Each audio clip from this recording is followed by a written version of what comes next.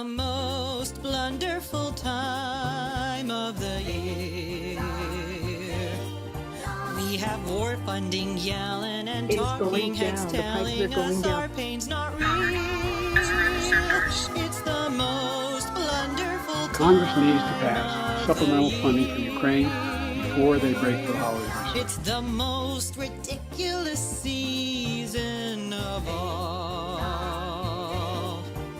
With San Fran street cleanings for Xi Jinping meetings, can you believe true. the gall? Because it's true. It's the most scandalous season of all.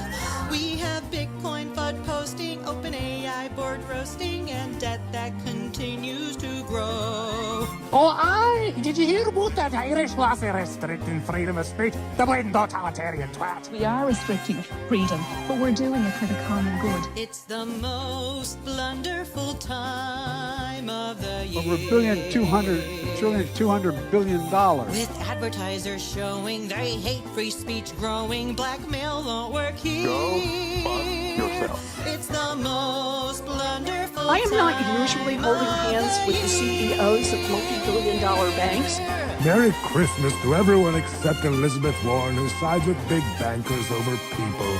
You Just close this fucking door. We have old Biden boasting and community notes roasting as prices keep rising, we know. remember, kids, the inflation rate going down means prices are still going up, just more slowly. Prices keep rising because the central banks inflated the money supply by creating trillions of dollars out of thin air. If only we could opt out of this broken system. It's the most wonderful time. Every person on social media should be verified by their name. There is much discord sowing, anti-natal movements growing based on climate fear. It's the most wonderful time. Yes, the most wonderful time. Oh, the most wonderful time. Bring down inflation, ease the cost of living. Of the year.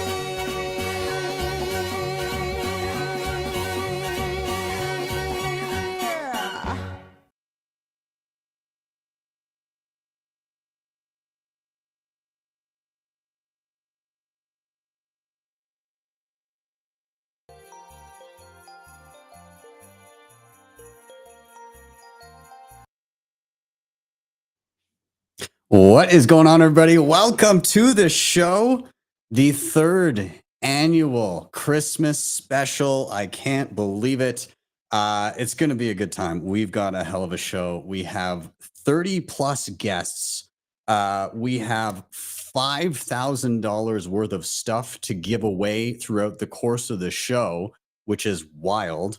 And it's just going to be a lot of fun. I get nervous for these ones, and this year is no different. I got a little bit of a shake to my hands going here. Maybe that's the Red Bull. Thanks, Yellow, for that one. But I'm very excited to have you here.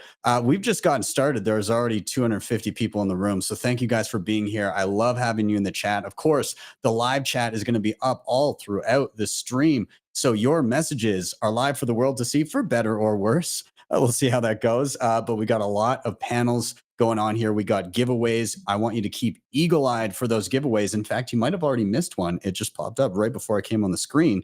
But there's going to be plenty more of that happening throughout the show. Now, this is, of course, live, and anything can happen. So I defer to my festive friend, Bill, here.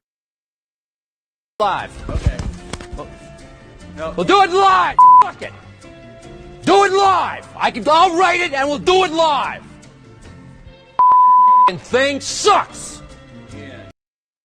Of course, if you have not already, please do like, subscribe, share, all those things. They help a ton. Just hit that little like button right below the screen. Of course, share this on whatever socials you may be watching it on. Hello to my Nostr fam. Hello to everybody else watching on every other single platform out there. Of course, give this a share out. And of course, please do help me on my quest to 100,000 subscribers. I'm on a slow slog to get there. But the goal is by the end of next year, I hope to be at 100K. That'd be pretty cool. So if you want to join me in that journey, hit that little subscribe button, of course. And so with that, we will be kicking off our first panel here momentarily. But before we get started, of course, I am Ben with the BTC Sessions. This is your Christmas session.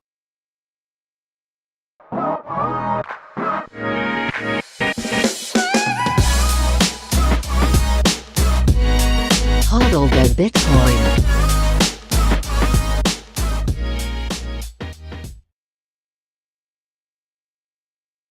Baltic Honey Badger is the most OG Bitcoin conference in the world. The last time I was there, it was incredible. Really awesome place, amazing people, and fantastic content. Well, they're doing it all again this year, or I guess next year, shortly, August 24th and 25th of 2024. And if you would like to win a ticket to Baltic Honey Badger in Riga, Latvia, then be sure to, number one, share the show on either Nostr or Twitter, or both if you care to enter twice. You need to use the hashtag Sessions XMAS 23. Be sure to tag myself and at Hodl on both platforms, whatever one you use, and let us know, why do you want to go to Baltic Honey Badger? What do you hope to see? Best of luck to you all, and I hope to see you in Riga in 2024. Bitrefill is one of the easiest places to help you get on a Bitcoin standard because you can pick up all of the gift cards that your little heart desires with Bitcoin, both on-chain and, what makes a lot of sense lately, via the Lightning Network. Now, Bitrefill is dropping not one, not two, but 3 gift cards or vouchers for $200 to use on their platform for whatever you like. You can pick up any gift card or cards that you like with those $200. All you need to do, number one, you need to go and share this show. In the process of doing so on Nostr or Twitter, you're going to need to tag myself and Bitrefill. Also, you're going to need to use the hashtag Sessions XMAS 23. And then finally, you're going to need to tell me, what are you going to do with that $200? What gift cards have caught your eye? What would you like to go shopping with, perhaps on Boxing Day? Anyways, we will be picking 3 winners over the course of the holiday weekend and hopefully making your Boxing Day even more exciting. So be sure to share that out, and best of luck to you all.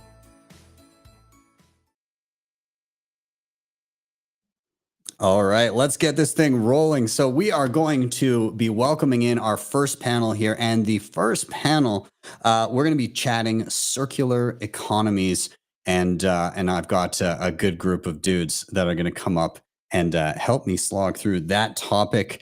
So, of course, I'm going to be welcoming to the stage Mike Peterson, Brian DeMint, and Mr. Joe Hall, a.k.a. Nakamoto. Gentlemen, welcome. Merry Christmas. How are you guys doing?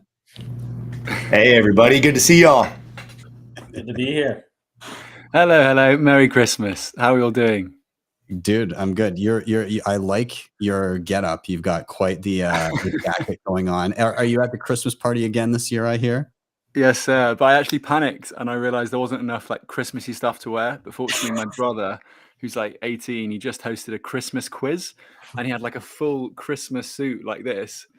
And I was like, is there any way I can make it slightly Bitcoin? And so I've got a Bitcoin Bedford t-shirt underneath. So, you know, we've managed to cover all sides of it. Yeah, beautifully done. Hodl as well. Oh, I love it. Well, gentlemen, thank you for being here. I appreciate your time. Very excited about this topic. Now, of course, these are short panels, so we're really like, we've got basically 30 minutes to kind of get through and get a bunch of stuff off our chest. But we're going to be talking circular economies here. And so, you know, Bitcoin's been around for for 15, going on 15 years now. There's been a lot as of late, a lot of hype in and around, of course, like Bitcoin Beach, El Zonte, but lots of other interesting projects around the world. And, you know, OPA is doing things like connecting Bitcoiners locally where they are. Joe, you've traveled the globe and seen a lot of different stuff on the ground. Mike, you are at the epicenter of one of the first big experiments in this realm. And myself, I just made a foray into it by creating the Saturday Sat Market here in my hometown of Calgary. So lots has been going on. So I want to kind of open up the first general line of questioning is, How do you guys think we are faring today when it comes to actual circular economies, regardless of the scale of them? What is the reality today? Anybody can jump in here. I think we're much ahead of schedule of where I thought we'd be at this time, but we're still, I mean, realistically, multiple years out from having truly circular Bitcoin economies where people don't need to go in and out of the fiat system. So I've been surprised at, and seeing in El Zonte and other places, how quickly we've gotten to the, I'd say maybe like stage 3, but we still need to get over the finish line, which is maybe like stage 10.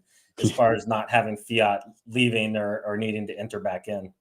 Yeah, that's fair. That's fair. Joe, how do you feel? You've seen a lot of different things. No, big time. Agree with Mike's assessment there. We're at stage 3, which means we've still got 7 stages to go until we have proper circular economies. And even then, I don't know if we'll have full-on circular economies until fiat dies or is completely replaced by Bitcoin or is replaced by, because at some point in a circular economy, you always need to cash out. And Mike knows this firsthand. All of these economies all around the world, they always need somewhere to cash out when the economy is getting, just starting out.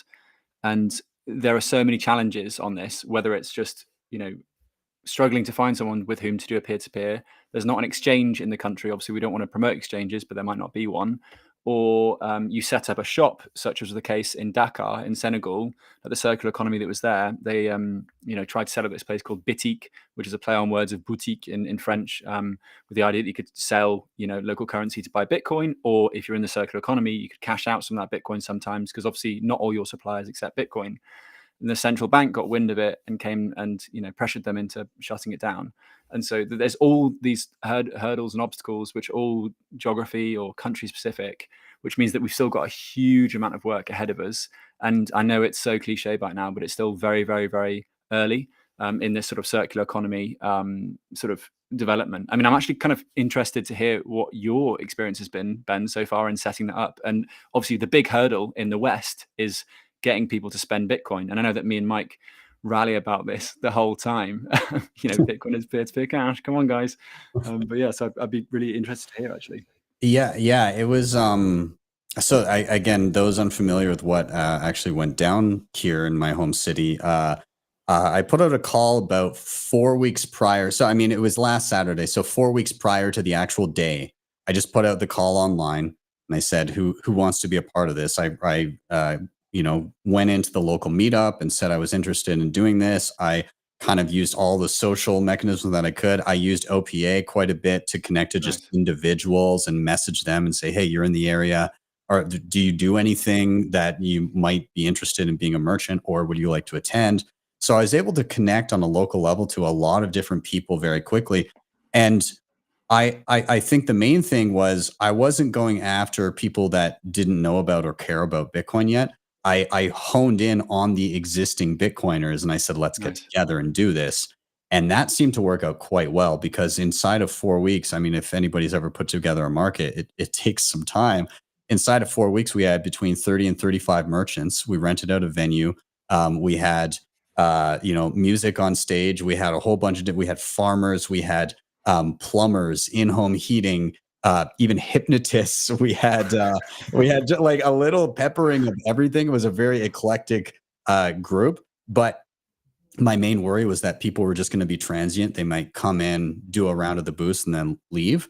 Total opposite. Everybody wanted to stick around. Everybody wanted to talk and build relationships and kind of be together, because everybody's already on the same wavelength and had similar values.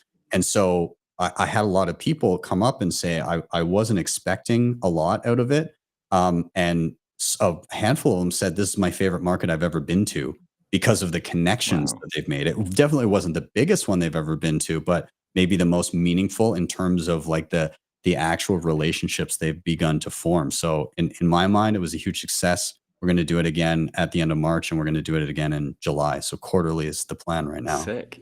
And people spent their sats there, right? That's the key thing. Yeah. And so the Saturday was when the fees went insane, and it was like $50 or something. But in preparation, we were emailing back and forth with every single merchant. We made sure everybody was on Lightning. And so actually we kind of prepped them and we said, here's your options, here's like, if you're, full self-sovereignty, get on Phoenix and load it up. And here's how you can do it. If you just want quick, easy transactions throughout the day, here's how you can do it. But we advise you to withdraw afterwards to like your own custody. So we kind of had everybody prepped and ready. And honestly, while I was not on Twitter for most of the day, and I came back and I saw the panic and we had very few hiccups. It was crazy. Very few people had issue because we were prepared. So that was pretty exciting. Sick. That's so sick. Yeah. Nice one, man. Awesome. Brian, I want to toss it down to you because again, in and around this, Orange Pill app was pretty useful in connecting with that.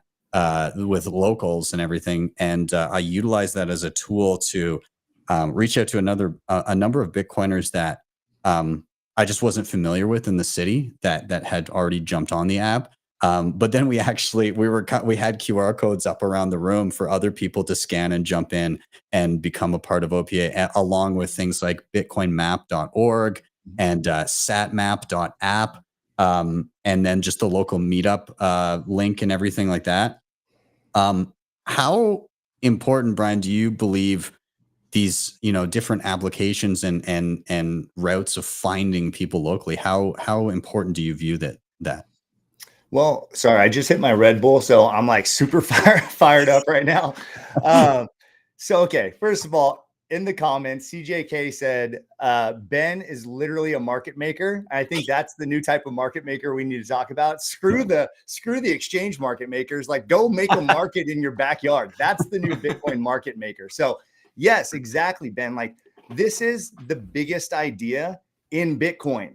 Why can we say that this is the biggest idea in Bitcoin? What's the title of the Bitcoin white paper? You just said it a minute ago. Bitcoin, peer-to-peer electronic cash. That was the whole purpose of what we're doing here. And here's the thing is like, there's apps being built like Orange Pill app. Like we exist to connect people person to person. We have Nostr, we have Twitter, we have all these things for online connections. That is a very important part of the circular economy or of the parallel economy.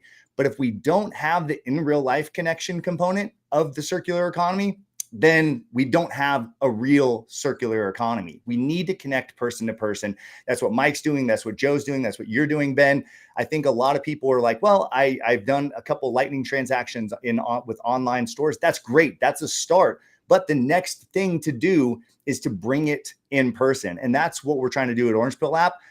One of the biggest new updates we have coming out in Q1 of 2024 is we're launching the merchant section. So you're going to be able to not just go into the app and find local Bitcoiners that you can meet up with. You're going to be able to find the taco shop down the street or the nail salon to take your wife to. And you can go find those businesses that accept sats, and you can literally go make an in-person Bitcoin transaction today. Just go to theorangepillapp.com/merchants. If you have a brick and mortar business, like a brick and mortar business that physically accepts Bitcoin, we're onboarding merchants right now. We're working with, like you said, BTC Maps and some of these other sites to help integrate their APIs with that as well. It's an all hands on deck. But this is, at the end of the day, the biggest point here is that you don't need to ask permission from anybody to go start a circular economy or to start that Bitcoin parallel economy in your area. Mike, did you ask permission? No. Joe, did you ask permission? No. Ben, you got pissed off because people were complaining about everything that was going on. And so you just went ahead and made this market. Don't ask permission. You don't need permission to start a business. You don't need permission to start a Bitcoin circular economy in your backyard. We can do it literally today. We now have the tools that are coming online. The biggest leap forward in parallel economy is happening because Orange Pill App's launching this merchants thing in just a couple months here. I love it. I love it. I wanted to, now we're kind of diving into how to cultivate these things as well. And so, Mike, I wanted to ask your perspective, what you've seen over the past few years here, kind of like the do's and the don'ts in terms of what actually works with encouraging this type of thing to proliferate in a small community. I think one thing is you just need to be realistic on the time frame that it's going to take. So what I've found is it really does help to create the momentum in almost an artificial way of going in and injecting Bitcoin into a community. Obviously, if it can just happen naturally, grassroots, and there's enough, that would be the ideal situation. But usually there is some type of person or group that are going to be the ones that get the ball rolling down the hill. And then I think you have to be a little bit just patient for time to, as people kind of go through different cycles with Bitcoin, of them to start really understanding the value proposition and realize that true circular economies are probably going to take 2 cycles really for people to kind of go through the, the price hype, go through the depression when the price comes down, but then start to really learn about Bitcoin. And so what we've seen is 2 key things need to happen for truly Bitcoin economies. You need to have people that will only accept Bitcoin. And that we've already started to see to a large degree. And I think for a lot of businesses, it becomes a filter for them, probably similar to the reason a lot of businesses came to the event that you put on. They want to deal with other Bitcoiners and they know that they're going to be good clients. And so we have seen that happen to some extent. What we really need to see is people start valuing things in BTC prices, in SAT prices. And that's the one that's a little bit tougher. We've seen that happen a little bit with like bigger properties or vehicles where it's kind of a higher value thing and people want a certain amount of Bitcoin out of it.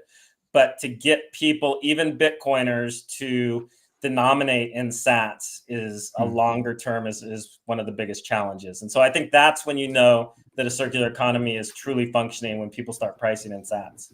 I got to give a shout out to Bekka, Bitcoin Bekka, because she was one of the few merchants at the market. She made these lovely cookies, which I will be opening in the after party tonight. But she had them priced in sats. She had done the calculation at the beginning of the day, wrote them out in sats, and had them her prices up and everything. It was awesome. I thoroughly enjoyed it. Can I build on Mike's points there? Yeah. And also just about the pricing things in sats. It is so currency dependent, or it depends where you are. Like in Peru, for example, it was 1,000 sats was one. Oh my god, I've forgotten the currency in Peru. 1 sol, or vice versa. So yeah, you just times it by 1,000. It was actually really easy. But now, what with the price pumping twice, it's doubled since I was there. Now I guess it's 500 to 1. So it is something that you have to have in your head. But Bitcoin is less volatile than most currencies on the planet when you think about it, because other currencies are just going slowly to zero. Yeah. But the things I wanted to build on was that while merchants can accept Bitcoin, a lot of merchants just accept Bitcoin, then convert it to cash. And I had a personal anecdote about, so I've been trying to onboard restaurants and bars and cafes where I live in Portugal. And one of the guys, he texted me a couple of weeks ago and was like, mate, what am I supposed to do with all this cash? And I was like, what cash? And he was like, well, this Bitcoin cash that's, oh no. Yeah, it was like, it was 200 at one point, it was $250 or 250 euros, and now it's like 500, 600 euros. And he's opening up the wallet the way he just accepts the Bitcoin, and he's like, that's a lot more money than I thought it was. Like, what the hell is going on here? And that was when it finally started to. And then he was like, how do I buy more Bitcoin? Like, how does it work? And I was like, fucking hell. It only took you 2 years of me buying burritos from your restaurant for you to be like, I get it now.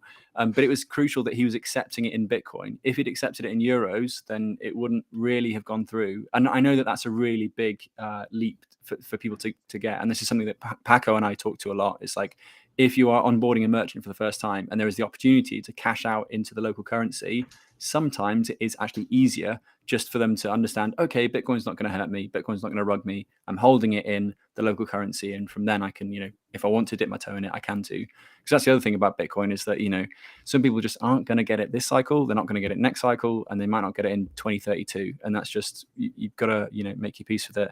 And the second bit was about, crap. What was Mike's second point? The first bit was about currency. The second bit was, sorry, I've been drinking. It's Christmas party and stuff. What's the businesses that accept Bitcoin only? Yes. Oh no, crap! Come back to me. I'm sorry, Okay. guys. I should have been making notes. That's Sorry, okay. Mike. Joe, you gave me a bit of a panic. I thought you said that he had unknowingly been accepting Bitcoin Cash.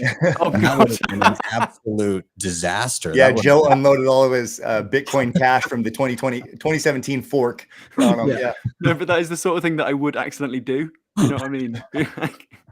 Oh, it was wallet of rug Toshi. Oh my god! I'm just So I think the interesting thing about what I see happening right now with these circular economies beginning to pop up is that I think early on in Bitcoin's journey, I think Bitcoiners kind of maybe just got ahead of themselves way too early. And in the method in which we tried to get merchants to onboard back in the day, it wasn't really a desirable way, in my opinion. It was kind of from the perspective of, hey, we'll just get every company where like that doesn't care at all about Bitcoin. We'll just get them accepting it, and we'll just that'll be fine, and then things will happen and number go up and all the other things. But the problem with that approach of trying to get these faceless companies that don't give a crap about Bitcoin and are just instantly dumping it by default, especially like large Western, especially large Western companies, is that they were doing it from a place of, oh, this is a marketing shtick. We're never going to hold the Bitcoin. We're going to dump it immediately. And they mistakenly thought that, oh, I'm going to add Bitcoin as a payment method, and then I'll get a bunch of new customers, which just wasn't the case, because in 2014, 2015, there weren't enough Bitcoiners to like make any sort of a dent in any type of an online merchant. Like really, it wasn't. It was immaterial. Now, when I see people adding the option to pay in Bitcoin, it's typically because there's a direct benefit they see in accepting Bitcoin. Either they really want the Bitcoin, or it's actually solving like an international kind of borders problem for them, where they're getting raked over the coals for accepting the local currency or whatever transfer mechanism they're using. And so it is actually providing a benefit. So people are seeing a reason to do it. And I think that is kind of what's different this time is people are doing it because they actually care about having the Bitcoin in one way or another. And that's why I think that we won't see this as big of a drop off in merchants, in bear runs as we used to. I don't know, Brian, would you echo that? Do you think that? Yeah, I would 100% agree. And that was actually the next thing I was going to say anyways. I'm glad you took it there, because I myself am a merchant. Well, first off, I want to touch on the point of denominating in sats. At the beginning of the show, you said you were giving away over $5,000 worth of stuff throughout the show. I just want to note for the audience, that's 11.5 million sats worth of stuff that's going to be given away during the show. And I want to announce the first one right now. Anybody that goes on during the Christmas episode for BTC Sessions and signs up for the Orange Pill app, we're going to select one of those signups, and we're just going to go ahead and upgrade them to a lifetime membership. So go to the orangepillapp.com app store, Google Play Store, download, sign up for the Orange Pill app. One of those people that signs up before the end of the Christmas episode is going to get upgraded to a lifetime membership. That's $100, $99 lifetime membership. You're going to be part of the Bitcoin social. Can you denominate that in sats for us, please? Here we go. That was right. That's 42,000 sats, or 420,000 sats. Excuse me. Nice. I had that written on the notes. So you did it. Yeah. Thank you. I appreciate the accountability there. It's really easy to slip back into USD at any given time. But what I will say as a merchant, so I'm actually sitting inside. I'm in the back office of my wellness studios. I have 3 wellness studios in Southern California. And talking about the merchant side of things here, there's actually 2 major reasons. I live in California, in the United States, in the wealthiest country in the world. I think so often we think that Bitcoin solves a merchant problem just in developing nations. I'm telling you that in the richest economy, in the richest nation in the world, it solves 2 major problems for me as a merchant. When I sell something, what's today, Friday? Anything that was sold Thursday, today, or tomorrow, I'm not going to get paid because of the weekend, and then it being a holiday, I'm not going to get paid on any of those funds, even though we put out for the goods, the products, the payroll, we put out everything to sell those products. We don't get paid until Wednesday of next week. That's not when those credit card transactions will not be deposited into my account. People confuse approval and settlement all the time. When somebody swipes a card, they're getting an approval that shows their account has the funds. The settlement into my account as the business owner doesn't happen until 72, 96 hours later. And so businesses have to float that cash while they've already put out the expenditures for their business. So that's a major problem. If I get instant settlement through Bitcoin, that solves a major cash flow problem for my business. Secondly, the merchant fees associated with my 3 locations, we're not a massive business. We're not a giant business. We spend about $50,000 per year to Visa and MasterCard just for the privilege of accepting their credit cards. If I could take out, if I could take out the middleman and just only accept Bitcoin, which we are pushing our customers to do as much as we possibly can, we could save literally $50,000 a year in merchant fees, something that doesn't add anything to my business other than the ability to accept payments. So again, in a developed country, in a prosperous economy, Bitcoin actually solves a problem for a merchant like myself. And so that's a really, really big point. Man, you could accept transactions on chain with that 50,000 saving. Really good. Really good. But Brian, do you offer a discount to people that pay in Bitcoin? Because I mean, I asked that and it's a bit loaded because in Bulgaria, for example, where this Bitcoin football team called Botev Plovdiv, anywhere you spend sort of Bitcoin, you get a 10% discount.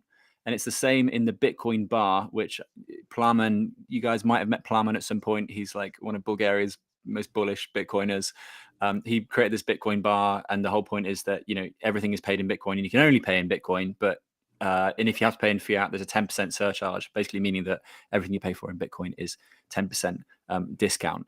Is that? I mean, this is kind of ideological because you're basically losing money to accept Bitcoin. But are you actually losing money in light of what you just said? Yeah, no, we do exactly that discount. We do a 10% discount just to sweeten the pot enough, because we hope that actually stimulates the conversation. We hope that people ask, why are you offering a discount? I said, well, because I'm saving 4% right off the top from the merchant fee, and this is ultrasound money. So it's like I'm not just giving them the savings of the merchant fee. I'm telling them that this is a worthwhile investment for me. I'm actually willing to take this very short-term hit because we understand the trajectory of the dollar. It enables those types of conversations. So the discount is more of a conversation starter than anything. And the reason being is where I'm at, the people that really are exposed to Bitcoin tend to be people that bought Bitcoin and hold it on Coinbase. so you're really trying to stimulate conversations with those type of people to move them even into like self-custody. Here's what a Lightning wallet looks like. And so us orange pilling people isn't exposing them to Bitcoin for the first time. It's moving them from like that baby step one of I bought and held a little bit of Bitcoin to here, like let's send a payment. And it's kind of moving those types of people along. Yeah. Nice. Yeah. I to your discount topic there. I started using if you've heard of Zaprite, it's the one that God, I'm forgetting his first name, Will, I believe. I can't remember his last, but and Parker Lewis is involved. Another guy named John. Anyways, they basically have this very simple portal where you can plug in like an XPub and have payments go directly to you and like a Lightning address or connect to your own LND node and all these different options. But then they also have your traditional payment methods like accepting credit cards and everything all baked into one piece. And so what they've added is the option to add a premium to fiat payments, which I've done. So when I'm accepting payments, I bumped it 10% for any, that's like a direct disincentive to pay me in dollars because I'm in Canada accepting, I do a lot of one-on-ones, people book me for those and I get payments, there's obviously newcomers that they want to learn about Bitcoin in whatever sense, and they may not have the skill set yet to pay in Bitcoin, and so typically like my payment options are like Stripe, which is horrible. Like right away, as soon as you receive like any payment whatsoever, they say, okay, you'll get half of it in like 10 days, and then we're gonna hold the rest of it for like a little bit longer. And then like PayPal, I just got an email the other day and they're like, you've earned over this threshold this month. Everything from now on is going to be held for 3 weeks moving forward. And unless you like go through and extensively explain what you're doing.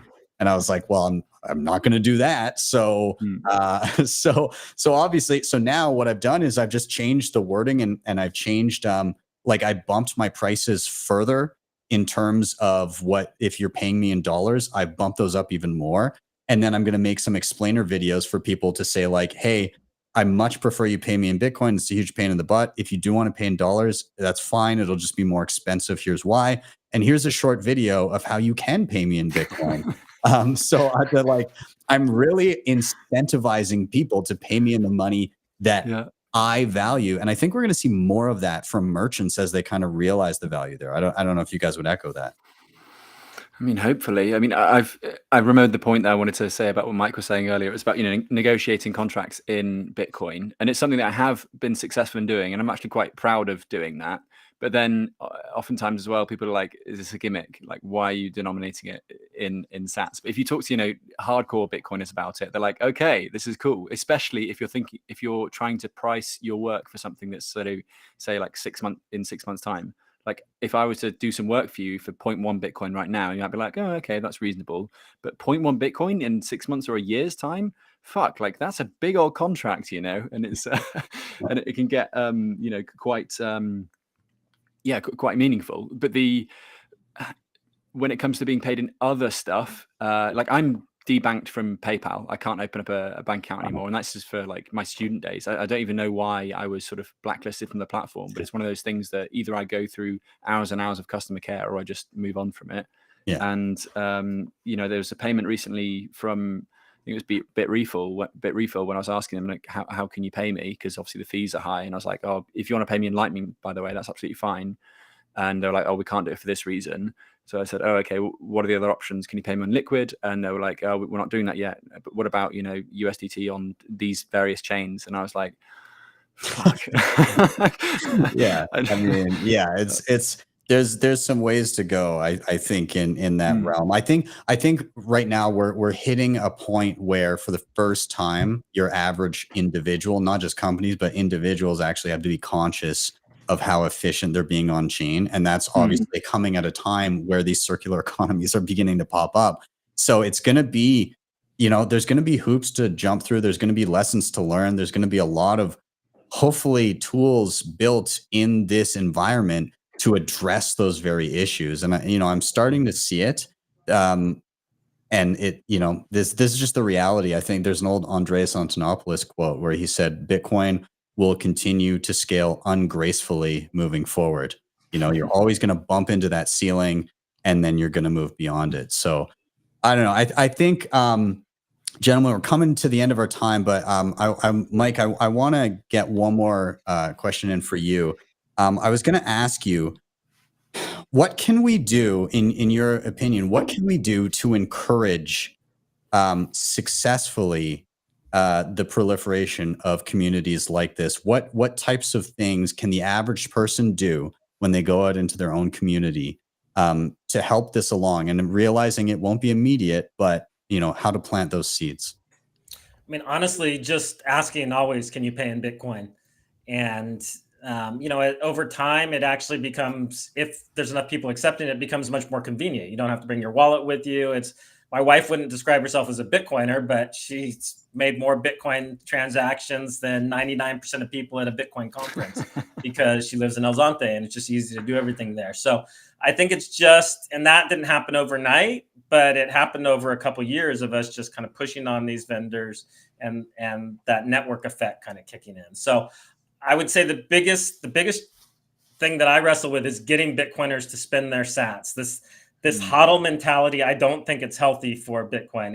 It's one thing to want to be a saver and to be wise with your money. It's another thing to not actually use the best money on earth. And so we live in this weird world where people want to keep this separate pot of fiat that they keep dealing with instead of just moving over to a Bitcoin standard. And so that's the biggest thing, I think, is because it's super frustrating when you convince a store to start accepting Bitcoin and they have a bunch of Bitcoiners show up, but then they want to pay in fiat.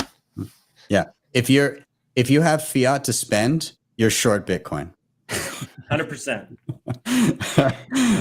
I to love steal it. Nathan Day's phrase, it's spedden. Spedden is the new hodl. Yes. And, just 'cause you're spending Bitcoin doesn't mean you can earn it back instantly. I mean, like, I got the instructions wrong when people said go all in. So, like, all I have is Bitcoin, all I earn is Bitcoin, and therefore all I have to spend is Bitcoin. But this is what, people in Bitcoin Beach are doing, people in Peru are doing, people in Senegal are doing.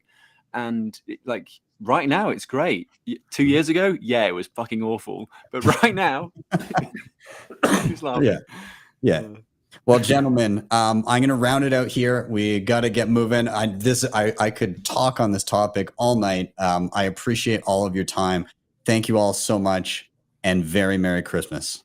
Merry Christmas. Merry Christmas. Thank you so much, Ben. This was awesome. Cheers, guys. Cheers, guys. Merry Christmas, everyone. Merry Christmas.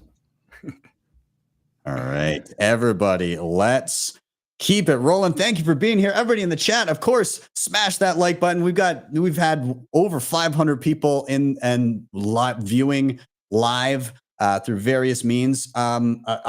Unfortunately, of course, it would happen tonight. Zap.stream was not connecting, so unfortunately, it's not live on Nostr.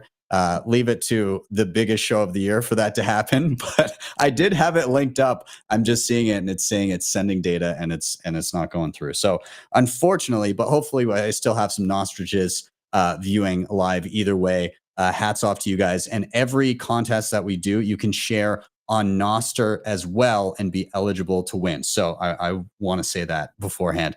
Up next, we have a panel called Fiat is broken. We all know that, but we're going to talk about it because, let's get a pulse on what's going on. So I'm very excited for this panel. Awesome people. So I'm going to welcome to the stage Mr. Peterson, Onge, the lovely Nat Brunell, and of course, James Lavish. Welcome, everybody. Merry Christmas. Merry Christmas to you. I didn't know Nat was me on here. Yeah. Hey, Peter, how are you, man? Hey, I'm great. Wait, why don't I get a lovely, Ben? Well, I'm liking the now, man. We can't all have hair like yours, man. This is how the rest of us live. I like it though. It's nice and it's clean. It's streamlined. That's right. I'm aerodynamic. You're looking fast, Peter. Very fast. I mean, who had a greater glow up, Peter or Tone? I love it. Well, welcome you guys to the show. I appreciate you all being here. And we're talking Fiat is broken. And we're just gonna kind of dive into it. I mean, the current state of things, it seems to be a bit of a mess. And I'm no macro expert here, but I can see people struggling, and I can see also the lack of understanding and the lack of ability to kind of go beyond the surface level. People, they go to the grocery store, things are expensive, and they say that grocer is taking advantage of me, right? Like it's very difficult for people to look beyond the first thing in front of their face. But there's a lot of underlying things that are happening to put people in pretty dire straits. People can't afford their rent. People, in Canada, because our interest rates aren't fixed for a full length of a mortgage. They actually change every 5 years. You have a 5-year term, and then you go to the new interest rate, even if you get a fixed rate. So you're super screwed if you took out an a mortgage when our central bank told you to. They legit told us to take out mortgages back in 2020, 2021. But nonetheless, people are having trouble. So I kind of wanted to maybe first hone in on what is the current state of our kind of legacy financial systems and our monetary systems here. Maybe I'll toss it to Peter. Like what is still functioning, if anything, and what are we seeing start to break? Yeah, so Fiat is fun because it has a bunch of fatal vulnerabilities, and governments have no self-control. They're like babies with a bazooka, and they just keep finding them one after the next. And this kind of goes to one of the running jokes in the Bitcoin community is that we're always like, Bitcoin fixes this, right? And if you look at all the different crises, right? So Bitcoin was born because of bank bailouts and financial crashes. Then they got the inflation, and then they had baby Doc Trudeau up there with the truckers. it's like, I mean, they just keep stumbling into every, test case of what exactly Bitcoin does for the world. But as you say, most people, they don't understand money. That's fine. I don't understand carpentry. I got to hire people. That's just the way of the world. But what's happening at this point is I think a lot of people are waking up. The fiat system, just go back to another point we make in Bitcoin. We always talk about how it's so complicated, how Bitcoin works, so hard to explain to people. Holy cow, you try explaining fiat, right? They're like, okay, so my money's in the bank vault, right? And then they pick that up and lend that to somebody. And you're like, oh my Lord, you got an afternoon? Right? I mean, talk about a Baroque system. And, the whole thing is built that way on purpose, right? Unlike Bitcoin, the goal is not transparency. The goal is deception. So I think it's going to take time for people to really sit down and, if it takes years to understand Bitcoin, how long is it going to take to understand fiat for regular people, right? There was a time when people did understand this, right? If you go back to like 1910 and you look at the kind of debates that they would have in like presidential elections, and I mean, it's ridiculous today. Like only an Austrian economist Bitcoiner would even follow a conversation back then. And that was something that like regular people were supposed to be following along with. So we've lost a lot. Sorry? Do you think that's by design? I think it's 100% by design, for sure. Murray Rothbard goes through the creation of the Federal Reserve and just the media blitz, paying off journalists, the deceptive, the whole regional bank thing to make it look like it's some kind of grassroots thing coming from the good farmers of Kansas.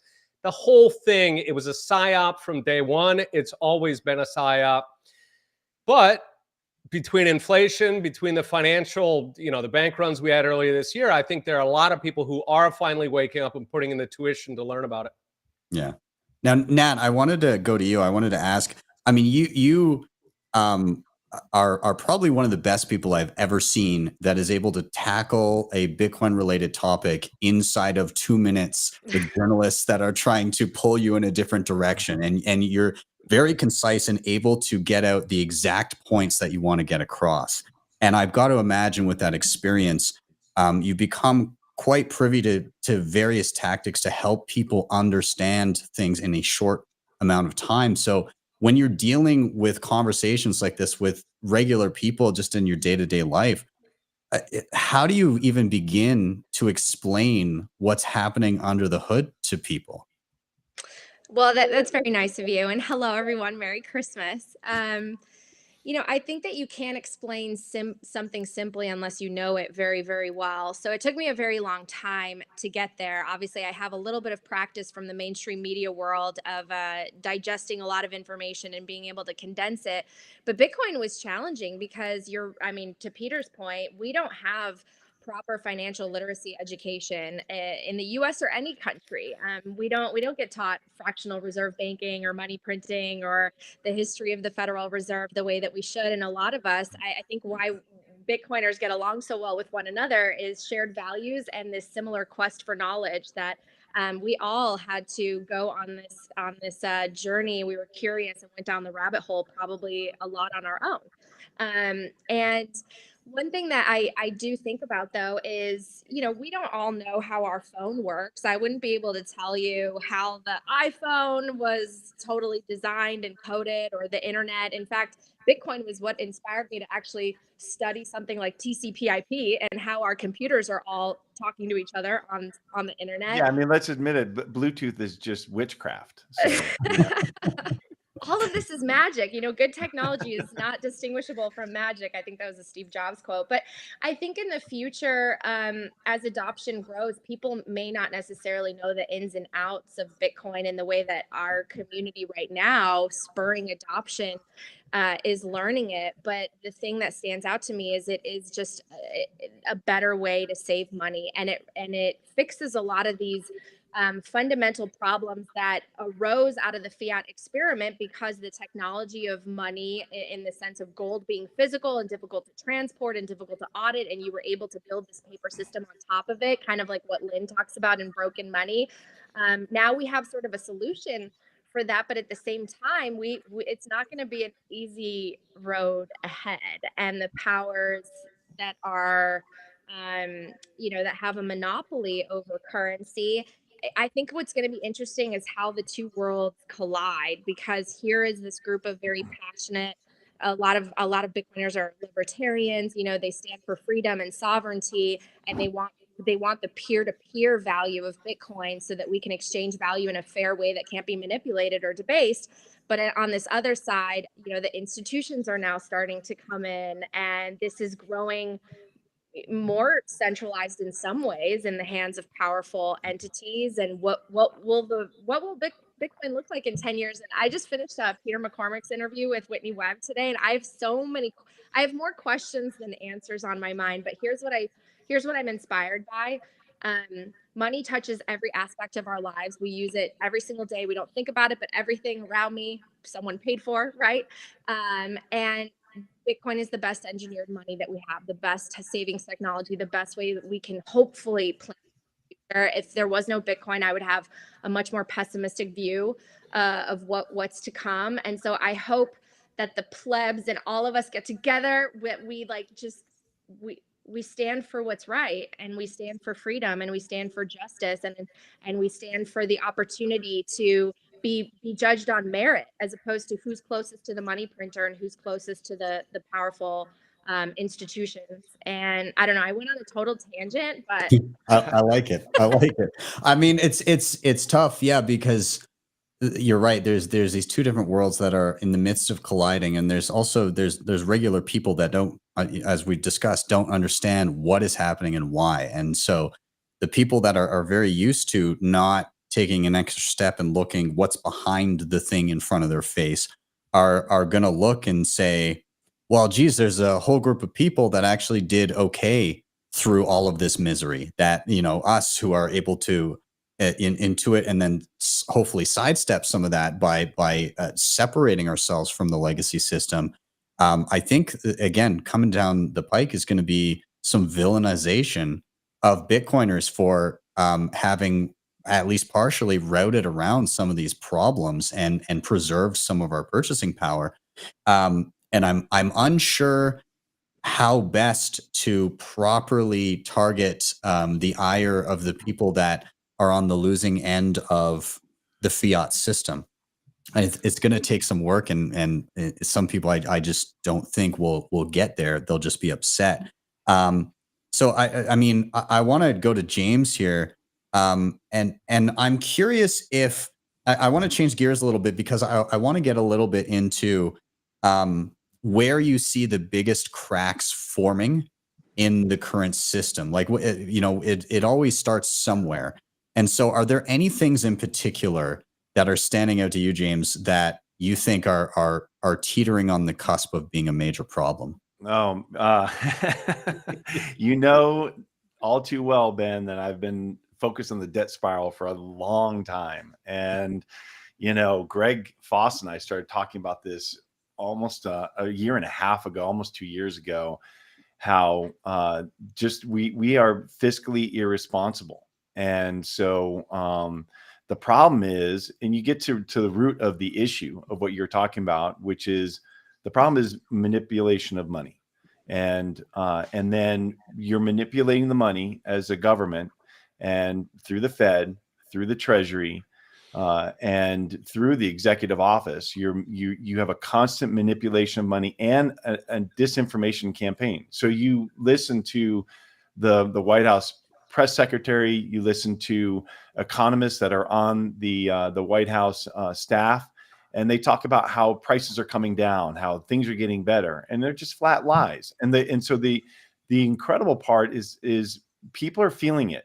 And so mainstream media is just parroting all the narratives that are coming out of DC, but people are realizing it's a complete lie, and they're looking around and thinking, why are prices so high? Who is buying? Who can afford this stuff?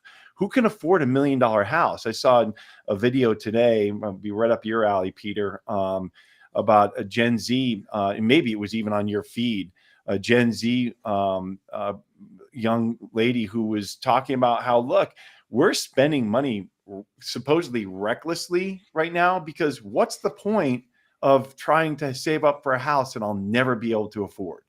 And so, where is the crack in the system? The crack in the system is that we are so indebted, and it requires such a massive amount of manipulation. And to Natalie's point is that it requires a spigot of constant QE and constant stimulation of the economy. You have constant stimulus. So whoever's closest to the spigot gets the benefit of that. And people are starting to feel it in a way that they haven't felt it before. I mean, I grew up in the 70s and in the early 80s, and it was a little bit painful. But I can see now how the kids that are my kids' age are looking at this system and thinking, how am I ever going to buy a house? We don't have pensions. We don't have long-term care. We're not going to get Social Security. Why are we paying into a system that's completely failed, that's top heavy? Everything's tilting towards that 1 to 0.1%, and they're realizing it. And so the crack in the system is that massive indebtedness that is now showing through, and the people are starting to feel it all the way at the bottom. And that's the problem. Yeah. And it's crazy because, again, that knee jerk, what are we going to do about it? When people hear, oh, we're going to take a bunch of money and we're going to, send it out to everybody, or we're going to give something, we're going to, give you guys money. We're going to forgive debt. We're going to do all of these different things. I mean, that just exacerbates. Yeah. There's no repercussions anymore. None. Yeah. I mean, we watched this in the great financial crisis. These guys were all bailed out. They took their bonuses. They kept their jobs. Yeah. It was insane. Now, you mentioned the 70s and 80s. Was the gaslighting as rampant then as well? No, Jimmy Carter was almost apologetic. It was different. It was a different time, and it was a different way of communicating. Look, we didn't have the social media we have now. Yeah. It was pretty controlled, and so it was one-way narrative still. There was a lot of blame on different different areas. It was really came down to energy. But the similar part here is that prices run out of control, and you feel like you're getting so far behind you'll never catch up. And my parents, I mean, look, my dad was a nuclear engineer, and he was never rich. He was, he worked as hard as he could to get a pension and keep going. And like we had all the same sayings, and I'm sure that everybody on this podcast has heard. Money doesn't grow on trees. We're not the Rockefellers. We can't afford that. But kids are feeling this now for themselves. They're like, the hope is going. And so back to what Natalie was saying, and what both you and Peter were saying, is that now we have hope with Bitcoin. It's a completely different system that can give us hope. And you better well believe that they're going to fight it. The disinformation campaign and the fight out of DC is going to be massive. Yeah. It's the lies that are so, and again, the gaslighting that is so in your face.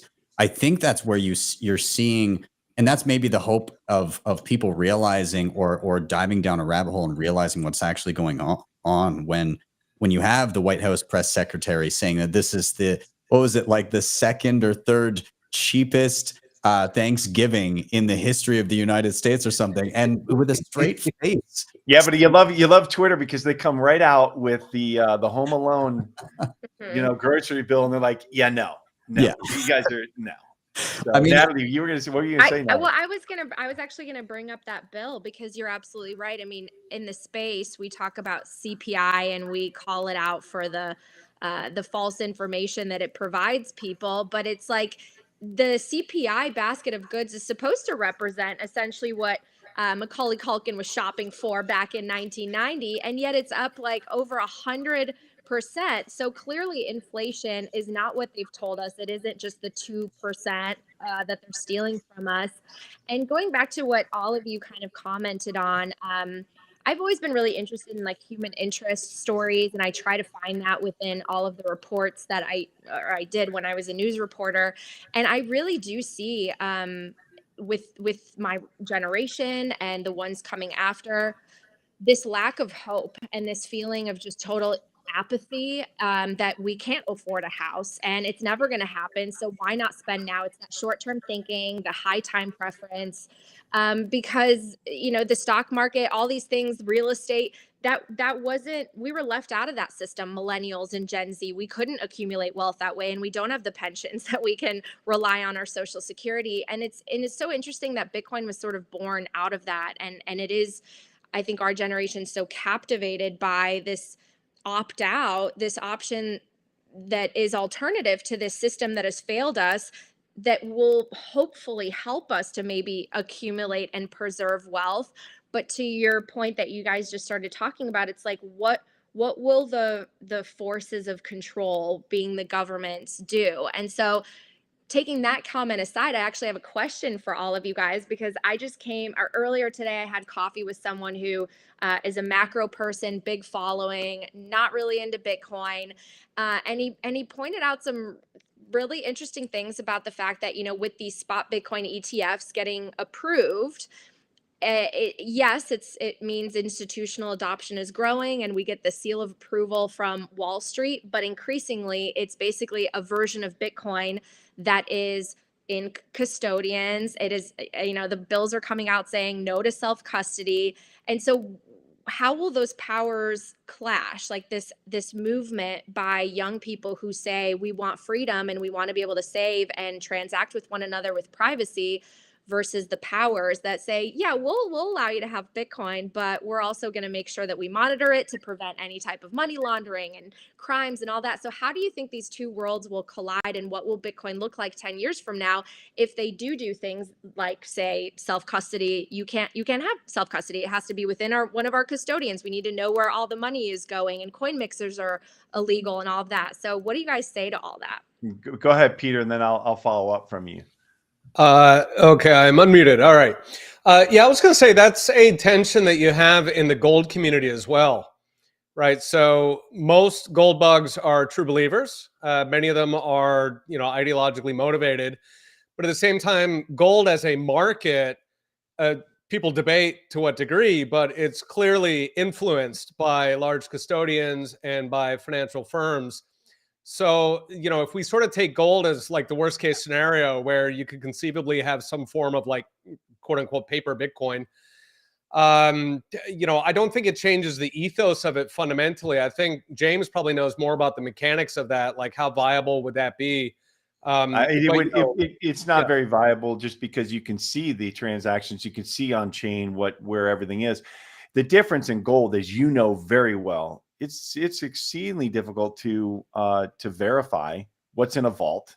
You know, who's going to go into the vaults of these ETFs and actually audit them properly?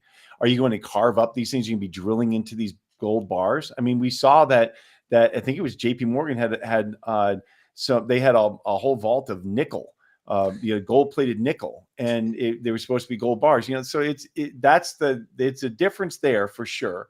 I do believe we'll have derivatives on it, but that's okay. You know, like you're going to have derivatives anyways. We already have those. But yeah, so that's kind of my answer. That I don't see it being the same kind of paper Bitcoin problem as you have as paper gold. That's because that's a big problem.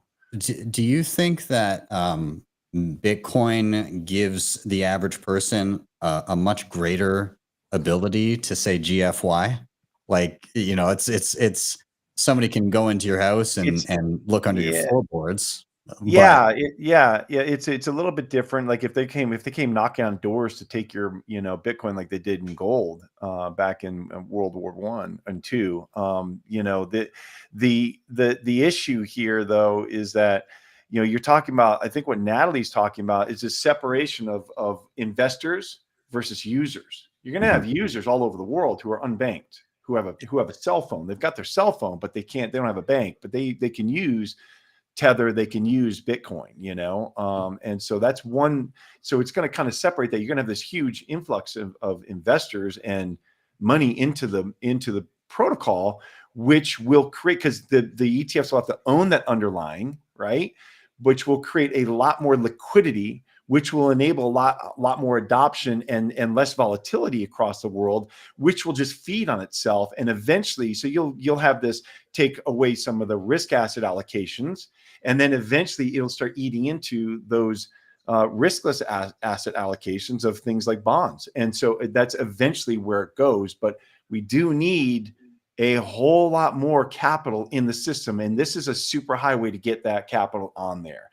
Is it perfect? No, it's not. But it'll now allow people to get exposure in their 401k and their IRA very easily, which they can't do right now. They can do their IRA, but it's a hurdle. And an important aspect of this, which granted has trade-offs, but if you're trying to get some kind of change in the monetary system, you definitely want BlackRock on your side, right? Whether they're an evil organization, they're plot armor, you know, in terms of the regulatory future of Bitcoin. So it just, when we are sort of weighing the trade-offs and sort of the potential corruption of the space, that's a big deal, right? When BlackRock needs something done, they have everybody on speed dial and it happens. Yeah, that's right. That's fair. That's fair.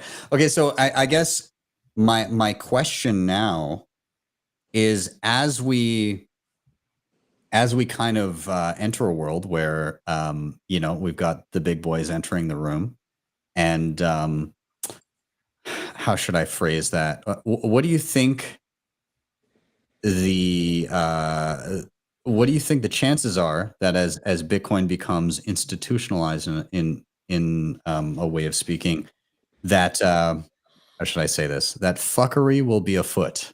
Well, I think that it would require somebody who's as useless and incompetent as Elizabeth Warren to actually get a bill passed that would you know, make using Bitcoin illegal, having signing devices illegal, having nodes and being miners illegal, and so. But I don't think that's going to happen. So the interesting part is, you know, if Bitcoin can avoid the pitfalls of gold, as Peter was talking about, then the influx of capital would be a tremendous positive for the space. It'll bring so much money into the space and focus on it that it could build out on multiple layers, and we'll be able to have the capital we need in the ecosystem to grow it to where it should be as base money. Mm-hmm. Peter, I've got one more question. I'll direct towards you, and then I'll let everybody have a kick at it. Everybody in, you know, 2008, 2009, you know, it got to a point where everybody was going, oh, this is it. You know, this is the crash. And then the can got kicked 15 years down the road. Yeah. Right. Is that possible again? I think it absolutely is. People also felt that in the 1970s, right? People thought that was it. We're done. Fiat is going to collapse. You know, they thought gold was incoming. There was some amazing price movement in gold that rivals what we see today in Bitcoin. And they kicked the can, and largely they did it with debt, right? So they managed to postpone doomsday with all of these trillions in debt. Now, the fun part is that they've now used that up to a large degree, right? So we've got, well, we had debt crises, sovereign debt crises in Europe just about, 10 or 12 years ago. Where it's in the news constantly, where people are speculating that Japan or the US or some other country might run into debt. So that's sort of that's like the very end of their rope there. And so on the one hand, yes, the death of fiat has been predicted many times. But on the other hand, there's a reason for that. That's the Fed keeps giving a new lease on life through inflation, through creating money. The inflation at this point is pretty much at its maximum output. Voters are rebelling, and so that leaves to debt, and debt itself is running in the hot water. So I think it could go either way. Fiat could be dead within 5 years. It could keep going for 20 years, depending on what happens between now and then, depending whether, for example, can Washington cut back on its spending to the point where it stops, you know, sort of bending it so much that it breaks, or are they continue doing what they've been doing for the past couple of years, which is just go for broke and live for today?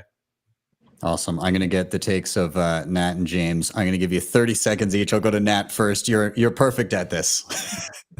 Look, I have a lot of hope because Bitcoiners do believe in those fundamental values of freedom, and also just hard work and of integrity. And so I think that ultimately, because this is better technology and because this is better money and has all the properties that we would want in sound money, that it will win. But I also do recognize the challenges that lie ahead. And I hope that we can band together and educate people so that they stand up for those freedoms, as opposed to being sort of sleepwalked into more control and monitoring. And I have faith in our community. So I love having these conversations because I love the debate. And I've gone down some rabbit holes of some of the the more interesting, nuanced conversations of the potential fight ahead. But thanks for having me. This is super fun, and I wish everybody a Merry Christmas. No worries, no worries. And James, can I get your final take? Is that can going to get kicked? In this system, who knows? But I'm going to echo Natalie that the most important thing is education, helping people understand just basically what money is. Like Peter was saying, it's difficult to get people to understand that, but it's really easy today to get your friends and family to understand the problems of money when you just talk about inflation and why it's not natural.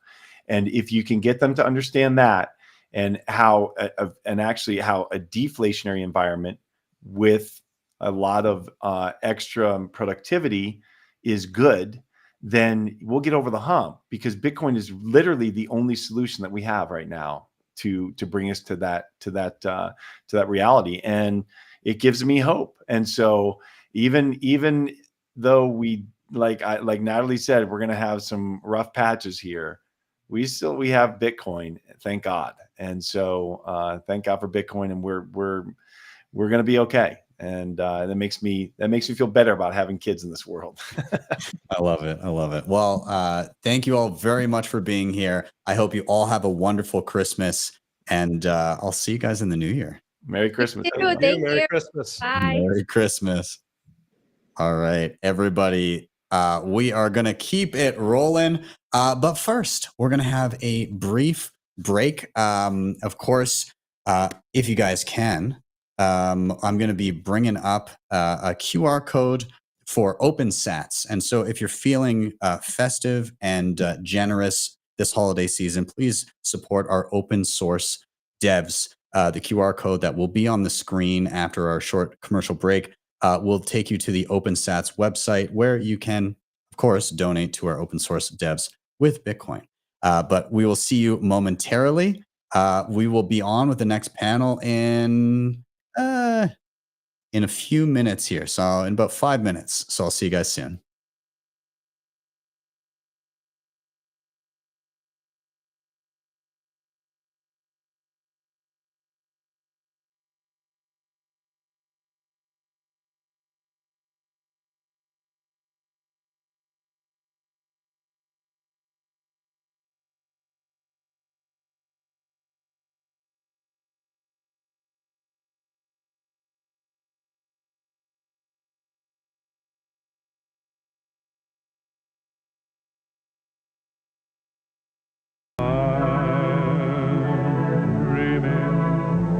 Of a white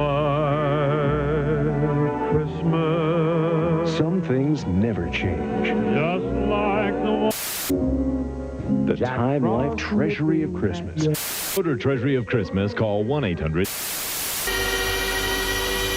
I think it worked. Hey guys, this is Tatum Turn Up. Ben said that I couldn't be on the show this year because I ruined it last year, whatever that means. So I had to hack into this broadcast, so I don't have much time. But this is ASIC Life Hacks. I promise you that I've worked really hard to make things better. Today, the first hack is hair drying. You can use an ASIC to dry your hair. See, look, watch. Ow! Oh! Be sure that you use the exhaust side instead of the intake side.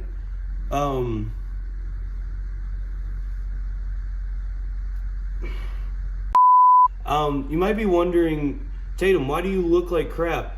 Where's the vest? Where's your tie? Well, what happens in Vegas stays in Vegas, including my vest. Look, I promise you though, just sit tight. I promise you, I have more life hacks that are going to be worthwhile. I gotta go real quick so Ben doesn't trace down my connection. So stay tuned, stay tuned. Start9 is your sovereign computing solution, and they offer plug-and-play devices to host your digital life, including your Bitcoin stack and your personal data. And tonight, Start9 has come through with a hell of a giveaway. They are dropping a Start9 Server One, the 2 terabyte model, which typically would cost you around $600. Well, tonight you can get one for free. How are you going to do that? Well, number one, you're going to need to, of course, share this show either on Nostr or on Twitter. You're going to need to tag myself and Start9. You're going to need to use the hashtag Sessions XMAS 23. And then finally, you're going to tell me what is so important about sovereign computing. I would love to hear your answers. The most creative ones, the ones that we like, we're going to randomly sort through those and pick a winner throughout this holiday weekend. So get to it, share the show, use all the tags that I mentioned, and best of luck to you all.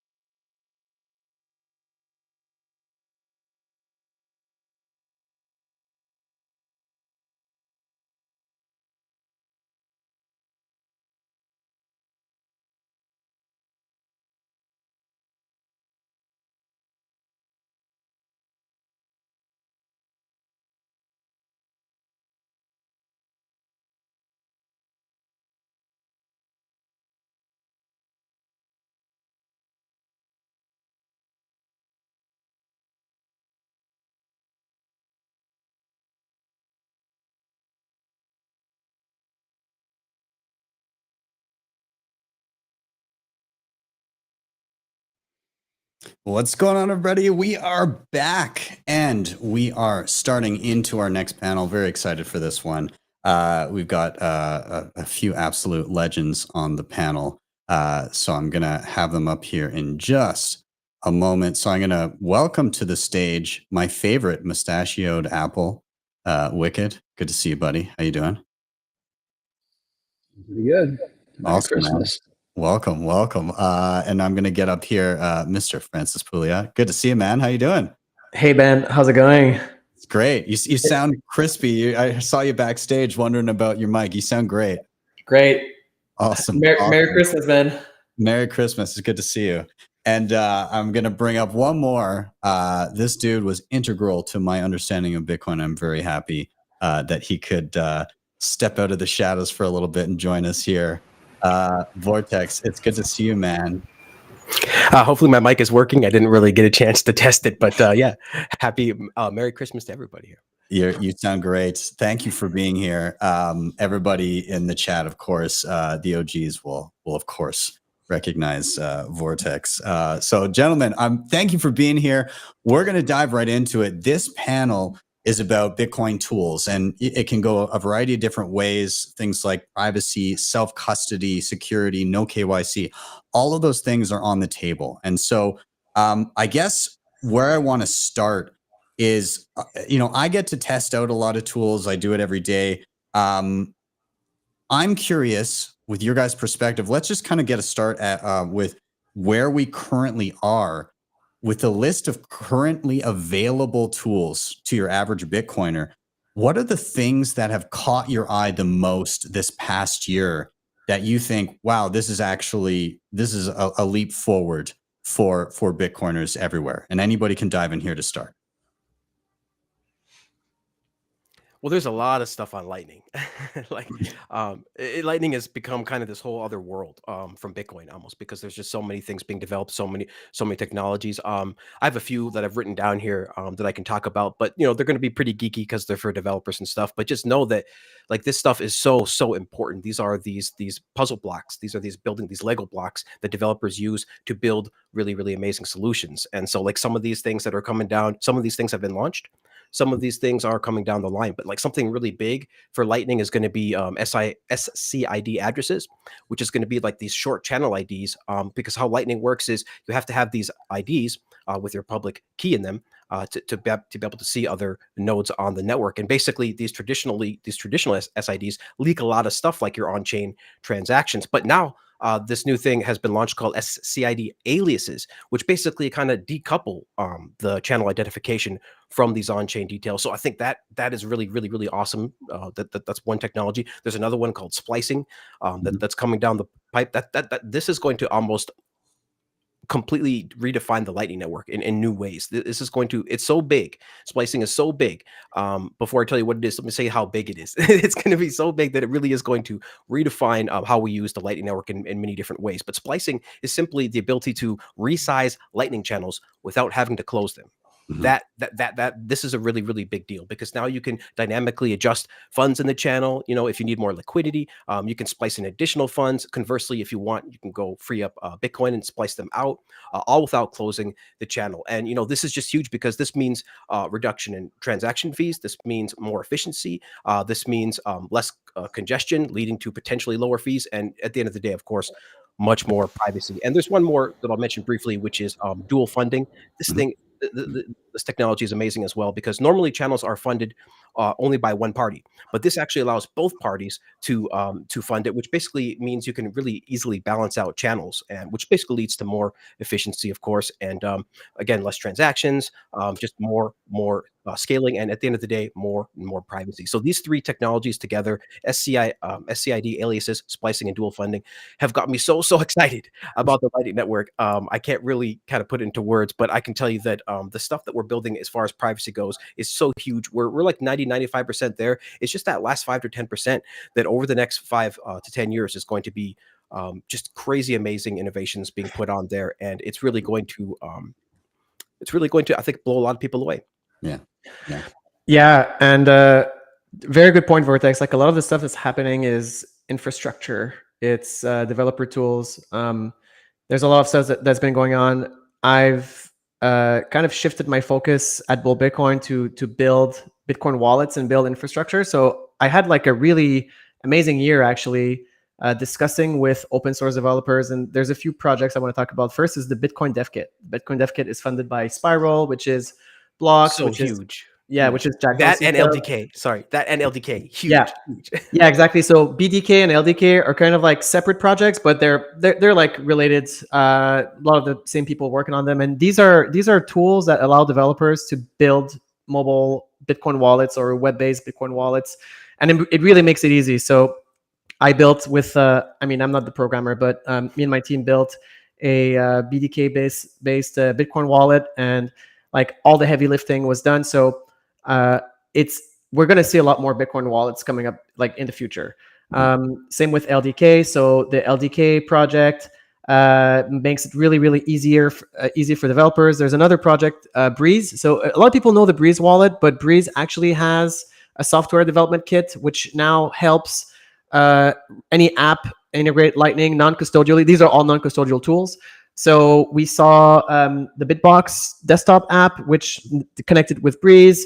Relay, a European non-custodial Bitcoin exchange, also integrated Breeze. A lot of apps are going to be integrating Breeze, so that's fantastic. In terms of privacy, I believe it was this year that Wasabi launched their Wabi Sabi.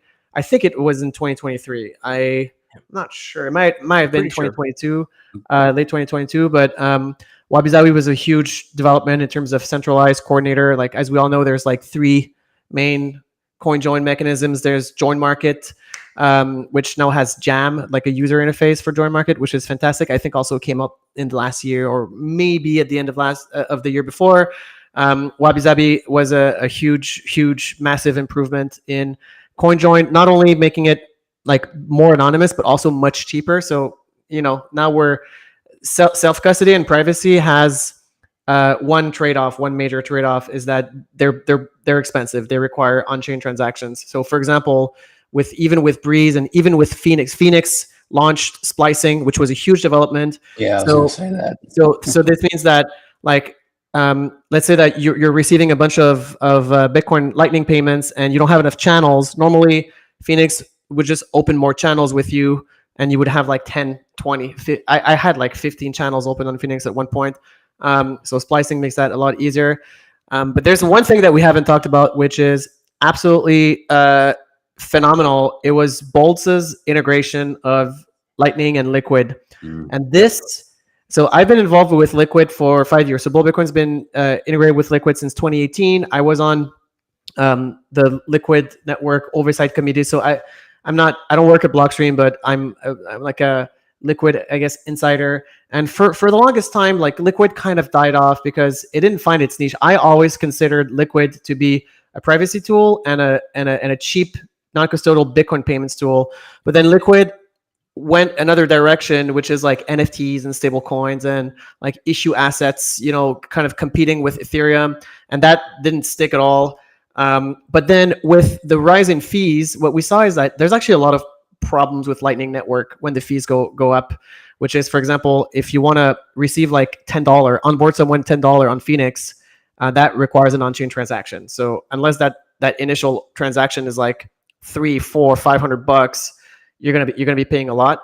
So what Boltz did is they created this mechanism to convert Liquid network Bitcoins to Lightning network Bitcoins in a non-custodial manner. It's actually quite sophisticated. It's not an exchange that's like it's an actual smart contract where Boltz cannot seize your funds. And what that has done is a lot of wallet developers, including myself, including a lot of others, are now working on Liquid network wallets. I think that Liquid is going to get second wind here. And the way that I see it is like Lightning is going to be an interoperability layer between different Liquid wallets, Fedimint wallets, Bitcoin wallets. So that's been very exciting. So we saw a huge increase in Liquid network transactions because of Boltz. And honestly, in 2024, I think we're going to see, I mean, I'm in the like Liquid developer channels and all that kind of stuff. And I see like there's at least 5-6 wallets. Strike announced that it was like looking at Liquid. Albi announced like 2 days ago that they were thinking about doing a Liquid integration. There's a bunch of other ones that I don't know if they can be named, but yeah, very exciting stuff on Liquid. I just want to tag in for a sec before we jump up to Wicked here. Yeah, I mean, I've been utilizing it quite a bit as almost like a go-between between on-chain and Lightning, and it kind of bridges that gap for me a little bit. And that's in the context of, especially if you're, you know, like, number one, we obviously need to be cognizant of the trade-offs and say like, hey, you know, there's a federation multi-sig kind of setup there. And, you know, if 11 of the 15 were to collude, then there's a rug pull risk, which is like, it sits in a spot where it's not nearly as good as on-chain. It's such a low probability. Yeah, it's a low probability. But, you know, if when people gloss it over, then I think that's where people come to their heads, is if you don't acknowledge it at all. But the alternative, and sorry, Wicked, I don't want to steal your spotlight too much, but the alternative, and you're totally right that there's like a scale of decentralization and of custody. But what is the alternative here? So we're looking at Phoenix as being like one end, and let's just talk about mobile, right? Because that's what people are using. You have Phoenix on one end, which is like the fully secure, like self-custodial, and then on the other hand, you have Wallet of Satoshi, right? Which is what everybody else is using. And Liquid is like in the middle, but it works just as well as like Wallet of Satoshi, right? They're really like, if you combine Liquid with Boltz, you don't have to do any channel management. It's very instant. It's very Luffy. So I totally agree, Ben. Like, so Liquid is not the same as Bitcoin. It's not Bitcoin. It's not the same as Lightning. There's definitely a rug pull risk. There's many rug pull risks possible, but they are orders of magnitude bigger. Sorry, the risks are smaller than like Wallet of Satoshi. And then you have another piece that's Fedi. So the Fedimint model, which is kind of similar to the Galoy model also, which is, it's more of a custodial wallet. I mean, there's like 2 or 3 or 4 potentially. Technically, you could have 15 Fedimint guardians or whatever they call them in the Fedimint ecosystem. But I see it like, you know, you have Wallet of Satoshi, then you have Fedimint, then you have the elements side, the liquid sidechain, and then you have on chain. So for like at Bull Bitcoin, I was trying to integrate non-custodial Lightning in the Bull Bitcoin wallet. And then I could see very clearly that for any purchase of Bitcoin under $200 or $300, it's not going to work because it requires a UTXO, and nobody should have a UTXO that's less than like $500. At this point, I'm like, 1 million sat is the minimum amount of UTXO that you should have in your wallet because otherwise you're going to get screwed. So I was thinking, okay, so what am I going to do for people that want to buy $10 with Bitcoin on Lightning? Am I going to have a custodial balance at Bull Bitcoin? I was literally thinking like a month ago, I was like, shit, like, are we going to have to become custodial for small amounts? So liquid is the next best thing. So yeah, it's just so many orders of magnitude better than a custodial exchange or people dealing with these crazy fees that are going to happen, because obviously if NGU is going to hold, then that is going to make create larger and larger fees. So I think liquid is really going to be hugely integrated within the next couple of years into literally every exchange, just like it was originally planned to do. I mean, it was originally planned to be this liquidity layer between exchanges, just barely anybody actually ended up adopting it. But now with the fees like they are, and as they continue to rise with NGU, it is going to be huge. And I just really have to say, I just absolutely love seeing the Lightning Network be what I always thought it was going to be, which is this interconnected network that's going to literally connect every other financial platform, financial system, currency, any type of money application back to Bitcoin. And it's just going to be this one huge spider web, like a new internet. And seeing that unfold, it has been such a joy. With all the UTXO talk, I think it's a perfect segue into Wicked now. Dude, you've been beating the UTXO consolidation, like all of that drum. You've been warning people well in advance that this is going to happen. You got to get your ducks in a row, and you got to balance things like privacy and efficiency. So what's your take on kind of where we're at in and around that space and the tools that we have available to navigate it? Yeah, I mean, I think UTXO management has been something. It's not a very sexy topic, but we had so long over the past bear market to get our books in order, right? We had the super kind of low fee environment, kind of surprisingly low for so long, right? 1 sat per vbyte was the norm. You would wait until you could get 1 sat per vbyte. You'd be like, I'm not paying anything more than 1 sat per vbyte. And now we're seeing, elevated fees, and they're lasting a little longer than people, were expecting. So I think, people are freaking out. And I don't think I don't think we really need to. I think we'll probably get another shot or 2 or 3, at low fees. So I would just tell people, take it easy, practice your what do they call that? Low time preference, right? And just kind of wait for it to come back down.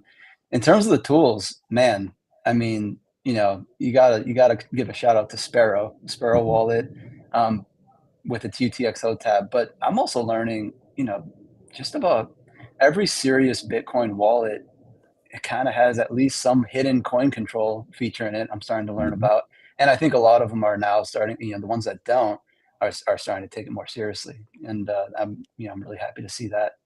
Yeah. So making that kind of more on the forefront, more accessible to an everyday pleb, just to know that the Bitcoin that they have, it's coming in chunks, and they got to pay attention to those chunks, right? They got to consolidate the small ones, label all of them, kind of just make sure where everything's coming from and where it's all going.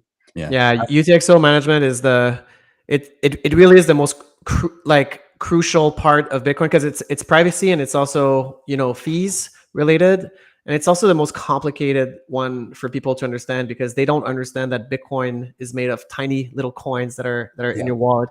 Sparrow is just the Sparrow UI is just absolutely fantastic. That's the one that I frequently use with Coldcard, and as you know, Ben, like we were developing this wallet, and we put off releasing the wallet for the longest time because coin control was non-negotiable as a first feature in the wallet.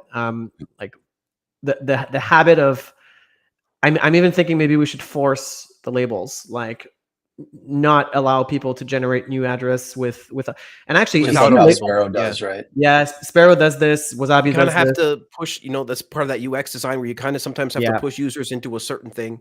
Yeah, yeah, absolutely. If direction. you use very good coin control, then you don't really need to coin join that much. Another awesome thing, I left Twitter for like a month, and I went back on Twitter to tweet about the episode today, and I just saw that Kooks released this feature, which I was looking forward to somebody doing that. It's automatically consolidate UTXOs when the fees drop below a certain amount, and because awesome feature. It's so good. And obviously there's a trade-off with this, which is the privacy trade-off. But I mean, for example, if you're buying Bitcoins from the same exchange and you consolidate all the UTXOs of all of the withdrawals from that exchange, then it's not as bad as you consolidating UTXOs from like Coinbase to like, your side, drug hustle, Yeah, don't do that. So there is you can consolidate UTXOs in a way which is not bad for privacy. You gotta be careful. But the way that Kooks does it is because BTC Pay server is connected. It has a Wabi-Sabi, like the Wasabi 2.0 integration. You can consolidate UTXOs within a coin join. That's another reason why I really like the new Wasabi system. You can make payments within a coin join in Wasabi. So it's like you're like I don't know how to say. You're like including a regular payment within a large coin join, and people will not necessarily know where the input came from. Oh shit! Also, PayJoin. Yes. Talking about what happened last year. Dude, PayJoin and Lightning and coin joins together. Oh my god. So PayJoin also got a second wind this year from a guy called Dan Gold. Dan Gold was developing a mobile Wasabi wallet. So he did a mobile wallet that was connected to the Wasabi coordinator, and then that didn't really work. And then so he switched to working on PayJoin. And then also there was a grant by OpenSats for PayJoin, and I also started to work on PayJoin in Ciphernote, and like all the PayJoin people started to talk together. So PayJoin has also the PayJoin dev kit. So you have the Lightning dev kit, the Bitcoin dev kit. Now you have the PayJoin dev kit. You also have the Nostr dev kit, but you have the PayJoin dev kit. And I'm going to be announcing, like in probably a week or two, we're sponsoring the PayJoin dev kit for not the PayJoin dev kit itself, but we're sponsoring development of PayJoin Flutter libraries and PayJoin libraries for mobile devs, and it's getting a huge second wind. There's PayJoin also does UTXO consolidation, so you can do private UTXO consolidation with PayJoin. So incredibly exciting. And so 2023 was the year of infrastructure, like the year of like software libraries, and then we saw some of them. Like we saw like Mutiny, for example. So Mutiny is a good example of what you can do by adding the Bitcoin dev kit, the Lightning dev kit, the LSP system. I'm sure Mutiny is gonna include PayJoin if they haven't already. So and then just real quick, so for those who don't know, Mutiny put LDK in a browser. Yeah, and that is extremely huge. It sounds scary, but once they figure it out over the next a couple of months, a couple of years, that is going to bring such a level of accessibility to wallets that you're going to have more people on board than you've ever seen before. Sorry. Also, as wallets start getting maybe clamped down on app stores, it'll be very important as well to have browser-based options. Absolutely. Yeah. So I was like really anti-browser for a long time. The reason it's kind of like Seed Signer, where Seed Signer is also an amazing project, but to use Seed Signer, you need to have the seed kind of like with you. So like browser-based wallets, like you need to have your seed accessible because you're going to have to enter the seed very often in your browser. As soon as you clear your cache, or I don't know exactly how it works, like you clear your cookies or something. It stores locally in the local web browser database. But if you did clear your cache, then it would be gone. Yeah. And the App Store crackdown, the Apple App Store and even Google, they are stricter than banks. They're stricter than governments. They are cracking down on all the Bitcoin wallets. So, I mean, unfortunately, it's going to go towards either desktop or either people are going to start to like, you need to drop your iPhone because like iPhones is just like, locked in. And you're going to need to start to either use APKs or web progressive progressive web apps. Web apps or browser-based apps. Yeah. Which again makes the browser even more important. Yeah. Yeah. Yeah, I think so. I mean, unfortunately, like, because obviously it's better to have the native app, but I mean, if you're forced out of it, then what the hell are you going to do? I wanted to circle it back around to kind of the efficiency talk combined in there, actually, but I had one question about Cook's his plugin with the auto consolidation. Could that be done? You said it could be done as part of a coin join. Could it be done as like part of like a faux 2-person coin join? So like you're doing like a fake pay join within your own wallet, because that's already a thing that's possible, right? Yeah. I mean, people can you can also do fake coin joins like yourself. There's ways to do fake coin joins. Actually, this guy, Christoph Apps or something, he works on Join Market.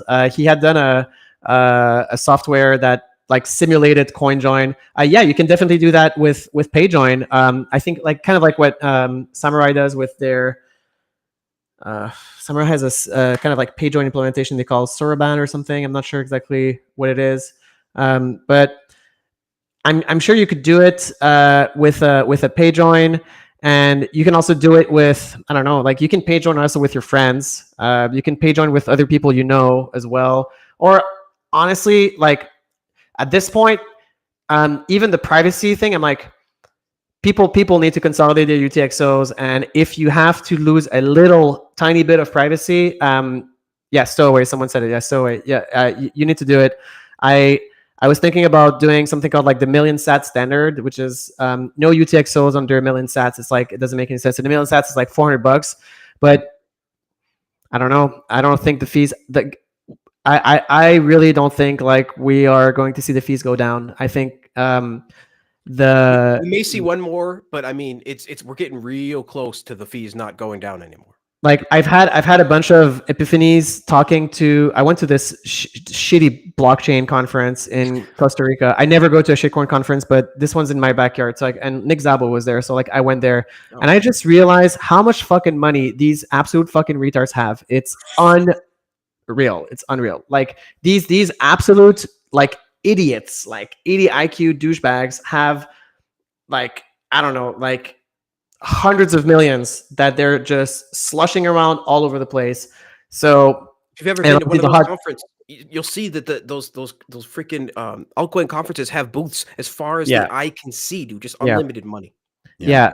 And whether it's a like, and you know, even if it's just retards have a lot of money, and if it's malicious and it's, you know, sponsored by a malicious entity, like people who don't, like people have a lot of money to lose. So I think we're in it for a while. So no UTXOs under. And my biggest mistake, Ben, at Bull Bitcoin, and I deeply regret this, is doing the DCA, not putting the minimum amount of the DCA at too small. Because back in the day, like I was eating the DCA fees, and I was like, I want people to DCA small amounts, and we didn't really put enough education into telling people like you need to consolidate. So yeah, that's the one thing that I really regret doing at Bull is not having a minimum withdrawal that's high enough. I think I'm going to put the minimum withdrawal at 1 million sats and probably higher, and exchanges should probably start doing that.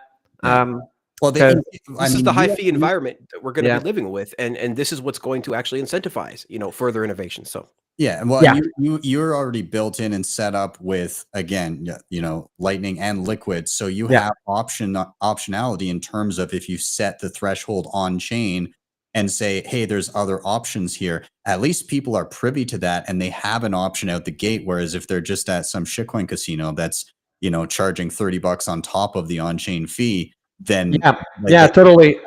And like that's the point of Liquid is to accumulate coins like up to like, I don't know, $1,000 or something, and then you can peg out or withdraw and put it on chain. Yeah, that's fair. All right, gents, we are coming up to our time. So really quick, I'm going to do rapid fire around the room. If you could tell somebody, everybody watching, to check out one awesome tool, to try out one app or device or whatever, what would you throw their way? What would you tell them to try out if they haven't? So I'm going to, I'll go around the room. Wicked, I'm going to put you on the spot because I know you're making videos and stuff. So what would you throw out to somebody? So one thing that I've been kind of using more lately, and I know Francis, you you might not like this, but I do like seed QRs a lot, man. Like I think they're just so useful, and especially like in something like a multi-sig or whatever, like having even if it's just one of the signers as a seed QR, where you can just kind of quickly boom, you got it in there and whatever, and I like that a lot. So maybe seed QRs, and I know you can do that with a Jade. You can do it with a seed signer, and I believe the Q1 will have the ability to do it as well. I would like to see that. So, I think that'd be yeah, cool. I would like to see all all signing devices with cameras eventually integrate that. I think it'd be a nice thing to have for everything. So Awesome. check out that. Francis, what would you toss out for somebody to try if they haven't? Cold card. Node. Cold card. Cold card. Cypher node's it's a bit too tricky. Yeah, definitely. And I fully agree. Like the downside of cold card is not having the camera, and I know they're gonna fix that with the Q1. NFC is really finicky. I would have loved the tap experience of NFC working really well. Yeah. Also maybe the SAT signer, tap signer. Sorry, Yeah, tap signer card. use it all the time. Tap signer is definitely not like super secure compared to cold card, but it's just like a cool experience. Yeah. Extremely convenient. Vortex, what about you? One tool. What should people check out?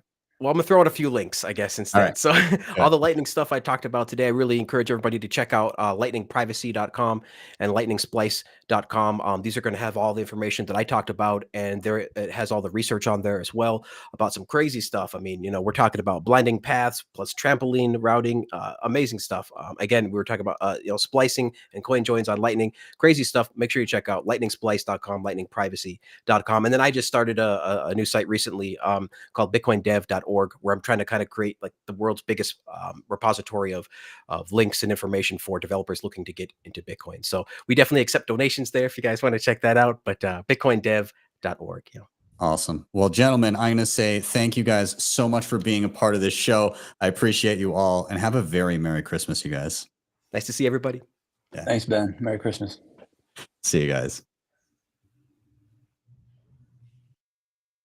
All right, everybody, we're going to keep it rolling. We are diving into our next panel, and we are going to be chatting Nostr. Now, I'm sure both these gentlemen are going to be disappointed with me because apparently my zap.stream is not working. It worked every other stream until tonight. I'm looking at it right now, and it keeps on saying sending data and then unable to connect. Figures tonight it would break, but normally this stream's live on Nostr. So what I'll have to do is I'll have to go over to the new site that allows you to upload native content for Nostr users. And so this will be, maybe I'll put individual panels up on Nostr for there, but we're going to talk about that in a moment. So I'm going to welcome to the stage, where are they? There we go. Rockstar. Dude, you're looking good. Less hair than in the poster though. Yeah, let me get a hoodie. Sorry. I need to get a hoodie, right? Raise the fist. That's all good. Thank you. Welcome. And we got Will here too. Good to see you, man. Hey, how's it going? Oh, pretty good. Oh, you sound crispy with that mic. That's nice. I like it. And then we were gonna have Rabble. I don't know if he's on his way in. Hopefully he'll pop up. And Rockstar is his. Are you still here, Rockstar? Yep, I told you I'm getting a hoodie, right? Oh, right. Okay. All right then. I messaged Rabble, but I don't know if he got the message. So. Okay, that's all good. Well, we're gonna dive in anyways as Rockstar gets rockstarified. Oh, there he is. Oh, perfect. We're gonna be diving in. We're talking about Nostr and God, there has been so much going on this year. My first foray into Nostr was at the very beginning of the year, in and around January, I think. And I made an initial tutorial. I think I was using like Ninja, whatever the Astral Ninja. Astral Ninja. Yeah. Anyways, I made a tutorial which was so quickly obsolete. Ridiculous. I'm so sorry. That's okay. And then I made another one on Damus. I think a few months later, which also is still somewhat relevant, but also was relatively obsolete so quickly. But it just kind of speaks to the speed at which things have been happening this year. So I'm going to open it up to you, gentlemen. How exactly have things changed in the Nostr ecosystem from what seems like forever ago in January to today? Maybe let's talk about what things looked like at the beginning of the year, and maybe I'll toss it to Will first. Yeah, so early on, you know, basic stuff that people expect out of like a Twitter like client, we didn't even have. So for instance, we didn't have like photo uploads. So that was like the number one complaint. It's like, you know, it turns out a lot of people like to upload photos. So you could basically just post notes. That's what we mainly had. And we didn't even have Zaps, I don't think, at the time. I think at the time in January, I think that maybe right about the time when Zaps started coming out, but we only had Ellen Urls in the profile. So you could just like, you could send people Bitcoin over Lightning, but it wouldn't show up on post. And we're like, well, that kind of sucks. It'd be cool if we could actually see the Zaps on the post. So that's when I put together the Zap spec, and then, yeah, then it really started taking off after that. It's yeah, it was, I think when I started playing with it, there was, you could put like an invoice in the feed or something. That was my kind of first experience, but I don't think Zaps were a thing. I can't recall how. No. Yeah, and it's funny though, because like no one even uses Bolt 11 invoices in post anymore. So that is supported in like DOM still, but almost no one ever uses that feature because it's so much easier to zap. Yeah, that's fair. By the way, before I go down to Rockstar, everybody in the chat, if you're a Nostr, drop your NPub in the chat, and let's do a little follow party here. Make sure that everybody's following each other on Nostr. But Rockstar, what have you seen out of the trajectory of Nostr from the beginning of the year? What was it like then? What was your first, your impression back in, beginning 2023? I mean, for me, it really goes back to December of 2022 because there is this history of Ben Ark and Fiat Jeff, but really Ben Ark pulling me into Nostr Telegram channel back when it was like 60 people or something, less than 60. And this now will be over, like, it's 3 years ago. So I joined that channel. I was like, what's happening here? And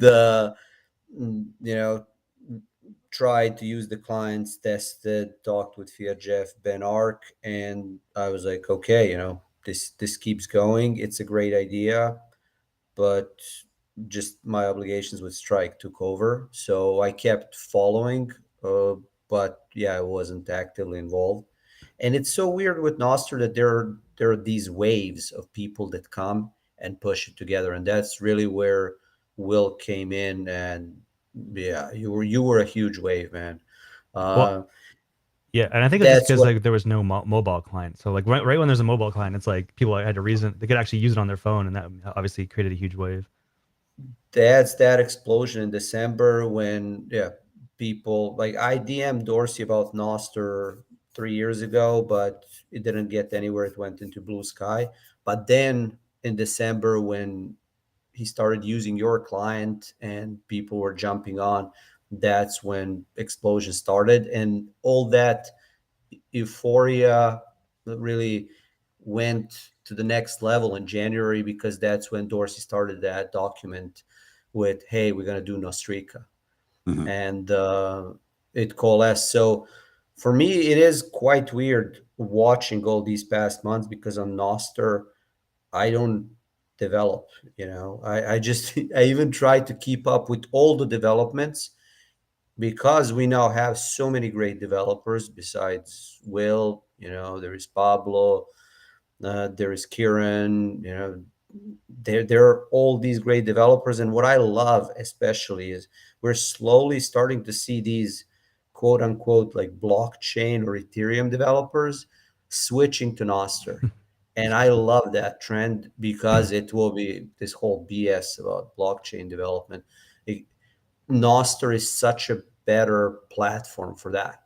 So yeah, those are the stuff I love. And then obviously, as organizer of Nostr conferences, just doing Nostrika and then Nostrasia, man, these past few months flew by. And then Will, my God, Will, that video from Tokyo, man. right there. Like, you should play that, Ben. Come on. I mean, it seemed like a good time. Was the following morning a little rough though? Oh my god, we had so much champagne. It was just like, oh my! I feel like all my teeth were like falling out. It was insane. It looked like a good time. I was a tad jealous. Also, I want to go to Japan. I've never been. I wish I could have made it, but you know, here we are. Well, Wiz will show you a good time, I'm sure, when you're there. Yeah.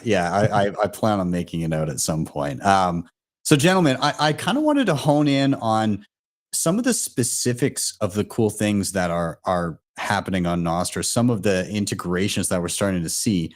I would like to highlight one myself, because as somebody who makes, you know, full length tutorials and does video content on the regular, you know, I've been able to stream my live stuff to Nostr, but as of yet, you know, I hadn't really found like a great solution, especially for the length of videos that I usually do. Like a lot of these tutorials are like 45 minutes, an hour, or something like that. So I you know, I need something like that. But there's something that seems to be in the vein of what I may be able to start utilizing, and that's this flare.pub.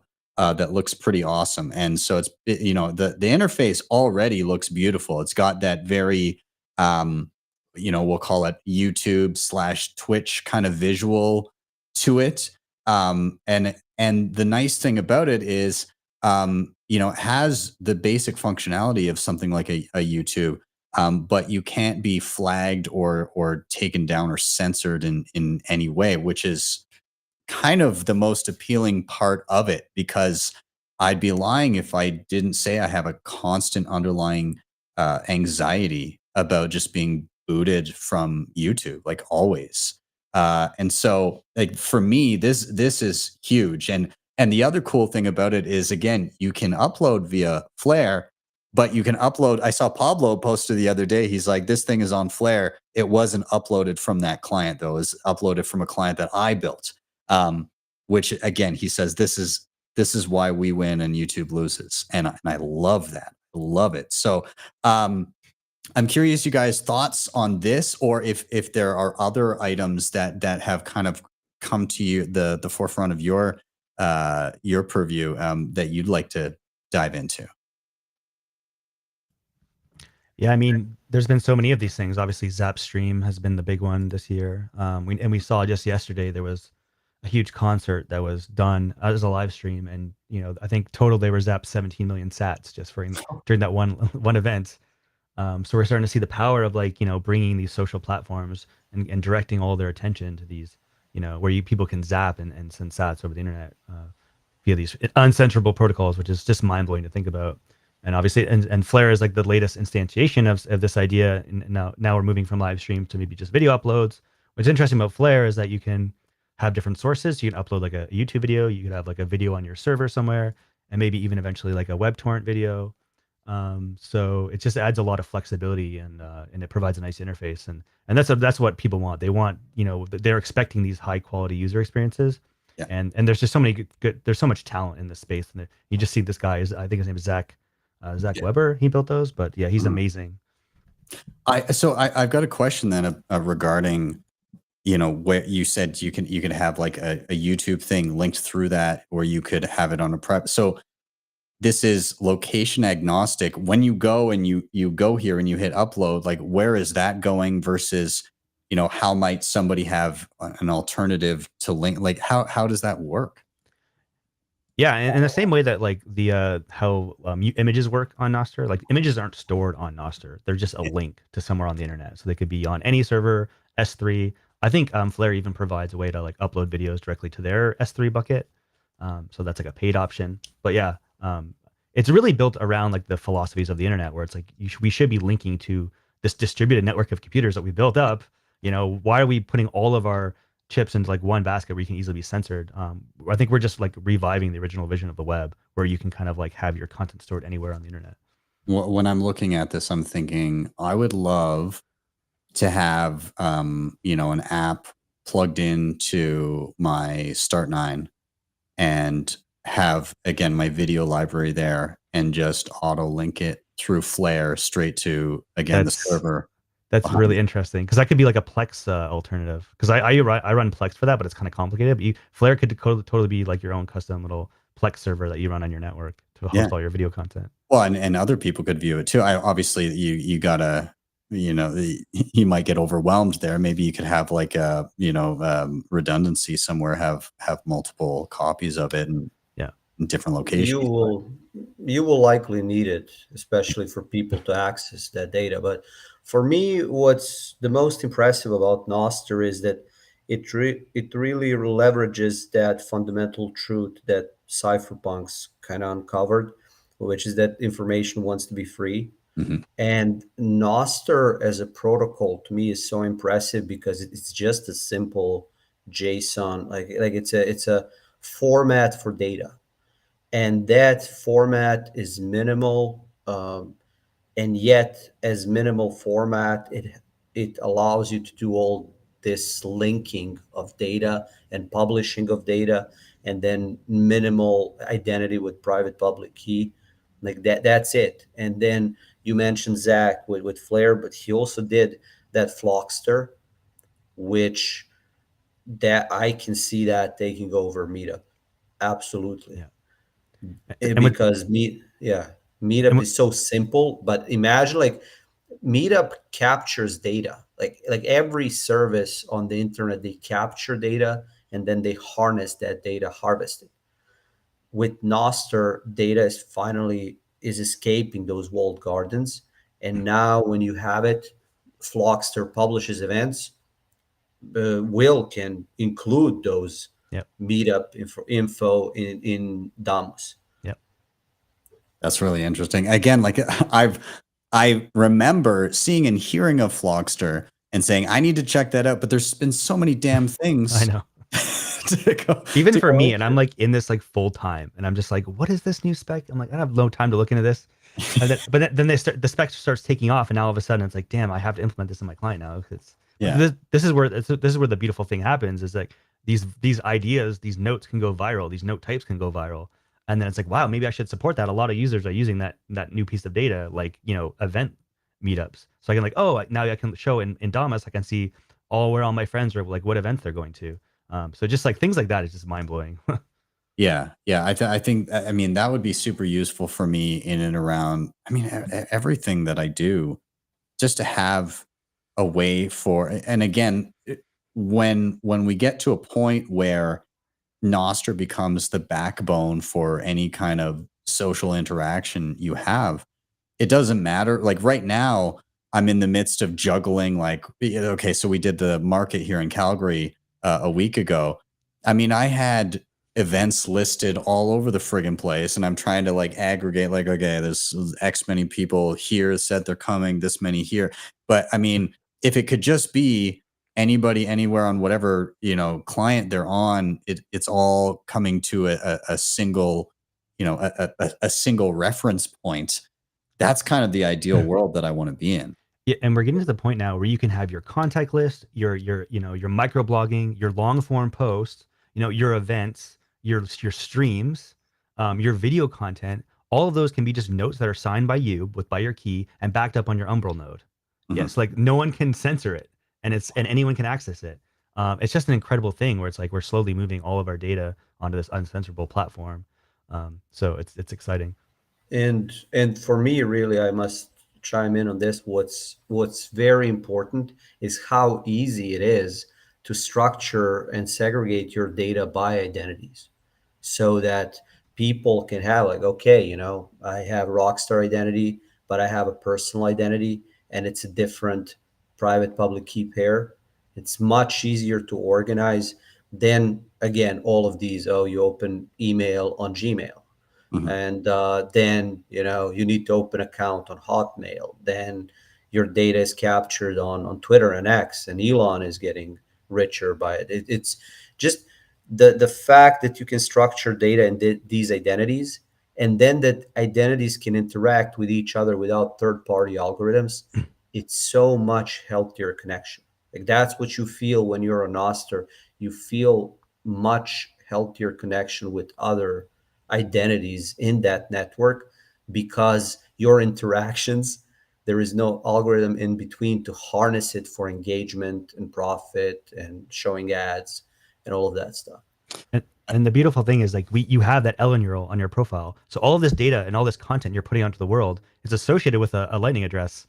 So if people enjoy your content, then they can be rewarding you directly, and you're not captured by any other third party in the middle. So Yeah. The one thing that I've definitely noticed when I'm looking at my Nostr feed versus looking on X is a lot less angry when I scan through my Nostr feed. It's almost as if things are served up to me on X specifically to rile me up and get engagement just to piss me off. It's really interesting when you curate your own feed instead of having somebody in the background doing it for you for a specific result. A lot of interesting things happen then, in my opinion.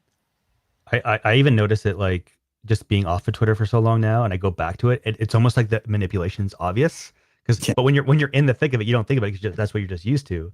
But then when you leave that system, that's what we always recommend on Nostr. If you really want to see like you want to enter the matrix or like exit the matrix, is just leave Twitter for like a month or two and come back and see how mentally you've changed. It's quite different experience. Yeah, I like that. So No, go ahead. I mean, if I need to jump in, that's one of my core motivations on why I started coding. It's just obvious. Again, when you read cypherpunk material, you will see that they had the vision of we will just produce so much data, and then governments and big corporations are going to insert themselves between that data and distribution of the data. And that's what we're seeing. And thank God there is Nostr as an option, because before Nostr, like I just didn't see, there were all these teams of people trying to build social media protocols, but they're all like funded by a nonprofit. They have all their own small bubbles. And Nostr, even though social media is most obvious, there is so much more happening. It's all in that data format. Yeah, I agree. Now, I want to ask you guys then, we've been talking about all of the awesome things that are, have happened thus far, that are currently happening. I'm going to ask you, I guess, two things that are both looking into the future here. Number one, what are you most excited about in and around Nostr that we haven't seen yet, or that is kind of on the cusp of being there? What developments are you most excited about? And number two, what do you see as maybe the biggest challenge ahead for Nostr? Where do you really have where does Nostr as a whole really have its work cut out for it? Whoever wants to dive in first. You can go ahead. Will, you want to take a stab at it? Sure. So I think I slowly want to replace like everything that I'm still using. I don't want to use anymore. I just want to be doing it on Nostr. So for instance, my email is this constant source of pain for me in the sense of it gets a lot of spam. And this is where Bitcoin is uniquely set up to kind of fight. We can use the tools of Lightning and Bitcoin and Zaps to kind of like, at least rank email in your inbox, where the ones that actually has actually a Zaps associated would maybe go to the top. So that'd be interesting. Also, replacing GitHub. GitHub is a huge centralized. I'm kind of biased. I'm a developer, but it's a huge central place where everyone does all their development, and I feel like we can do the same thing on Nostr. So I've been building stuff in that area, and also just like business productivity tools. No one's really exploring that. Like, what does it look like if you're running your own node at your business or your corporation, and everyone can use tools and have your own private node that you'll interact with, kind of like a personal Slack for your work. So all those things, but I think the biggest risks right now is just the privacy aspects of Nostr. DMs are very not private. All the relay metadata is there. So I think we're going to drastically need to change the way or extend the protocol to add new privacy features that maybe don't send notes to the entire world and only to your peers in certain ways. So I'm excited to see if we can start exploring some of those ideas. Interesting. Will, Have you seen 0x chat? Yes, yes. So they're building a DM focused client, which is pretty cool. I haven't looked at the technicals of it, but I've heard good things. Yeah, that's the thing for me. When I tried it out, I was just blown away because for me, what I'm most excited about are these developers that are coming in. Again, hopefully we switch as many developers from blockchain scam into Nostr, so that they build these really amazing tools like Flockster, and then you saw that voting on Nostr. Yep. The way that also Mutiny uses Nostr as a contact list for zapping people, amazing. But this is where I expect there will be, maybe it is 0x chat, there will be an app, there will be a developer who is going to launch something on Nostr where you will just have an explosion of users. And I know for the next Nostr conference, I want to switch everyone from, Telegram spyware that I love and use to, Messenger or Nostr. That would be amazing. So that next Nostr conference, we don't use Telegram. And as for the challenges, to me, it is exactly that, like number of active users and people who, how many active users we have that have switched to Nostr full time and they're just like, okay, I'm not going on Twitter.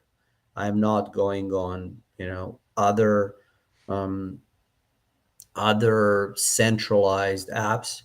Like I am using apps that are built on top of Nostr. But then from the other side, like there, we need to be understanding that there is so much building needed to be done. So we get to that point. So I wish we were faster when it comes to that, but we can only move that. And we're only 1 year into this thing, right? Like Yeah. it's amazing how much progress we've actually made in 1 year.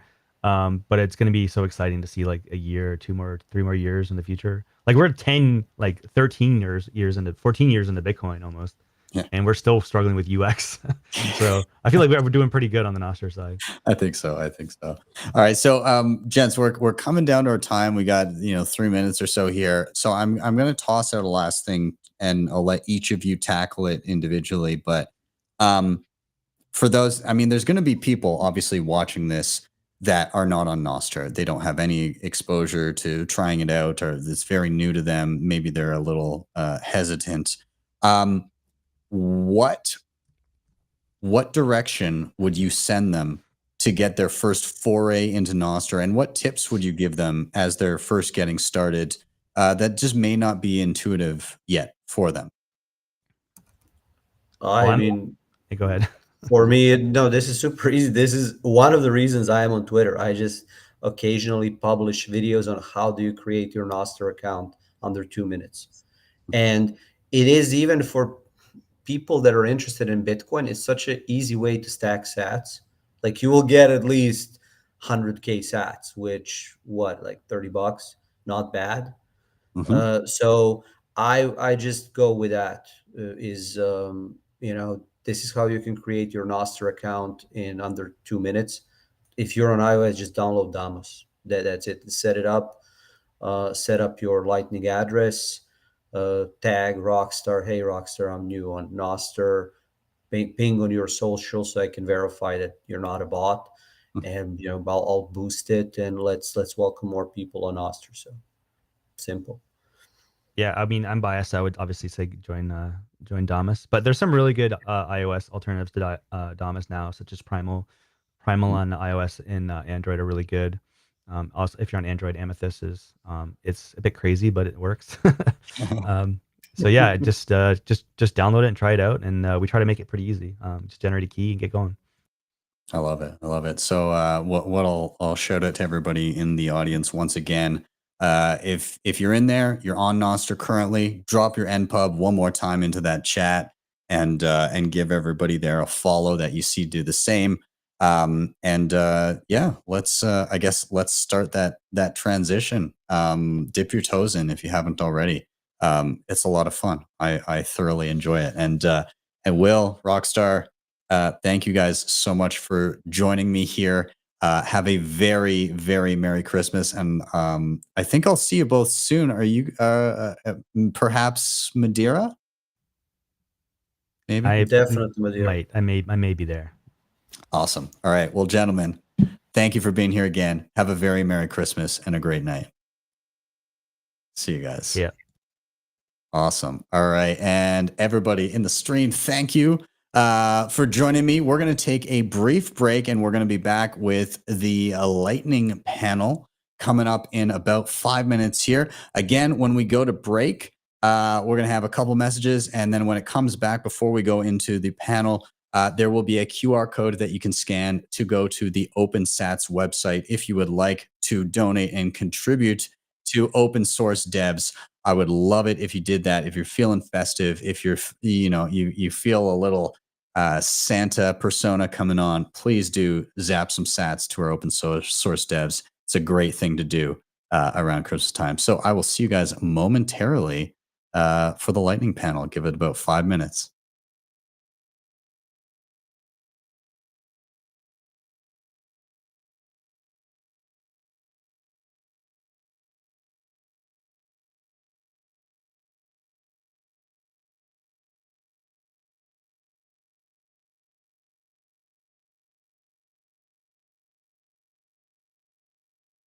Hey guys, this is Tatum Turnup, host of Between Two ASICs. This is ASIC Life Hacks, Part 2. Yep, have you ever thought about how it really sucks that your toaster can't mine Bitcoin? I think about that every time that I make toast. Not a problem. So take your favorite miner, take a hash board out. This is an awful idea. Oh God. Then take your favorite bread and just put them right in there.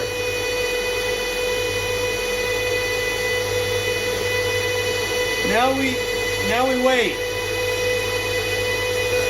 So I just figured out you can put the nope, you can't. Nope. All right, so it's been a few. Our toast has moved. Not very warm to the touch, but it's much drier. So if you ever need to dry some bread, stay tuned. We got more life hacks on the way, all right? Hopefully. Nunchuk have you covered when it comes to assisted multi-sig. These guys offer basically a hand-holding setup to create an assisted multi-sig on your mobile device using things like the tap sign or the cold card and plenty of other hardware options. Well, tonight they are going to be giving away a free year of their Honey Badger offering, which normally would cost you around $480. Well, that's going for free tonight. And I'm going to chip in as well because I don't want you to not have any hardware to use with your Honey Badger program. So I'm going to throw in 3 tap signers as well. So you can set up your multi-sig and have all the hardware to deal with it as well. So how are you going to enter this? Well, number one, you're going to share this show on either Nostr or Twitter or both. You're going to make sure that you tag myself and Nunchuk on those platforms. You're going to use the hashtag Sessions XMAS 23. And then finally, you're going to tell me what is so attractive about the idea of an assisted multi-sig setup. How do you think that goes above and beyond your regular single sig options? Why does it appeal to you? I would love to hear your answers. So get out there, get sharing, and we will pick a winner over the course of the holiday weekend. Best of luck to you all.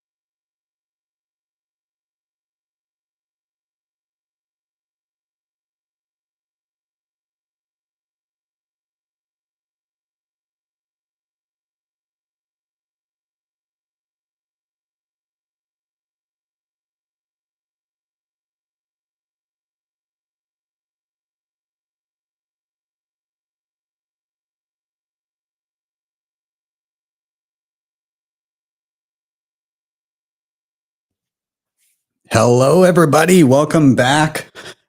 We are diving into our next panel here. We're going to be chatting Lightning. Thank God for these 5-minute breaks. I got to run to the bathroom. Mrs. Sessions gave me a chicken taco that I mowed in like 30 seconds flat, and I'm good to go. So very excited to have these gentlemen here. We're going to be chatting Lightning, as I said. So I'm going to welcome them to the stage right now. First of all, my brother from another mother. We got a fellow Ben here. Dude, how you doing? What's up? Good to be Good with see another you. fellow Ben. Yeah, I mean the High Council. Do we need anybody else on this panel? I feel like this fills it out pretty Yeah, good. we don't need anyone else. We get the other Bens in here. No, I will invite the other gents up. Welcome to Nate. Good to see you, buddy. Been. I think I was chatting to you. Maybe we had a video call not that long ago, maybe a month ago, something like that. Yeah, I don't know. We talk sometime. I mean, video chat, whatever. We're in touch, man. We're in touch. How you been? Yeah. Well, I'm good. I'm feeling very festive tonight, so I'm glad to have you. And you seemed very stoked to talk Lightning, so I'm glad to have you here. That's right. Awesome. And I see the silkiest, smoothest voice in Bitcoin backstage. I'm going to bring him up right now, Mr. Guy Swann. How you doing, buddy? What up, boss? How you doing, man? Good to see you. Good to see you. It's been a little while. It's been a minute. Yeah, man. I mean, I think again, Guy, you still have the title for most frequented guest on Why Are We Bullish? This is I intend to keep it.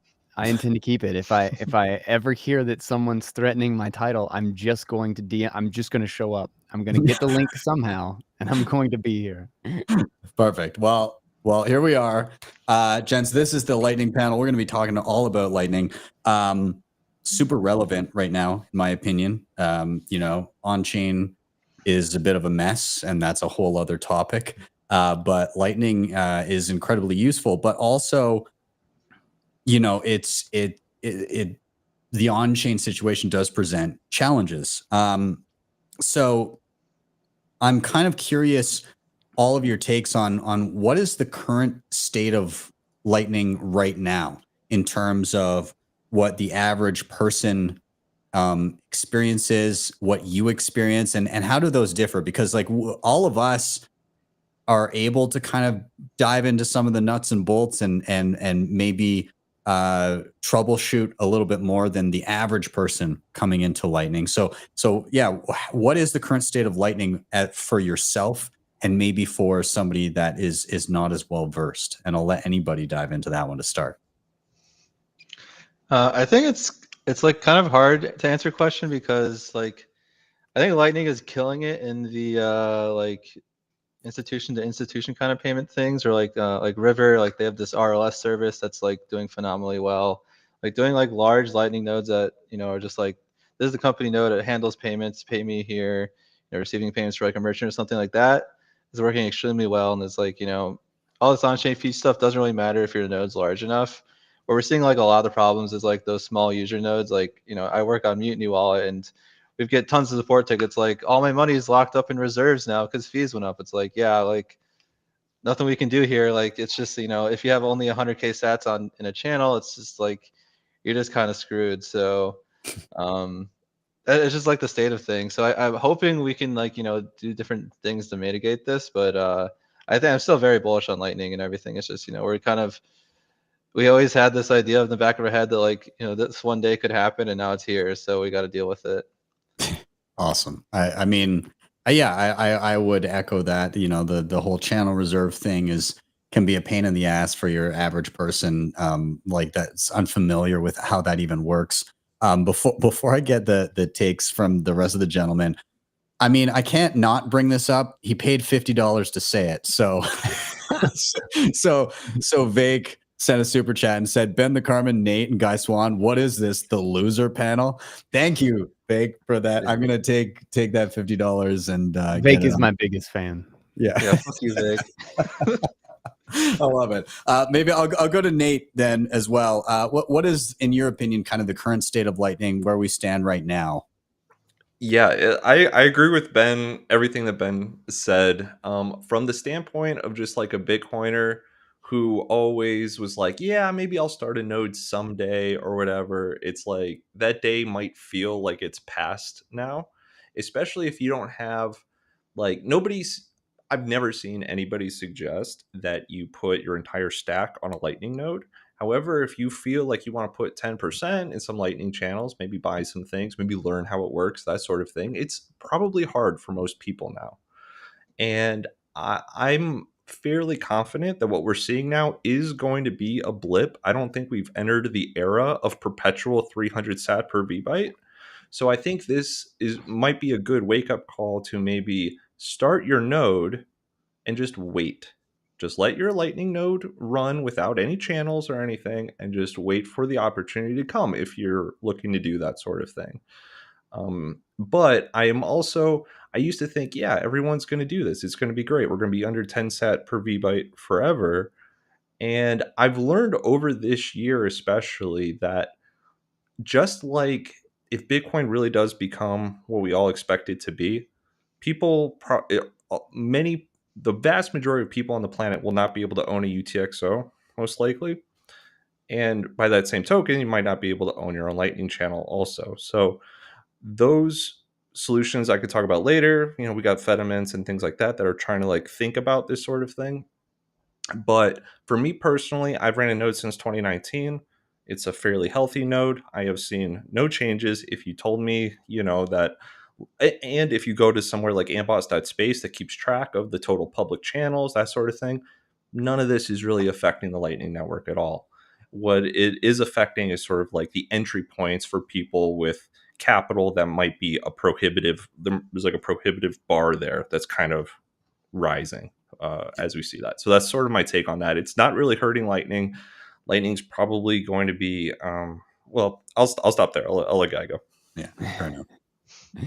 So short version is, it's mirroring a lot of what they said, but I think Lightning is killing it as infrastructure, as that back end tool that's moving liquidity. And I think it's actually becoming the dominant high speed settlement network.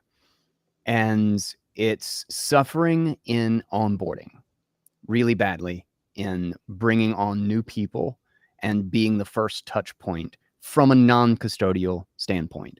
From a service provision standpoint, it's killing it because it's the only way to touch Bitcoin quickly and easily and, instantly with still incredibly cheap and fast payments. And I think I'm actually really bullish on the situation right now with fees, and I hope it persists long enough to not let people to basically force the hand the next time this lightens up, for everyone to pay really, really attention, to know that, yeah, this era is done. We're going to have a couple of more breaks. We're going to have, the wind is going to die down for a little bit, but we need to make sure that we build for the wind to always be gusting. And because of that, I think it's reshifting our thinking. And I've always thought, always in the sense that, 2-3 years ago, I started talking pretty heavily about the fact that I felt like Lightning was going to be, it's going to be the default kind of like the invoice and the address, I think, is going to be kind of the default communication mechanism, but that the vast majority of people will be using some form of layer 3. Lightning will be that interconnection layer between whatever ends up being the heavy consumer side, which might not even be one thing. Similar to the web isn't one thing. The web's thousands of things, and I think in trying to shift development and kind of the ecosystem, part of the regulatory environment too, is getting people to think more and more about how do I think the Uncle Jim model is going to come back, of how do I provide a service to like 20 to 30 people in kind of a private manner, because Lightning is brilliant for that, for someone who is tech literate we need that package. How do I become a service provider to everyone in my social circle, in a sense? And I think the environment, both from a regulatory and fee standpoint right now, is shifting focus back to that. And I think that's a healthy and really kind of important thing that we lost sight of for a bit.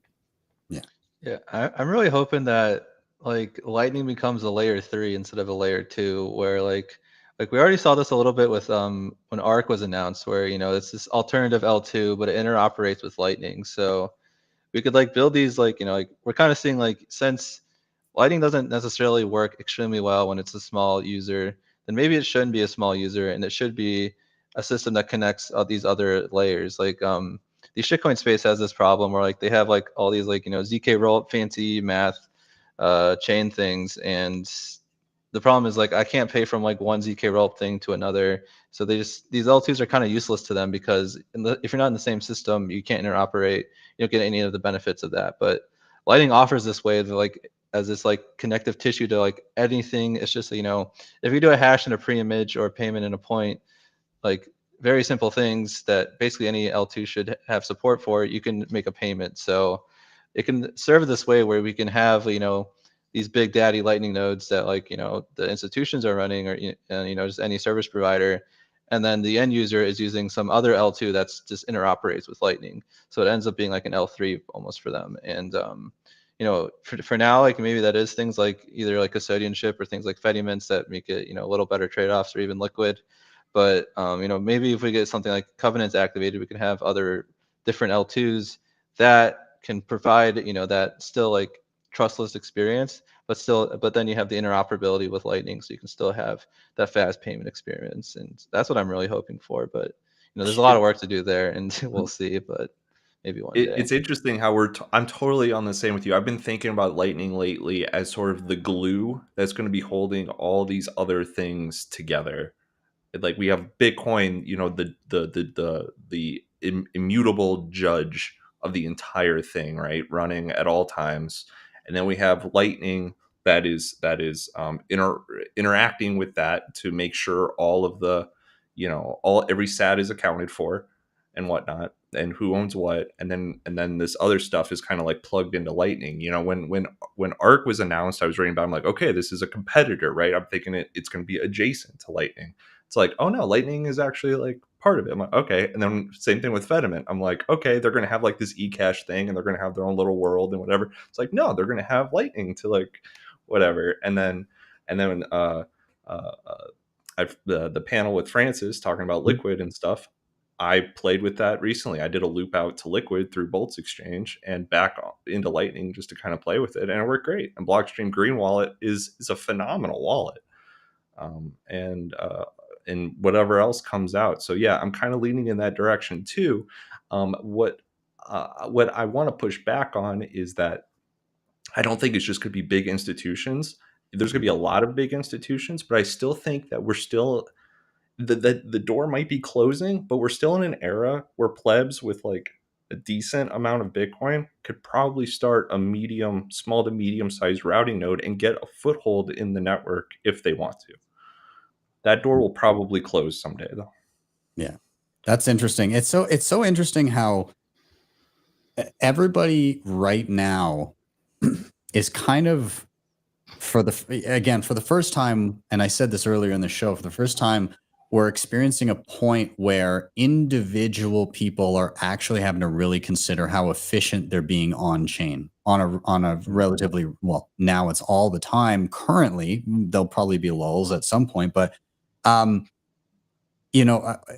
at a unique point where everybody right now, or the vast majority of people using Bitcoin currently, have access to potentially be doing on-chain transactions, and that may be changing. But even Lightning, in the way that it is right now, that also may be a quasi fleeting moment where the way that we access Lightning right now will not always be the way that we access it. And I think that's really interesting that effectively the Bitcoiners that have been around for a little bit or even just kind of come in recently, they're going to experience transacting on kind of every step up that stack as it gets established.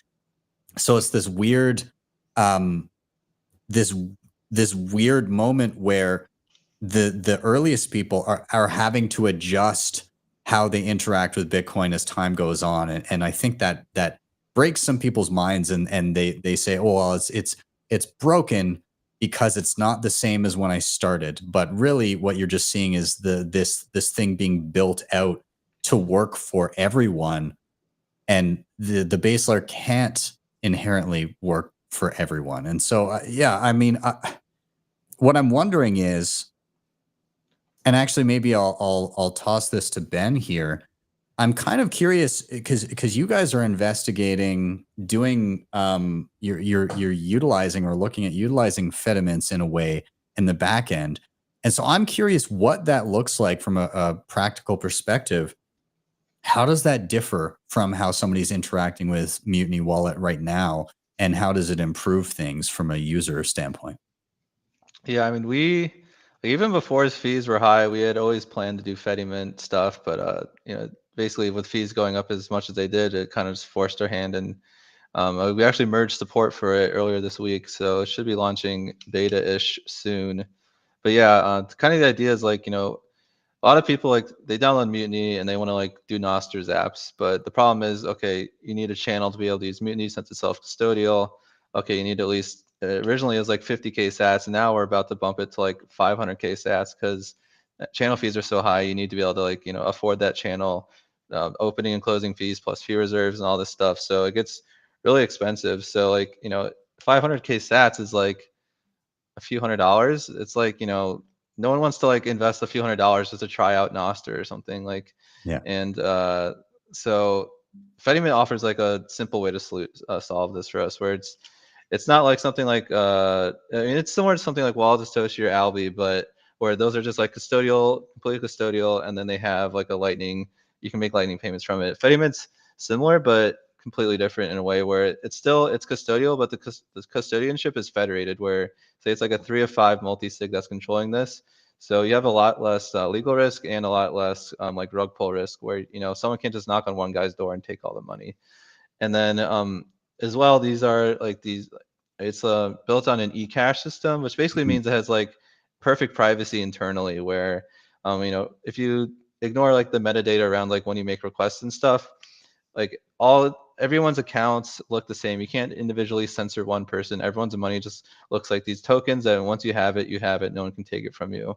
So that's like a really big deal for us, where you know we're not compromising on like, you know, we can just rug pull our users, or our users now have like no privacy. Like we still get a lot of the benefits that self-custodial do, but since we do have this you know, small trade-off of the federated custody, we can now have a single Lightning node that powers every single user inside of that Fedimint. So we don't, you know, instead of like one user having to pay 500k sats for a channel, you could have a 500k sat channel power 10,000 users, and you know, you mitigate that risk a whole bunch, and it helps a lot. So yeah, that's kind of our thinking. And like with this, it solves even more problems with things like, you know, with Mutiny today, it needs to be open to be able to receive a payment, so we can't do things like Lightning address and all that stuff. Whereas the Fedimint's always running, so it kind of solves all those problems too. So it really fixes like almost all of our problems with the, you know, the trade-off of federated custody. But you know, it's kind of the nature of the world right now, and you know, we will still always offer the self-custodial option. But you know, if you want to start there, at least it gets like that super easy onboarding that users expect. Now I've got a question in and around the federated custody. Would it be possible, and I imagine it would be possible, but I don't know if this is the trajectory you're taking. The one thing that I'm thinking in and around that federated model is jurisdictional risk, right? Like we saw Wallet of Satoshi basically say peace out to the US because, you know, they don't want to deal with that environment. So like in that you know, Fedimint model, do you then potentially have you know, well, I can't remember the term that you use in Fedimint, but basically a key holder in the multisig. Do you have those key holders again arbitraged globally? Yeah. So like the way we're doing it, like I can show a sneak preview. Like this is it doesn't show up well, but we have like a manage federation screen where like you can add any number of federations to the app. So, you know, we'll probably eventually have a default Mutiny one that everyone uses, but if and we'll definitely try to like make it where we have multiple companies in the space in different jurisdictions, you know, preventing that. But as well, like you can always just use your own federation if you don't trust us, or we get shut down or whatever, DeMint's open source software. It's extremely easy to run, so you can just put it on your own stuff, and then now you can be like an Uncle Jim, but a federated with eCash, blah blah blah, all that stuff, and I like it. Speaking of Uncle Jimming, I don't think a lot of people realize, but I think there's a lot of people running LND nodes on Start9s, My Nodes, Umbrals, and whatever, and those have a app called Lightning Terminal. And if you connect to Lightning Terminal, you go to the bottom left corner, there's a little button that says Lightning Node Connect, and you can actually create little wallets on your own Lightning node as a backend for your friends and family.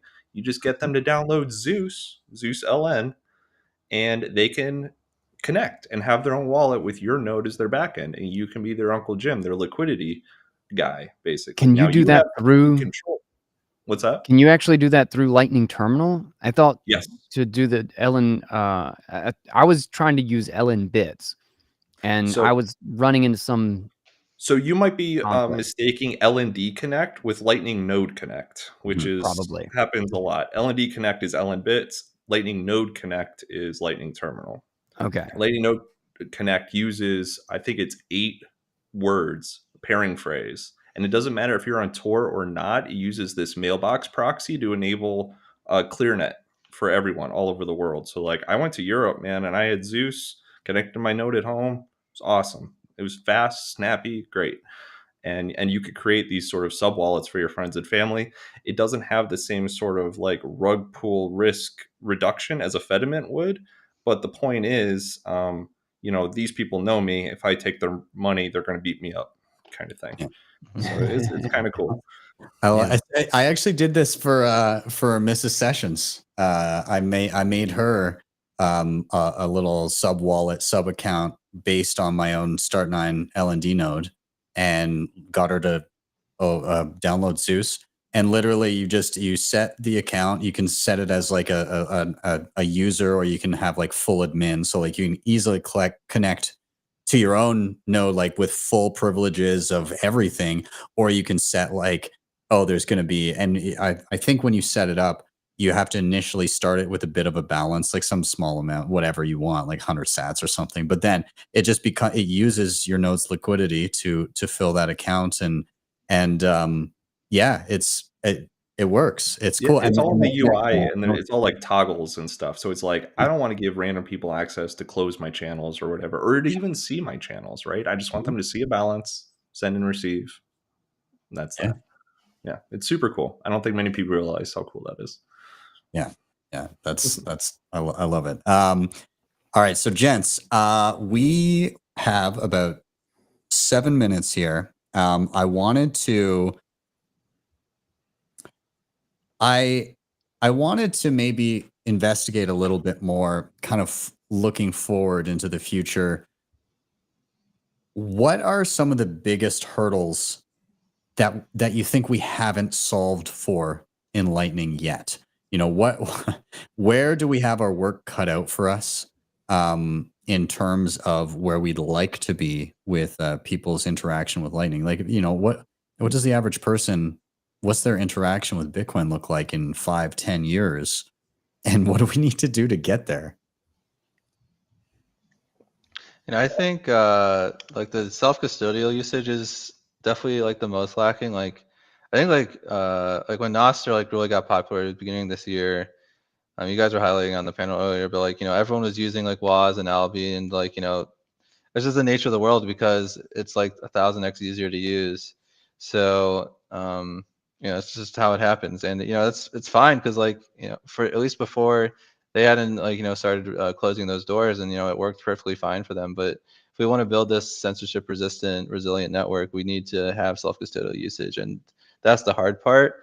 And there's a lot of challenges there. I think like probably the number one is async receive, where you need basically right now you need the app open to be able to receive a payment, or you have like some setup node at home kind of thing, which my mom doesn't understand either of those, so it's not going to happen for her. So but these are like solvable problems. Like the LDK team is working on async payments that can, so you can like do this payment flow asynchronously, and the payment will just go through like the next time the person's phone's open. So this is a solvable problem, and I think that's probably like the #1 priority, for getting that UX to be equal to what people expect from the traditional payments or custodial payments today. You know, when I'm looking 5 to 10 years out, I really think, and you know, maybe call me optimistic. I don't know, but if you give people the technology and you align the incentives, I just don't believe that there's anything, if we really want to create it, that we can't create. And you know, BitVM really just completely shifted the narrative. Is that now we literally have a way to trick Bitcoin into enforcing arbitrary code written like a physical circuit, essentially. So, and we have no idea what's going to come of that. Like that's essentially brand new on the table as a potential option for building a new type of system. And I mean, you give that 3 to 5 years, I think. And I love, Nate, you specifically said the word judge, that Bitcoin is essentially this ultimate judge. And I have used this analogy a few times, and I was just talking about it with Lynn Alden on the show earlier this week, was that I think the overwhelming majority of people, and I think this is just kind of necessary to how it works, will never touch the base chain. But what will be exchanged will be, by some cascading series of events, executable on the chain at some point. And what will happen is Bitcoin, the network, the ownership and the right to move a UTXO, a balance, will be, Bitcoin will act like a giant, a global, independent, decentralized court. And one thing that Lynn Alden said was that she, you know, a bunch of people are like, oh, fees are crazy high. I'm so surprised. She said the exact opposite. I can't believe fees haven't been this high for a really long time. Like, think about what kind of settlement you're getting and compare it to gold. Compare it to any other option out there. She expects it to be like this and way worse moving forward. But think about it in the context of a future where everyone's interacting with these layers, and you are carrying around a set of keys, enough information to eventually redeem it on the base chain. And everybody in the world, for like $100, can actually go to a global, decentralized, independent court to enforce their ownership that no state, no nation state on planet Earth can actually contradict. That is unbelievably revolutionary. And that's what that we're talking about. I really think is kind of that's not even the best case scenario. You know what I mean? Like, I think that's completely reachable. And 5 to 10 years, 5 to 10 years ago, what the hell would you have said was even possible with Bitcoin? Look where we are. Yeah. It's again, a lot happens in 10 years. I keep coming back to that old Andreas Antonopoulos quote where Bitcoin will continue to scale ungracefully, right? Like just like yeah. We'll always bump into ceilings and then surpass them. We got about 2 minutes here. I'm going to go to Nate and then I'm going to go to Ben. You know, again, same kind of question. What do you see in Bitcoin's future? Is if this is the final round, I do want to say a few things, so I don't, yeah. So Bitcoin on chain, total arbiter of truth, guy. I'm totally with you on that. And as far as like any speed bumps in the future, I agree with Ben. I'm not a builder in terms of like I'm coding or whatever, but like I know them and they know what the problems are. They're talking. Sometimes it can be a little bit argumentative and goofy and whatever, but we're all aligned, I think, on 99% of things. So I have full faith in that. But like this year for Lightning specifically, it has been phenomenal. We have a resurgence of self-custodial wallets, which I think is great. Mutiny, Zeus, Phoenix, splicing deployed. We have Amboss Hydro, I think, is amazing, where you can just get inbound liquidity just by like ordering it and it like auto buys. I think that's really cool. In a high fee environment, it's, you know, whatever. We were talking about that. Gosh, we have Taproot assets. Okay, whatever. There's the L402 thing, which allows machine-to-machine payments to sort of like kill spam in like an AI artificial way, which is really, really cool. Like Lightning is just like Taproot channels, privacy enhancements, Nostr stuff is amazing. This value for value thing is huge, huge, huge, huge. Bolt 12, we're gonna get Bolt 12 on L&D hopefully in Q1. You guys, I hope. That's my guess. I hope. And better dev tools. MutinyNet, right? Lightning testnet is terrible. So things like MutinyNet is great for devs. I work at Voltage, but I will shill Voltage as a great place for a dev to like start a node and get playing with it. And things like RoboSats, I think, are great.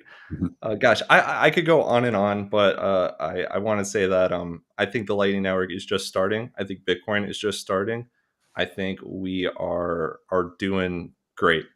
And I'm just going to shill one thing. Lisa from Base 58 and I started a podcast. It's called The Lightning Pulse. If you want to check out our first episode, 2023 in review, thelightningpulse.com. That's all I got. Awesome. Love it. And I'm going to toss it to you. You got 30 seconds. Anything else you want to throw in there?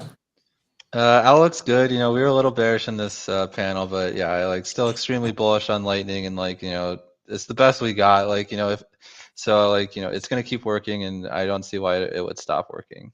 I love it. Awesome. Well, gentlemen, thank you so much for being here. Again, I'm excited to see how everything begins to fit together, and I'm excited to be on the journey as all of us figure these things out together, because if anything, it will be exciting. So with that, guys, have a wonderful evening and a very Merry Christmas to you as well. See you guys. Thank you, Merry Christmas and a humble New Year. Later, guys. Later, guys.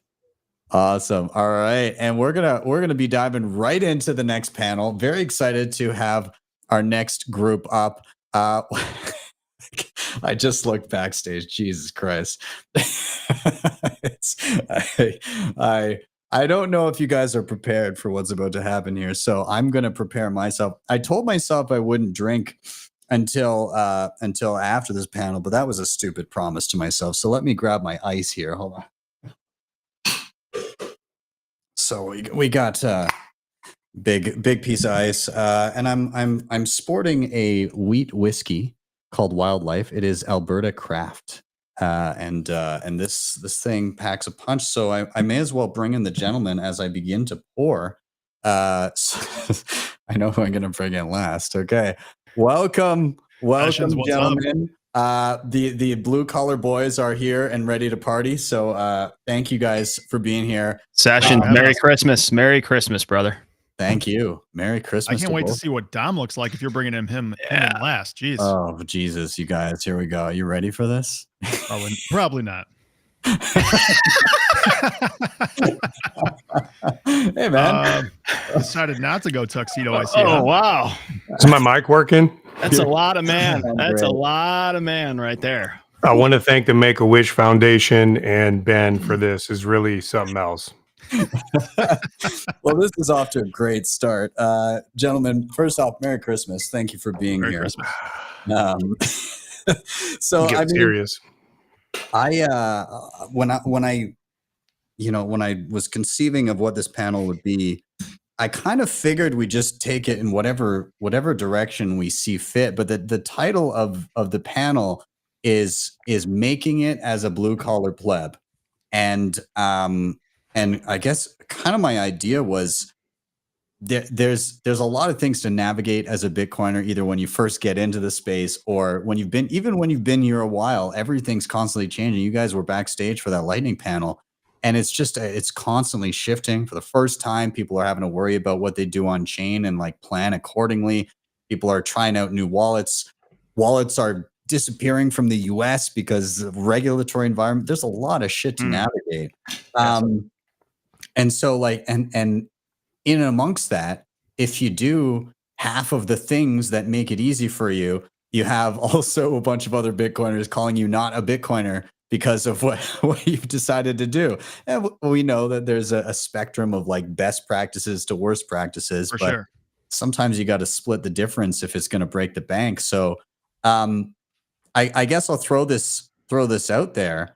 What do you think? Because everybody has a starting point. What do you think the journey from no coiner to being able to safely say, all right, Bitcoiner, what is that journey? Like at what point can you say, all right, I think I've checked enough boxes that I'm like, I'm there. I'm maybe not finished my journey, but I think I'm there as a Bitcoiner. My first comment here, Sessions, is that you've made some astute observations right off the bat. This journey into First Bitcoin, big word of the program. Just want to mark that. This journey He's adorable, isn't he? requires lubricant. It requires lube. If you go in raw dog on Bitcoin, you are not using proper orange pill tactics. And I think we need to acknowledge that it is intimidating off the bat. I know that it is easy once you've been around the block. For me at this stage in my life, sexual intercourse is extremely easy. But when I was a young virgin, it wasn't so much. So the point I'm making here, you have to hold people's hand, you have to take them with you, and to just absolutely vomit all over people with long, lengthy, complicated diatribes isn't helpful. I'm gonna evidence this real quick before I hand it off. Dom Bay has actually, and this is me being serious, he's modeled the process of starting slow with his union and proof of workforce. The initial buy that they made was like less than $100. Fast forward a few months, they own a whole Bitcoin. And I think that trajectory is reflective of how you should get people into this. Dip their toe in the water, get them curious, get them going on the educational journey. Don't just oversaturate them right off the bat, because it is intimidating when you first get introduced to it. I think what you just said there, Dan, to distill that down into something very quick, don't make the orange pill a contraceptive. Like, you want to knock this thing up. Here. If you're going to do that, here. You know, I was going straight to cold storage in my thought process, though. If you're going to call yourself a Bitcoiner, you have to, at minimum, custody this thing. That's the bare minimum.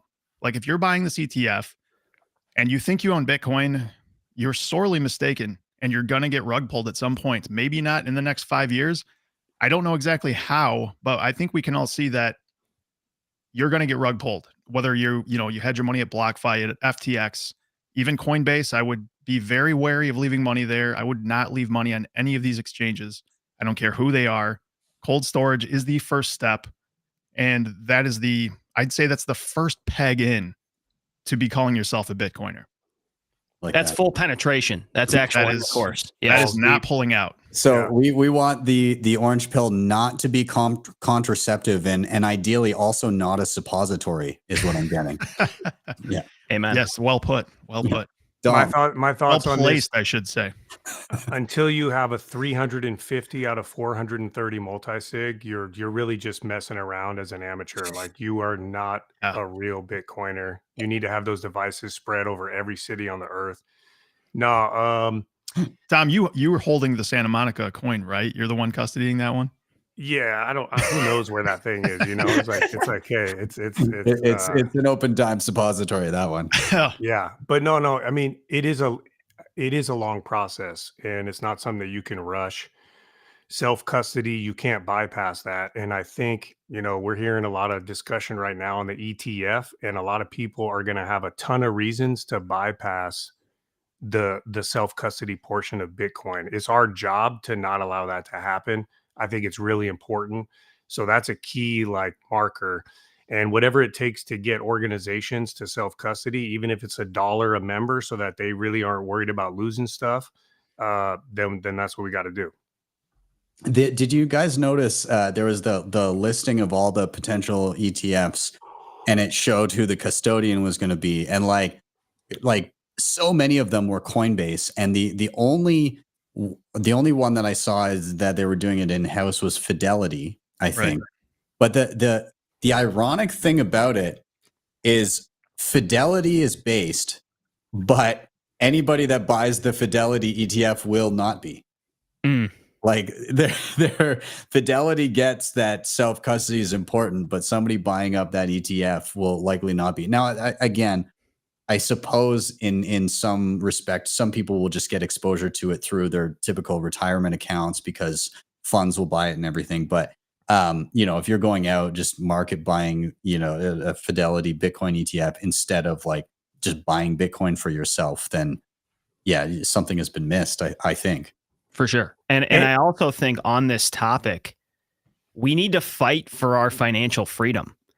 I do think on a long enough time frame, Bitcoin wins pretty much no matter what. I'm hesitant to say that, but there's so many incentives. The snowball is so large at this point and the slope so steep that it's likely it's going to end up at the bottom of the mountain. However, in the medium term, that is not a guarantee. And things like Elizabeth Warren's bill are concerning. We aren't huge political guys. We don't talk politics much on Blue Collar Bitcoin, but we also don't have our head in the sand. And we recognize that it is important that we pay attention to the political landscape because Bitcoin self-custody for a wide swath of human beings could be maimed short term if some naughty legislation gets through.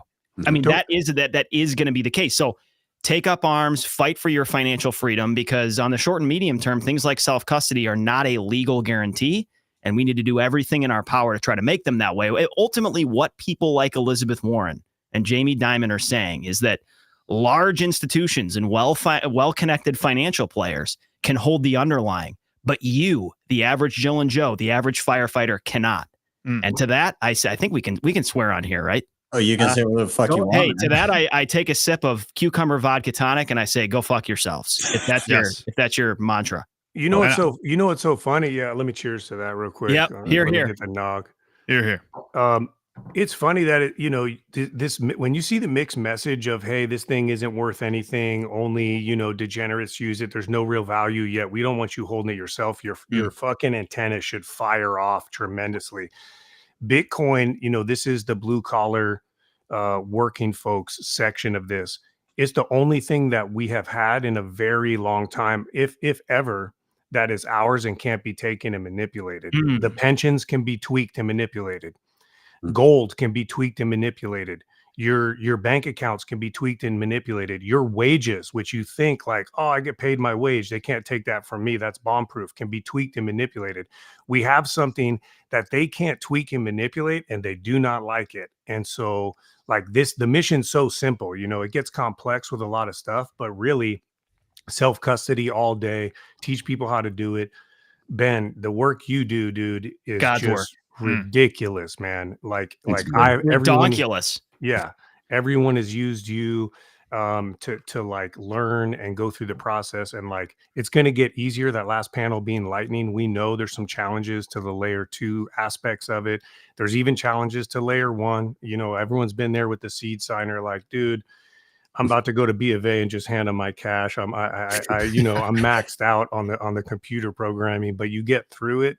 It's getting better. Like it's way better since when I first tried to, self-custody For Bitcoin. sure. I know. Let's put our conspiracy theory hats on here for a second. It is kind of a quandary how this Elizabeth Warren bill has kind of coincided with the ETF talk. This is kind of happening coincidentally, maybe not.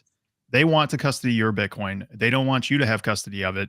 They want you to, to get rich in fiat terms and be pacified and happy that, oh, that's okay. I made, it's worth $1 million a coin and I've paid off my mortgage and everything's fine. But that isn't the point of what we're doing here. That is, that's cute and adorable that a lot of people are going to get, fiat wealthy, but that's a bridge far removed from the point of Bitcoin and the point and the inception of all of this. And that's an important thing to consider for everybody listening to this. Like, we're not just here to get wealthy. It's a great side effect. But the point is, it's freedom technology for the world. Like that is what we're trying to do, is keep this thing from becoming the centralized, basically a new centralized gold. We don't want to recreate a centralized gold system. We want to create something that is outside the reach of the state. And like Dan said perfectly, like that will happen. I think that's inevitable here. But we could reach an impasse where it could take a lot longer than we would like it to if we allow these people to get their hands in it the way they're reaching. Yeah. Do not get cucked by Elizabeth and Jamie. Put a condom on your Bitcoin. Go get a cold card. Protect your private keys. She looks like she pegs with authority, though. She really does. She for sure does. Yeah. I think the key here is that, you know, we were discussing in the last panel, like, you know, what does the future of Bitcoin look like for the average person? And given the reality of like how on-chain works and how it scales and how we're kind of learning how these networks scale, you know, it's going to be difficult for somebody 10, 20 years down the road to like own a UTXO. And if that we didn't have the basically the example that was the failure of the gold standard, we may have just rebuilt all the shit that we did on top of gold and just watched it fail again. But because of the example of gold and it not working because of its physicality and centralization of funds and the abstractions that we created that could easily be rug pulled, I think there's a core group of people that are actively trying to resist those potential situations, even with the reality of the average person not being able to own a UTXO. You know, Ben the Carman, we were chatting about how he's looking at, you know, basically setting up these Fedimint systems underneath Mutiny Wallet to use as a Lightning wallet, using Xiaomi and eCash, which basically gives you like near perfect privacy, and connecting Mutiny Wallet with maybe other wallets and other services out there via Lightning, and Lightning becoming the glue.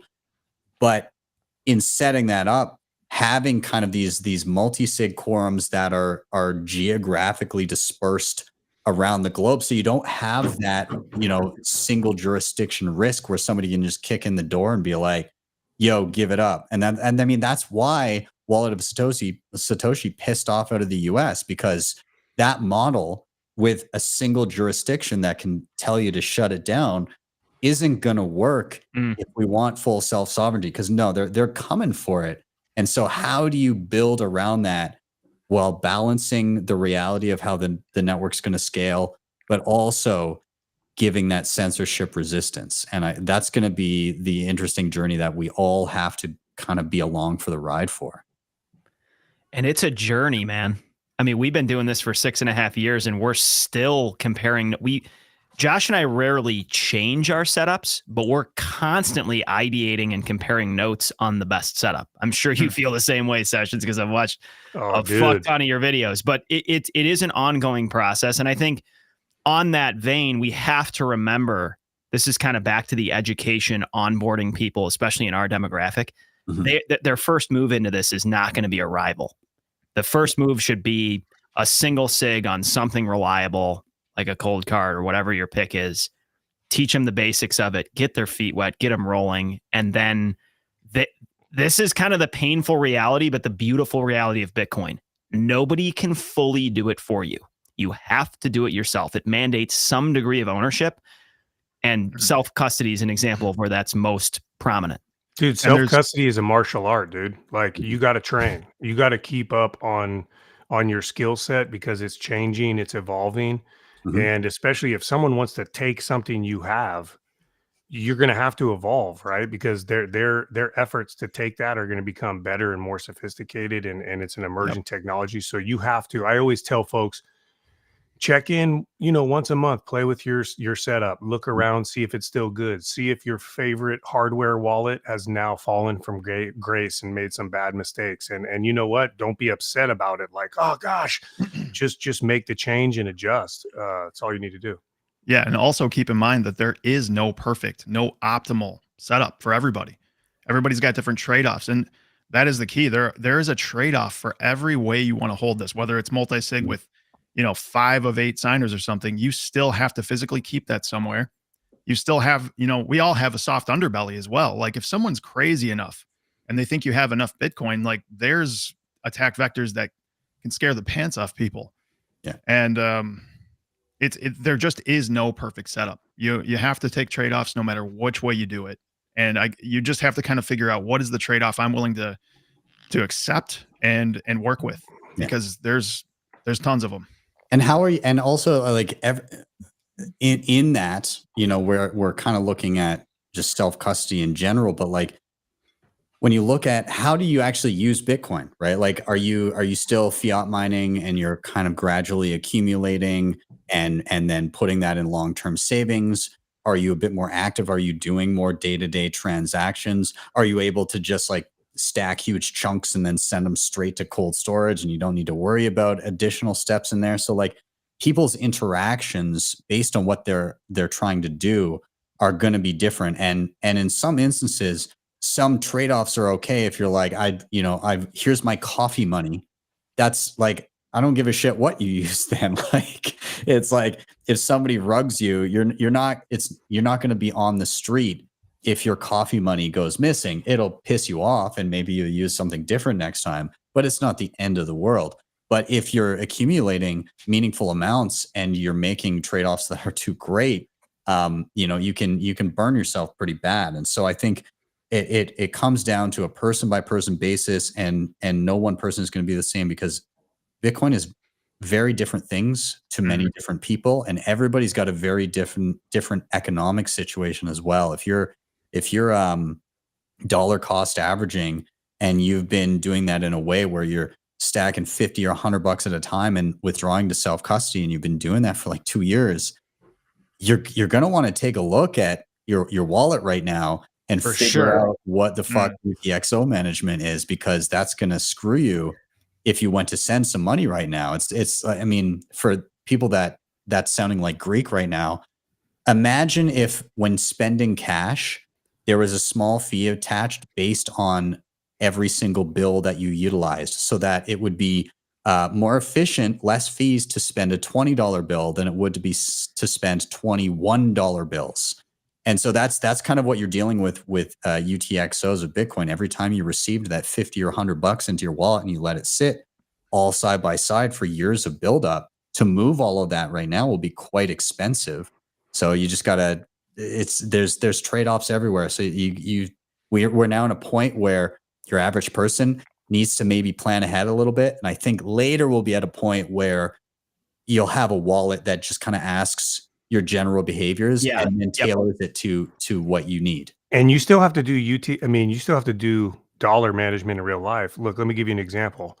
I'll take ones to a strip club, but Dan brings $100 bills. And I'm like, dude, it's going to be a lot tougher. You're throwing, you know what I mean? And so he has trouble with the transactions and stuff, but we get him through it. You know what I mean? He's still kind of new to that whole scene, Dom. We'll teach him, Hundreds. Kind of a Padawan there. Last time I went, I spent about 28,000. He didn't even get a hand job either. Wait, that's a beefy bouncer at the front door. Yeah, exactly. Ended up in a dude's pants on accident. So I think that goes back to the ownership thing, though. And Sessions, when you were on with us a few weeks ago, we said you want to dumb things down. You want to make them simple and digestible, but not too much so. We did one episode a long time ago, maybe a year and a half ago, with Tom Hanzik from Unchained on UTXO management. But now we're getting to a point where if there's a pleb out there that's been siphoning this stuff off weekly or more, and they've racked up a huge long list of UTXOs, that movement right now is painful. And in the future, it could be really, really detrimental. And so, you've got to try to keep it simple, but also communicate to people.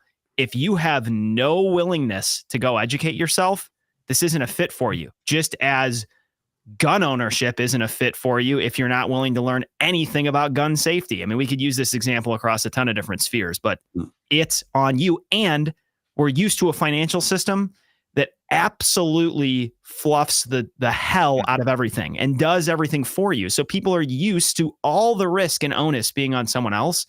Yeah. This new system, as beautiful as it is, and as amazing and empowering as it is, it does not work that way. Dan and I work with a guy who in 2017 had $1,300 worth of Bitcoin on a paper wallet in the backseat of his car, and he vacuumed it up. It is gone. And the thing's going to be worth God knows how much money in 5 to 10 years from now. Oh. And that thing is gone. Like, personal responsibility is real in this space, and you need to take this stuff serious, because there's just no one you're going to be able to call and help you out unless you made some stupid technical mistake, which is also a possibility. But just be sure you know what you're doing. Watch some Sessions videos, let him walk you through and soothe you with that smooth voice. There's a reason why everybody that's in Bitcoin right now stands to meaningfully increase their purchasing power quite a bit over time. And the reason why is that if you're in Bitcoin right now, it's still very early and there's still a lot of unknowns and things are constantly shifting. That's why partly why there's not a lot of people in Bitcoin yet, because there's work to be done. There's, not every app is super clean and easy. The network infrastructure itself is actively being built. We don't know how the average person is going to interact with Bitcoin 5 or 10 years from now. It's sure as hell not going to be how we're interacting with it today. And so you stand to gain in purchasing power because the average person doesn't want to put up with the early days and obtain Bitcoin right now because it's too complicated and scary for them. But with that comes the responsibility of staying on top of things, because like you said, you can really screw yourself if you don't know what you're doing. So you need to still be privy to certain things and check in, at least sometimes you can kind of set it and forget it, but you got to check in every few months and say, okay, well, is there anything I should know? Maybe I should is there anything I should shift with my setup, and just give yourself a moment to audit the situation and audit your setup and say, does this still make sense? Or do I need to start learning and maybe shifting the way I do things just a little bit to stay with the times and how Bitcoin is functioning now? Yeah, I a lot of times others and myself will compare Bitcoin to new technology. And I use Uber as a comparison about how Uber came along to disrupt and Bitcoin's a disruptive technology, but they're very different. And I always acknowledge that when I make the comparison, in that Bitcoin was released as a resource, a protocol that was genius, but it was not the final product. It was not like the finished thing. It was a living, breathing resource to be built upon and developed. Whereas Uber, right, they released their working product as best they can. They tested it. They had, beta, etc. And so there's a lot of comparisons. People will judge Lightning pretty hard when they go, hey, it's not disrupting the payment system because I can Venmo someone 2 cents right now, right, without any issue. But for those of us that study Bitcoin and know what the resource is, Lightning's pretty damn sick. And they've come a long way. And we have to look at it not like some tech, as far as other technologies like the iPhone that we're used to seeing, but something that's really evolving in front of us. So, and to your point, Ben, not only is it the new technology aspect, but people have been pounded by mainstream media to not trust Bitcoin and to basically, put it aside. That's without a doubt. Yeah.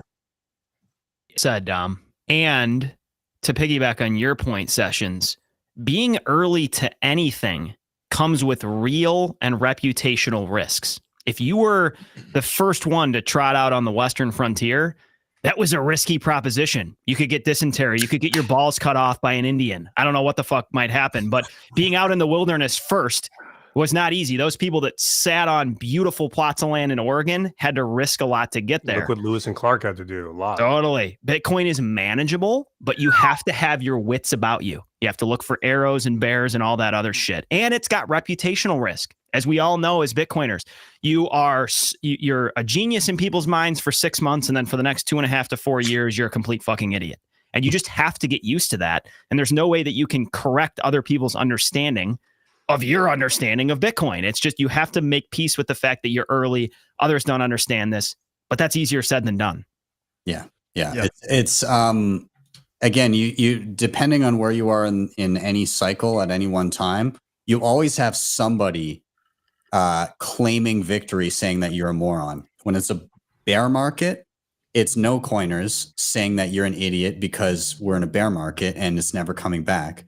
When it's a bull run, you have shit coiners telling you you're an idiot because the flavor of the month has just gone up 1,000% and they haven't yet seen that 99% drop. So again, it's being a Bitcoiner is tough, but you can weather the storm. And so, and if you can, I think you're going to be on the receiving end of BTBs and eternal riches. But For sure. Your boss will become your butler. Yeah. You have to be content with being considered an idiot for 90% of the time, and then a genius 10% of the time, precipitously followed by idiot all over again. Yeah. Yeah. Dom, I'm sitting here wondering when it is you're going to flash everybody. Yeah, like that dude. seems inevitable. The comments are amazing. Dude. You have to. Hey, can I, we have to address a couple of the comments. Someone said, did I shave my chest? No, the hair grows in the bottom part. So that's a no. Did you get your T chest tested? What T number are you at? Oh, dude, above 1,000, bro. Don't come around here, dude, unless you know what I'm saying. Like, it's like Dragon Ball Z. Like you put on those glasses and the number just keeps going up. Have a lasso and a harness, dude, because like you'll get wrecked, dude. I'm just saying. You buck, huh?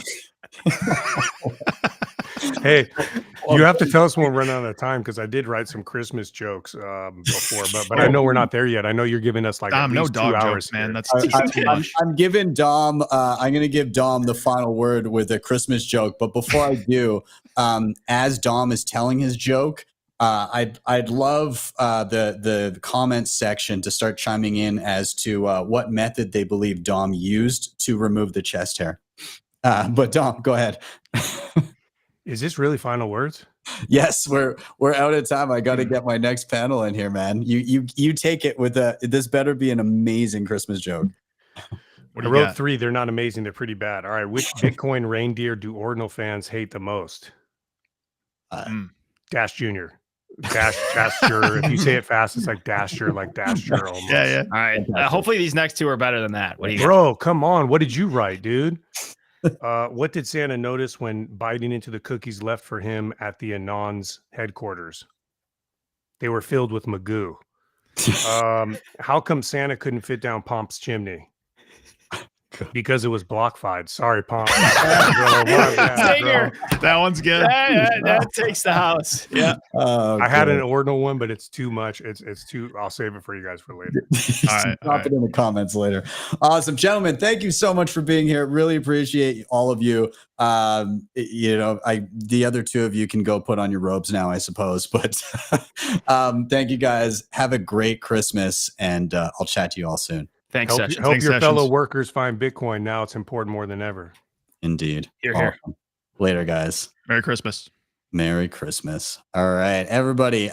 We are going to bring up our next panel in just a few minutes here. We're going to take a short few-minute break. I'm going to play something for you. And also, when it comes back up again, before that next panel jumps in, there's going to be a link to donate to OpenSats. If you see it, scan it. It'll take you to the website, and you can drop some sats and support open source Bitcoin developers and Nostr developers as well.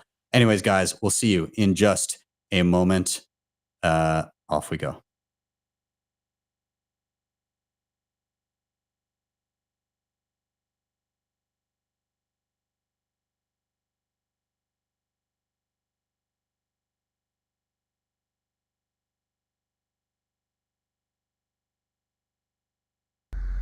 Don't you just really hate whenever you're trying to get into the holiday spirit, but your ornaments are nowhere to be found? Luckily, I have a solution for that. I got a Christmas tree to help show this, and I did not look at the size. So I think it should be fine though. ASICs actually make great Christmas ornaments. A lot of people don't know that the fan cords actually serve as a little...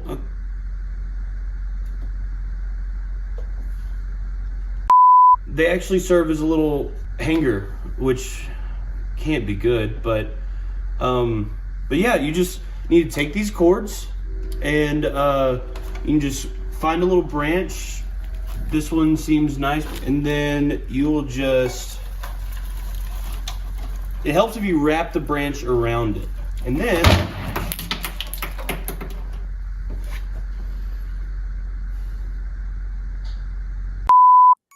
Seedor is one of the most beautifully designed and robust steel seed backups on the market. This keeps the keys to your money safe from the elements. That includes fire, water, corrosion, all of that.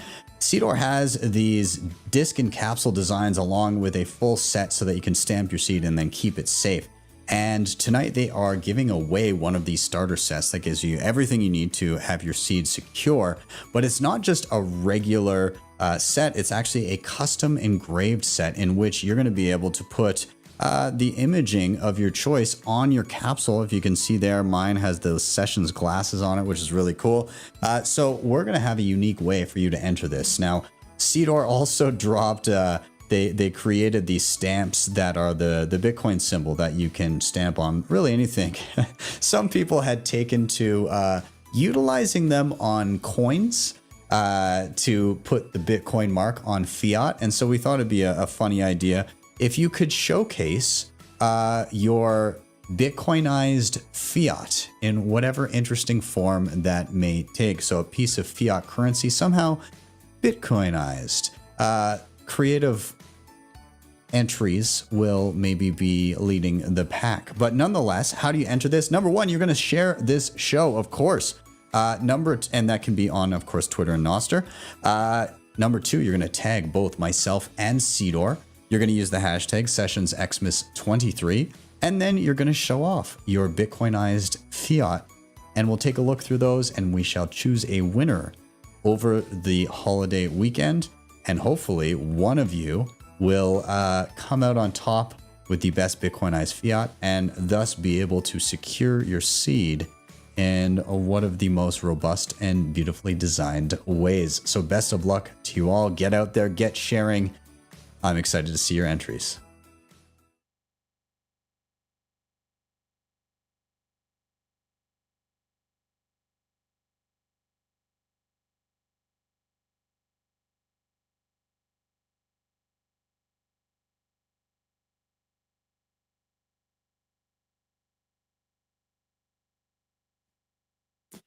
All right, we are back. Gonna bring in our next panel here. Very excited for this one. I had all three of these gentlemen on together earlier this year, and it was honestly one of my favorite shows of the entire year. So very happy to have them all back together at the same time.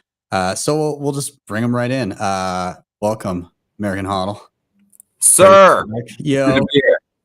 And Madex, I think. Maybe. Is he there? I don't know. It's weird. Backstage, I see like a picture of him, but we'll see. Maybe he'll be back in a sec. I'm just waiting for him to smile, and all I see are the whites of his teeth. Yeah, I know. Oh, there we go. There he is. Maybe. Oh my God. Okay.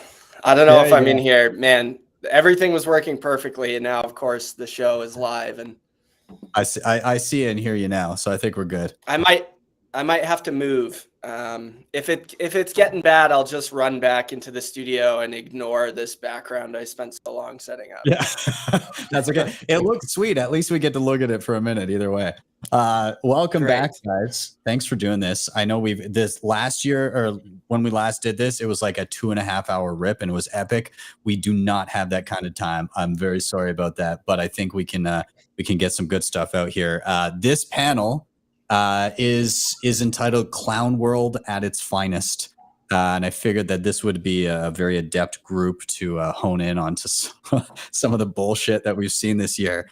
So, I mean, I'll get us started here. I mean, Fiat Land has cultivated an absolute circus.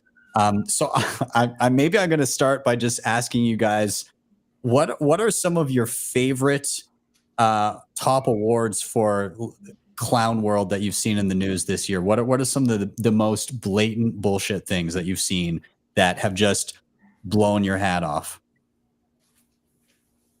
Who's going first? I'll go first. Fuck it. I got two. Okay, so I have a serious one, which I'll save for later, and then I have a funny one. So I'll start with the funny one. Dude, the first one is called TikTok Girls. I don't know what fucking happened with TikTok this year, but it's like, listen, TikTok is a Chinese information weapon. And I think that the Chinese decided, YOLO, bro, let's have some fun with it. Let's see if we can convince these bitches that the Quran is gender neutral. That's retarded. Let's see if we can convince them that Osama bin Laden was the good guy. What? And yet they're buying it. Also, there's some new one. I forgot the name of it, but apparently they were all smoking illegal black market THC vapes during the pandemic, and they were tainted, and now they're all retarded or something. I don't know what's going on, but now if you talk to the average basic white girl in her like I don't know, early 20s, she will tell you that the Quran is pro homosexuality and gender fluidity. I don't know what's happening over there. I really don't. It's hard to figure out. I mean, that started off with a bang. I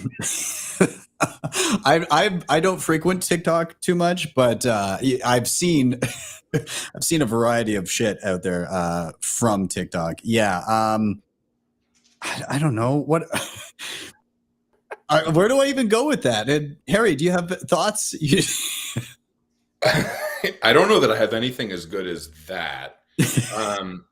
That one's real good. The I did too much vaping on TikTok and now I'm started. That's really good. Dude, there's another one. I forgot what they call it. They call it shifting or something, where they believe that they're in the multiverse and they're basically giving themselves psychosis by like they're believing that they're shifting into different realities, and they call it the shift. And they go, I'm going to go be with my people in my other reality in the shift. So I'm going to shift. They don't leave this reality. There's only one reality. They don't leave it. They just suddenly go mentally ill and determine that they're in an alternate reality, and none of them are seeking medical treatment. Dude, there's something is wrong with the TikTok girls. Like, I'm serious. Where are you finding that? Like, how is this coming into? It just pops up on Twitter. You know, I just see it on Twitter. Different accounts I follow. I'm not on TikTok. I don't have TikTok. Well, I mean, that I don't know that anybody will have better clown world exploits than that, but mine is an homage to private conversations I've had with Madex, which is trying to reconcile the idea that there is no such thing as physical health that matters whatsoever. And it matters so little that now we're going to invent a drug that's going to rug our entire body of lean muscle mass, and that makes us healthy. Yeah. Yes, I've seen this. So you're healthy at any size, but here's a drug to make you skinny, but it does so by eliminating 100% of your lean muscle mass. And if I'm not mistaken, bone mass as well. Yeah, we're going to give you osteoporosis and all of the lack of lean muscle mass diseases that you can get, but you were healthy before. Yeah. Well, anything is better than believing in free markets.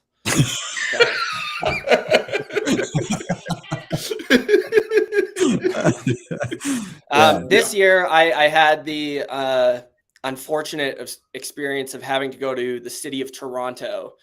I was in New York for some meetings, and then I flew into Toronto, and I was meeting up with Dave Bradley and Francis Pouliot there for the Canadian Bitcoiners conference.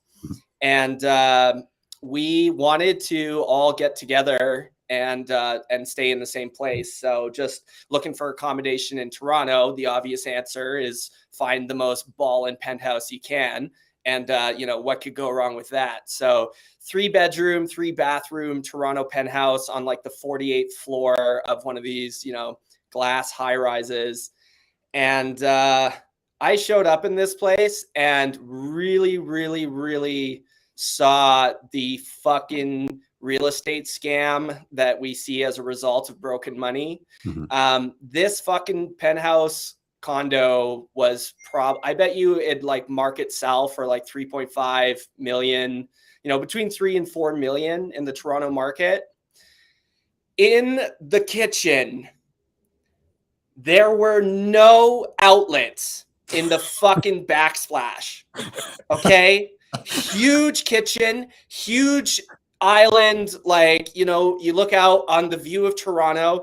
There's no fucking outlets in the backsplash. This is a $3.5 million fucking penthouse condo with no outlets in the backsplash. And this year, I think it's the most fucking impressive thing I've seen. And then, of course, like everything else, like I go to like open the, we each had our own bathroom. So I go to open, the door into the bathroom, and the handle just kind of like takes itself off in my hand. And so I guess it can't handle men opening doors. That's one of the features. And Dave's in the chat right now, he said that you guys made coffee on the floor in the hallway. so so there was a fucking coffee machine there, a fancy espresso machine. We literally could not plug it in on the counter. So like fucking Francis is like fucking sitting on the ground, like running the espresso machine, like on the floor. It just was incredible. And then you go out and step out onto the deck and you look out at fucking the shithole of Toronto, and all these fucking towers are just empty. They're just fucking empty. Like, you know how like you could like in a busy city, you can like see into everybody's lives in this fucking tower, which is a great reason to never live in one of those fucking things. Well, in Toronto, you get like 10% of the show because there's like a 10% occupancy in the whole fucking downtown core. So like, why? Why is that happening? Well, it's because, you know, that book that we've all read that fucking is scary as shit when money dies. Well, we're right in the fucking middle of it, man. And Canada, the real estate scam, impressive. I don't know how you can get away with that. Even like, you know, I supposedly we have these commie building codes, but I guess they're just not being followed. So $3 million fucking penthouse apartment, coffee on the floor. It is unreal. I've got to say, like the Canadian situation, especially, like we have got like the most land per capita of like any country on the planet, and some of the most expensive real estate on the planet. And so much so, there is now thrown back to Hodl's TikTok initial foray. There's a guy on TikTok, and his entire account is something along the lines of Canadian real estate or literal European castles. And it will show you like some shitty little like, you know, bungalow somewhere in Toronto. And he'll go through and it'll be like, okay, like it's not fully falling apart, but it's kind of shitty. And he's like outlines some of the stuff that needs fixing up. And then he shows the listing price and it's like $2.5 million. That's fair. And he's like, or you could buy this 20-bedroom estate in Scotland. And it like goes through this entire, and there's like unique statues that have been standing for a couple hundred years, and fountains and all this shit, and it for the exact same price tag. And that's his whole account. He just looks up expensive castles in somewhere in Europe and then compares them with you know, some shitty downtown Toronto home or Vancouver home or whatever. It's unbelievable. Okay, I have something to say about both of these. Number one, you don't need outlets to plug in your KitchenAid or whatever when you are simply a fucking shell to park Chinese money that's trying to flee mainland China. Number one. Number two, semaglutide is one of the dumbest fucking things I've ever seen. Do you know where it's derived from? It's derived from Gila monster venom. Okay, so literally you are taking your pristine mammalian digestive tract and turning it into that of a slow-moving septic lizards so that you can continue to eat Cheetos. Just eat normal food, bro. What the fuck? You know? By the way, a crazy thing I learned about the Ozempic shit is that it's something like 2% or 3% of American adults are responsible for 90% of candy consumption. You would think it's children eating candy. No, it's 2% of American adults eating 90% of candy. And ever since Ozempic came out, it is literally materially affecting the bottom line of major corporations like Nabisco, because these fat asses aren't eating their fucking candy allotment anymore. You know what I mean? They're literal candy whales for Nabisco in terms of profit center. These are candy whales. And Ozempic fucked it up. Wow. Okay. So which group is bigger? Which group is bigger? Those who are dictating all of the bottom line profits for big candy, or those who are responsible for the Fed funds rate? It's Fed funds rate for sure. One is upstream of the other, you know. So we've got a ton of ridiculous examples here, but like, let's start to distill down, like, you know, how do we get to this place? You know, how does broken money get us to a place where we have you know, $3.5 million apartments with no outlets, where we have a White House that tells us that frosted flakes and all that shit is healthier than hamburger meat. How does the money affect the bullshit that we're seeing now? Like, what is the sequence of events that leads to those things? Cowardice. That's my opinion on it. Fuck yeah. the not my department people. That's what happens, because it is our fucking department. All of these little slips just compounded over time, and great men said nothing. And I am of the opinion that they lost their status at that point. I mean, it was very the micro example of it was during COVID. We saw, or the COOF, we saw. There were lines that we all saw coming in Bitcoin, where every single time I was like, okay, that's going to be when we burn down the buildings. And we just blow right past that fucking line. And then there'd be another one on the horizon. And I'd be like, okay, once they fucking do this, like, definitely people are going to do something. And like nothing happened. Yeah. And then, you know, as soon as they started fucking with kids, that's my opinion immediately shifted, which was like, you know what? Send the fucking asteroid at this point. Fuck it. If people are willing to sacrifice their children, like, will there even be a future? You know, like, even if we can get Bitcoin to fucking succeed somehow, once we fucking bully all these ordinulers into the fucking corner, like, what's there going to be? What world is going to be left that Bitcoin supposedly saves? I don't think Bitcoin's going to save the world at all. I think Bitcoin's going to be there to like start rebuilding from the ashes. But you know, we got into this like little compromises after little compromises. I see like this sort of behavior just seems common. And I think it's just because people want to live their fucking lives, which actually maybe is a testament to people, but like they want to live their lives and, you know, not have to go to war. There's a great quote that I've used a lot in my art, which is about the men who wish to be left alone.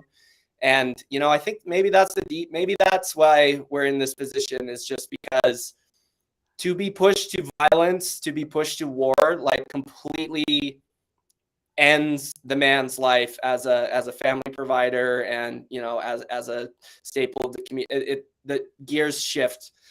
So yeah, we're all just like taking more and more and more, and I don't know. We'll see when it ends up, where it ends up. But I can say that it's fucking not looking good, and I don't know what's the way out, because you can tell somebody with intelligence to their face about how Bitcoin changes stuff, and we're the idiots.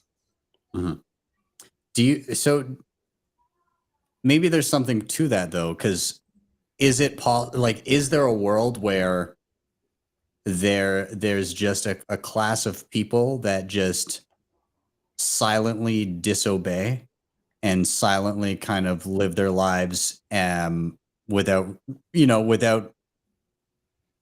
I don't know, like at what you're right, like the majority of people, they're gonna lie down and take it.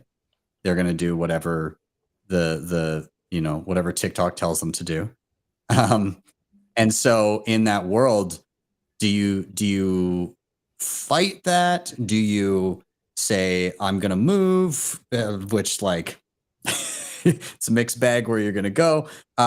Or do you just put down roots and build a community of like-minded people and try and have that wherever you are?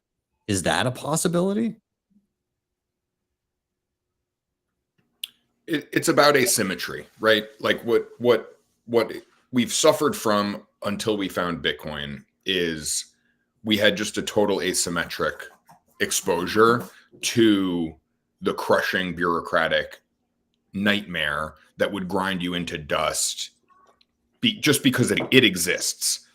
Like that's the thing, is that, you know, you put in a piece of paperwork and you wait and you hope that some faceless bureaucrat reads it and responds to it. That is your operating model. And then you exit that environment and you exit via asymmetry, where you get a new tool that doesn't require some sort of faceless bureaucratic oversight, approval, permission, respect, process. And instead you're able to just make a decision and action a result. And the compression in between actioning and result goes to zero. In most environments, your ability to do that is not. You have to ask for, you have to ask permission to buy a car and drive a car in most places because you need a license and a license plate. And those are the, those are the little compromises that Madex is describing accurately. And what Bitcoin offers is an opportunity to engage without those layers anywhere. And so Bitcoin doesn't make us win, but it offers us a single arena, the arena of commerce, in which we are able to not ask for any sort of permission, by which we are able to engage on our own terms. And, I like the idea that he talks about, which is this concept of the free man, but it's important to give some biological background to that. We did not evolve to be adversarial, intransigent thinkers. We evolved to be herd followers. Right? If you were a sort of disagreeable personality type, atypical edge case person, you were evolved out of our species somewhere in the last 100,000 years, because you would have frozen in the winter where you said we shouldn't ration or we should ration, and the group went against you. Right? You would have died in that environment. And so the instances of adversarial thinking is far, far fewer today than it would have been 100,000 years ago or 1,000,000 years ago. And so the opportunity to exert leverage and asymmetry as an adversarial, differentiated thinker is actually much harder today than it would have been at any point in human history, because we evolved that out.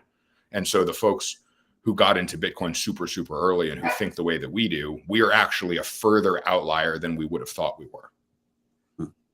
Does the advent of something like this actually, in your opinion, Harry, does this actually change things? Do you think that it's just, I mean, we've been sitting in our current paradigm, since at least 71, but before then, 1913. Yeah. So is it the most hopeless before that glimmer of hope comes in and it actually begins shifting those foundations towards what we all hope to see out of the world? Human beings run in a highly adaptive system. And so when you implement a new incentive structure or a new, impulse to the body, the response time and the adaptive nature of who we are is far greater than I think we realize. Just try building a new habit, right? Takes a week, takes 2 weeks, 3 weeks. It's so quick in the context as a percentage of your life. And so I think, on the one hand, we overestimate how willing we are to be disagreeable, but we also underestimate how adaptive we are to a new incentive structure. And so, I have an aunt who I love dearly, and she's like newly super based. And I was telling her, she knows I'm into Bitcoin, but like we agree on almost everything else other than Bitcoin more saliently. And I was like, yeah, and she was despairing over some of the insanity happening in American universities. And I was like, yeah, but this is why I Bitcoin. And she's like, yeah, we're going to need so much more than Bitcoin. And I said, yeah, but I don't think we will. I actually don't think we will. I think all we need is an opportunity to reorganize an incentive structure, and we can probably fix almost everything. It might take longer than I want it to, and it might be harder than I want it to, but beyond incentives, there is no superpower that Bitcoin offers. It's just the incentives and the security model to enforce them. Hodl, do you see those incentives already making some changes? Like, are you seeing glimmers of that anywhere? With 100%. 100%, man. I mean, I think that we're the vanguard, right? Like we are the remnant or whatever you want to call us, but we're not left behind this time. This is not the 20th century. The remnant was left behind in the 20th century. We are now on the vanguard. Like, we are at the forefront of the change. You know what I mean? You, as an encryption powered individual, represent something a new type of person. You are a person who's basically interacting with technology in a way that it's very difficult to describe. But like, you know, I'm thinking about the dawn of AI that's coming, right? And then this sort of like faux AGI that's going to be used as a control mechanism, right? To basically like, oh, the computer's doing the thinking for you, but really it's a Wizard of Oz curtain where there's a bunch of liberals behind a curtain who are doing your thinking for you. And it's like, you know, would you like to make that tweet more gender neutral? You know, whatever. I mean, that's like the kind of stuff that we're actually seeing. And to me, it's like Bitcoin is the antithesis of that. And it's a powerful way for us to fight back while still being enabled by technology. So we still have a powerful shield with which to defend ourselves against the ravages of this other technological super agent that's coming. And I do think that the battle of the 21st century is the same battle of the 20th century, which is it's capitalism versus communism all over again, with AI being the dominant communist technology and Bitcoin being the dominant capitalist technology. You know what I mean? Capitalism won in the 20th century. Capitalism is going to win again in the 21st century. This time for fucking good, because Jesus Christ, I'm sick of dealing with these goddamn communists. You know? It can't not win this time. I mean, I'd say often that if the founding fathers had Bitcoin, we'd be living in a much different world, because really like the only failure of the United States was the debasement of the currency, and a whole lot of collusion that eventually evolved into communism. And I think that like when Bitcoin is spread out enough, then collusion is, you know, disincentivized, and actual free market bets are kind of where you want to do the best to play in, because you just the system is just too complex for any kind of one group of people to control. And I think we're like pretty far away from that. But, you know, I think I was really impressed with what I saw in Costa Rica and what Lee has done with Bitcoin Jungle. It's just this, I believe it was like 2 years ago or 3 years ago, they started this mission to create a real Bitcoin ecosystem down there. And when I visited, it was remarkable. Everybody was accepting Bitcoin, and places that weren't, you could just shame them into at least considering to accept Bitcoin. And a lot of people are taking the Bitcoin and selling it. And, you know, a lot of the roadblocks are actually like people being fearful of it being like a computer technology and saying, oh no, that's like government stuff. You know, we trust cash. But those kind of markets, I think like really the pitch of Bitcoin is like when you verse the AI and everything else that's fucked up out there, it's just kind of like, I feel like every normie, no matter like how much they lie to themselves, like in their hearts, when they look at their fucking pay stubs and they see that money disappearing, I think even the most like woke, most based, like, or not based, most like lying to themselves fucking normie is like, damn, $20,000. You know, and so that's like, I think like a really good kind of anchor point in terms of like Bitcoin being like something that runs parallel. And it's like, hey, like, wouldn't it be great if you just like, why don't just, you don't have to do that anymore. You don't have to like play that fucking game anymore. You know, there is another kind of world and another ramp. And so I know that like, you know, you're American Hodl, and a lot of people, we have this Hodl philosophy, but like the reality is that Hodl to like fucking fiaters, but like within our community, there needs to be like a lot of spendle happening and like money starting to move. And like Ben, what you set up locally in Alberta with the Sats market was amazing. And you know, that's like the kind of starting point, because I think that until like, you know, I pitched my dad Bitcoin like 1,000 times, and he never got it until I brought home a bunch of S9s and plugged them in our fucking furnace room and started piping heat into the house. And then all of a sudden he was like, oh, so like, you know, it's actually like a real thing. And I think that for a lot of people, that touch point of like, hey, like I want to buy your motorcycle, or I want to buy your whatever, like I'll pay you in Bitcoin. You know, anytime I'm on listing sites, I'm always offering that. And like the response from a lot of people is like, no, But now I'm giving them that touch point where fucking 10 years from now, with Bitcoin at $1 million, they're going to be like, yeah, fuck, man, this guy like offered to buy on Craigslist, like my motorcycle for like, it would have been like fucking half a Bitcoin, you know? It's like giving them that anchor point so that, you know, they feel stupid. By the way, unit of account.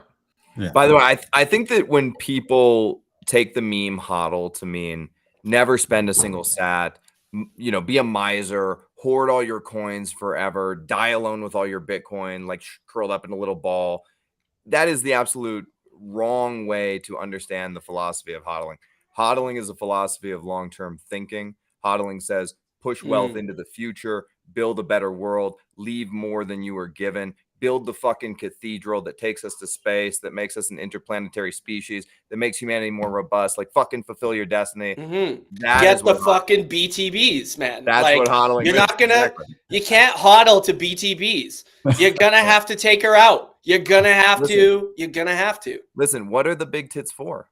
They're for feeding the baby, my guy. Stop being a degen, okay? Have some kids. Have some kids. Build a community. Go to church, my man. Huh? Come on. I love it. Boobs aren't for you, bro. They're for the baby, bro. You baby. This is how we win is I mean the BTBs, but also the community, right? The personal relationships that drive us forward. And Madex, I'm glad you brought up the SAT market, because I came out of that so reinvigorated, so hopeful and bullish as fuck for what's coming next, because that was done with so little preparation, and so many people came out of the woodwork that were like, oh yeah, I absolutely would love to be able to transact peer-to-peer with people and actually build a community. And we got put on to all these other little communities that are basically Bitcoiners but aren't orange pilled yet. There's this whole like barter community that's happening in and around Southern Alberta that I had no idea about, and they're all like, "Oh, Bitcoin actually is very useful in this situation." Yeah, imagine if we had a proper unit of account for this. Yes, one that we could trust and like the government couldn't be involved with. Yeah, only there was something out there like that. Yeah, and then there's this whole other market of people just south of Calgary that are like big into, you know, they're like. They understand the idea of sound money. They're like the precious metals people, and they've got their own little market and everything going on. But like, that's a very easy community to jump into and say like, hey, we are creating like a peer-to-peer market here. That's, you know, that is right up your alley. I think we just need to go out and make it. Like, there's nobody's going to do it for us. Nobody's like, I've been waiting around for somebody to create shit like this forever. And nobody fucking did. And guess what? As soon as I asked, everybody was like, I wanted to do that too. And so I think the lesson here is like, it's easy to look at Clown World and say everything's fucked, but there's pockets of hope, and you just need to bring those pockets together, and we can do it. Everybody can do it individually. You just need to find the people locally to you and build from there. This can be replicated everywhere. And so I'm bullish as fuck on that. And guys, I went over on our time here. I've got people waiting in the wings. But I want to say thank you. We barely talked about anything, Ben. The show's got to be 50 hours long. I know. We'll It really does. I want exactly this panel again at some point in 2024. So let's make it happen. Nashville. Absolutely. We'll make it a 4-hour panel. Yeah, we should do it in person. It'd be fun. Ben, I have to say one more thing. Yeah. What we're doing right now, these are the good old days. Yeah. Just remember that when we wake up as old men, this is the good old days. They're happening right now. And so eat every minute of it. I love it. Awesome. That's why also me and Harry are going to ride up there and break you boys out of Canada. We can't have you up there north of the wall, son. We can't have you. Harry, grab your Glock. We're going to get him. I'm going to take Canada's favorite moose. I hope so. Headshot it. Bang! Your moose is dead. I'll get the rest of your moose too. Fuck you. Well, good, man, because I need that, because I think about that a lot in Canada, and I think Ben does too. You know, like, if I got arrested for some insane reason, I'd hope that there'd be a small army coming up from the US to kick in the, you know, I've seen some crazy stuff in Canada. A bunch of people got busted out just by walking in. Just walking in wearing construction outfits, and they just took a bunch of gangsters out. So I hope that you guys would do that for me. You guys ride in on your like Gandalf on your bald eagles and take us back to the land. I'm just gonna kill one moose just to let people know I mean business. Moose are majestic creatures, I'll have you know. No, moose are expendable and taste sacrifice one amazing. to save Best Stan. game Oh, meat. they're so big. Yeah. They're so much bigger than anyone thinks. All right, guys, I got to round it out. Thank you guys so much and have a very Merry Christmas. I'll see you guys in the new year. Peace, boys. Merry Christmas, Cheers. brothers. Later. All right. And everybody, we are Hodl's I'm still still here. here. What's up, man? It me. There you go. Anyways, we're going to jump into the final panel of the evening before the after party. I'm going to bring them in right now. They're all backstage waiting so patiently. I'm so sorry for making you guys wait. I feel horrible, but we're going to bring them in. First of all, my host with the most. Hey, brother, how you doing? Yo, I mean, you've been out tipped all night. So coming in, providing reinforcements. Tips. Now it's what, 2 out of 4? 2 out of 4, I think so. Is there 4? 2 out of 4. Oh my Yeah. god! All right. Yeah. Well, let's get our other guests in here. Also, a big welcome back to Tuur Demeester. Good to see you, man. How you doing? Hey, good to be here. Merry Christmas. Merry Christmas. Thank you so much for doing this. I really appreciate your time. I know it's late on a Friday, but I'm glad you could be here. Yeah, happy to be here, man. Awesome. And we're going to bring in our Santa Claus and Mrs. Claus. Very excited to have them both. Max and Stacy, so good to see you. How are you guys? We're doing okay. We're in the tropics, so we're nice and warm. Yeah. Far warmer than me. It's it's not too bad here right now, but still snow on the ground. But I'm glad I could zap you guys in from afar. Thank you for partaking, and again, thanks Tuur and Nico.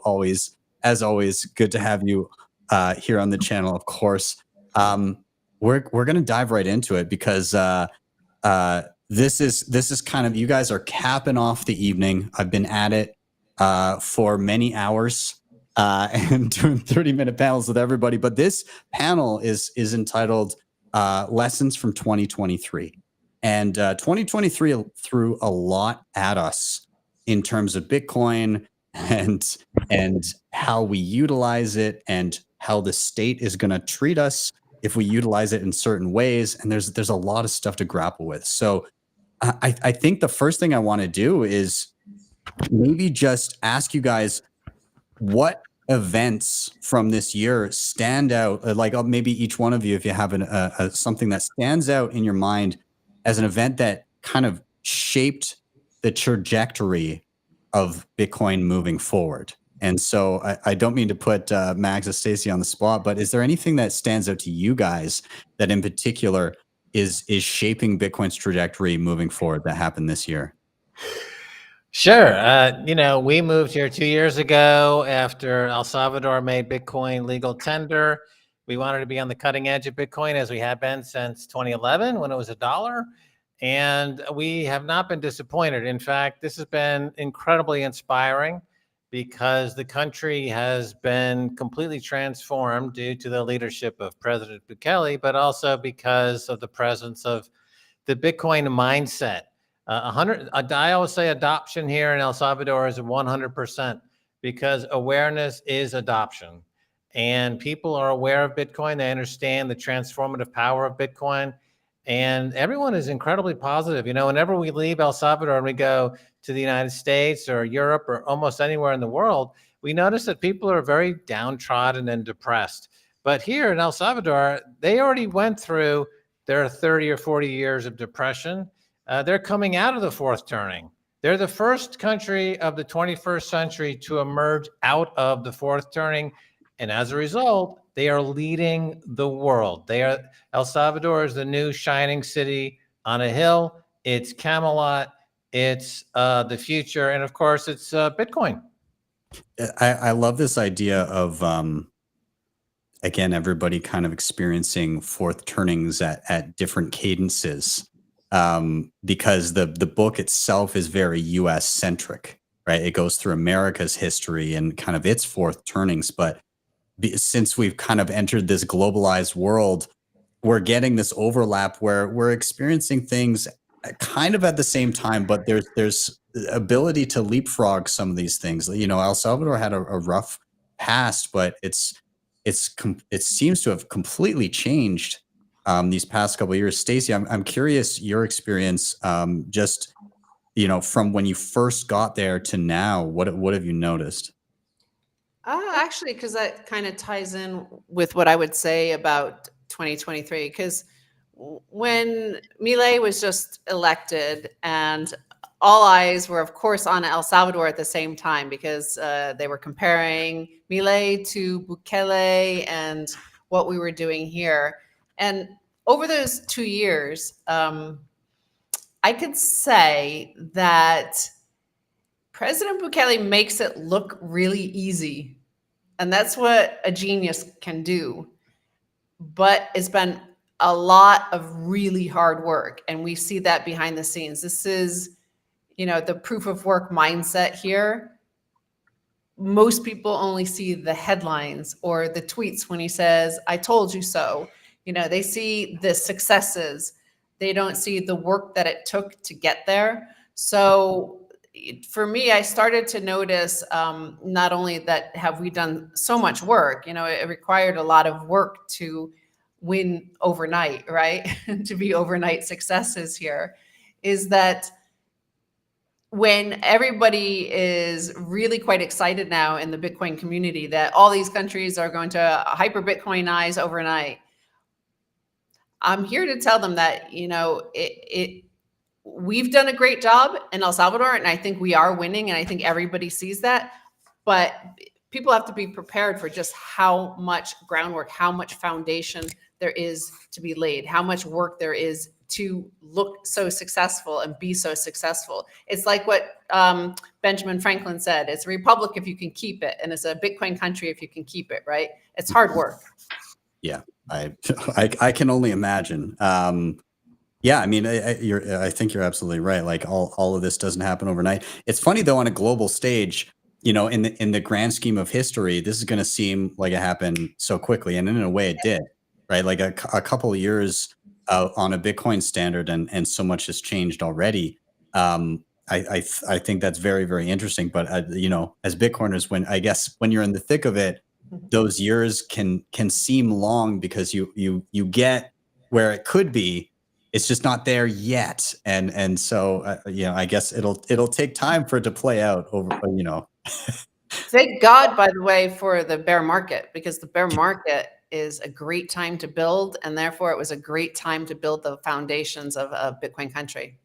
Yeah, I think it almost would have been much worse if it had been a bull run, because it would almost be unproven, right? Because if all anybody had ever seen was upside, and then we entered a bear market like a few years into it, like it's almost like the conviction of sticking through it through the entirety of the bear market is what gives it credence. It's like, no.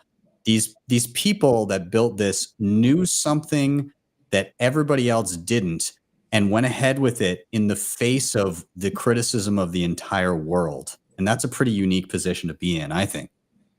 Yeah, it established that President Bukele has all those like cardinal virtues, right? He has that fortitude. He has all of the strength of character that is required to be a real Bitcoin country leader. Like, you can't be a Bitcoiner without enduring those, you know, those bear markets, but also the bull markets. Like, a lot of Bitcoiners don't, you know, survive the bull market with their integrity intact. So that's the next phase for us to go through. But the bear market did help us build the things like, you know, the education system, and that's taken 2 years, and our regulatory system, and all of these things that are really needed, I think, to survive the bull market that's coming. And I think the bull market is going to be quite epic. So I think we're ready for it.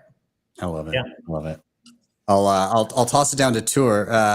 Dude, I'll posit the same question to you.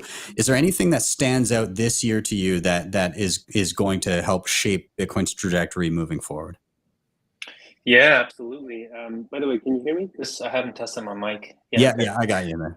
Yeah, I first wanted to say I'm having a little bit of a flashback in the good sense of the word, because it's been like probably 9 years ago that me and Max and Stacy were riffing about, like, you know, which country is going to adopt Bitcoin first. Yeah. And it just seemed so far away. And I think all of us would have probably said probably around 2020, which felt like a million miles away. And here we are, you know, we're just talking about real adoption happening on a national level, where like political leaders are like actually leading rather than just reluctantly, saying, okay, because the whole population has already adopted Bitcoin. So I just wanted to, throw that out there. It's just so amazing to just, I don't know, like pinch me, like what is this? and like Stacy says, like, like a multi-year overnight success. This does not come quickly. Things like this, it requires a lot of thinking. And then, in terms of your question, what is going to shape the year ahead? I feel that 2023 was the end of the bear market in the sense that, we had that Genesis Capital bankruptcy that felt like the last shoe to drop. And so like the forest fire is like, it just raged and it's gone now. All the debt is burnt out of the Bitcoin system pretty much. 80% of Bitcoin have been hodled for more than a year. So it's just the diamond hands that are left now. But in terms of like big kind of trend, to me, the election of Javier Milei, not because of what he specifically will or will not be able to do, because who knows? That's a toss-up. We don't know what he's going to be able to achieve. But to me, the sea change was that we had someone who came on a philosophical platform, who used these ideas of Austrian economics. This is stuff that has been, like, talk about a dark period, bear market. Austrian economics has been in a bear market for 120 years. Like, there was a little flare up and they gave Hayek like a little Nobel Prize, and, like he got on the same stage as Thatcher and stuff. But like, that was just really a little blip. What's happening now is that we have a technological platform with which to further these ideas about full reserve banking, about a marketplace where money and state are separate, and all these other free market ideas. There's been tons and tons of books written about this stuff to really give people some backing. And so to me, it just, every time I hear, another speech or an interview or Milei is referring to this literature. And so if he, runs under a bus or if he loses his mind, it doesn't matter. The tone is set. Like, you can win an election on philosophical idea, on classical liberal ideas. And that is just the perfect platform also for Bitcoin to just, move forward, because, these leftist debunked philosophies, ideologies, they only thrive on more taxation, more exploitation, more fractional reserve banking, more inflation, more fiat. And so we need something that is the antithesis to that. And of course, Bitcoin is part of that. But to me, Austrian economics, that is the big trend from now on. That's what I believe. That's very interesting. I mean, I've noticed the shift as well, and just in general, I feel like it, to a degree, we always think of this pendulum swinging back and forth, like politically left and right. But I also think that there's a bit of a pendulum swinging back and forth between Austrian and Keynesianism, maybe. And I think that we've kind of maxed out the trajectory of the Keynesianism.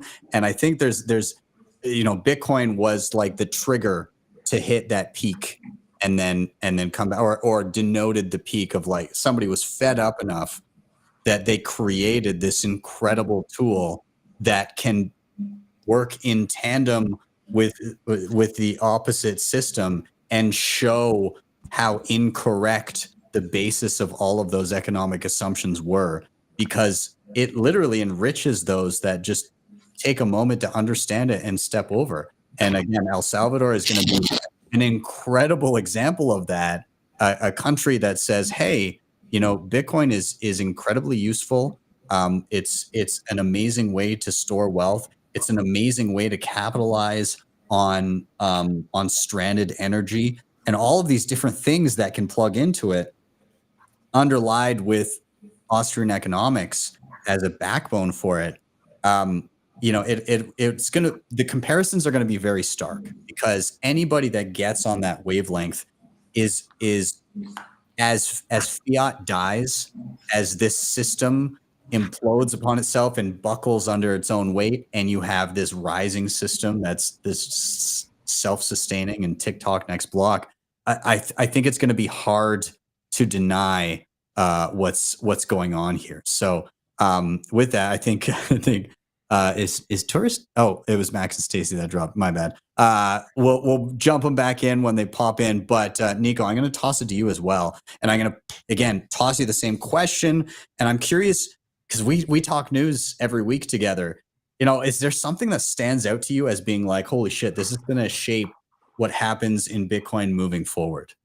Yeah, absolutely. I think it's the absolute vindication of Michael Saylor once the price of Bitcoin broke 30K, and the absolute vindication of Nayib Bukele once the price of Bitcoin broke 40K.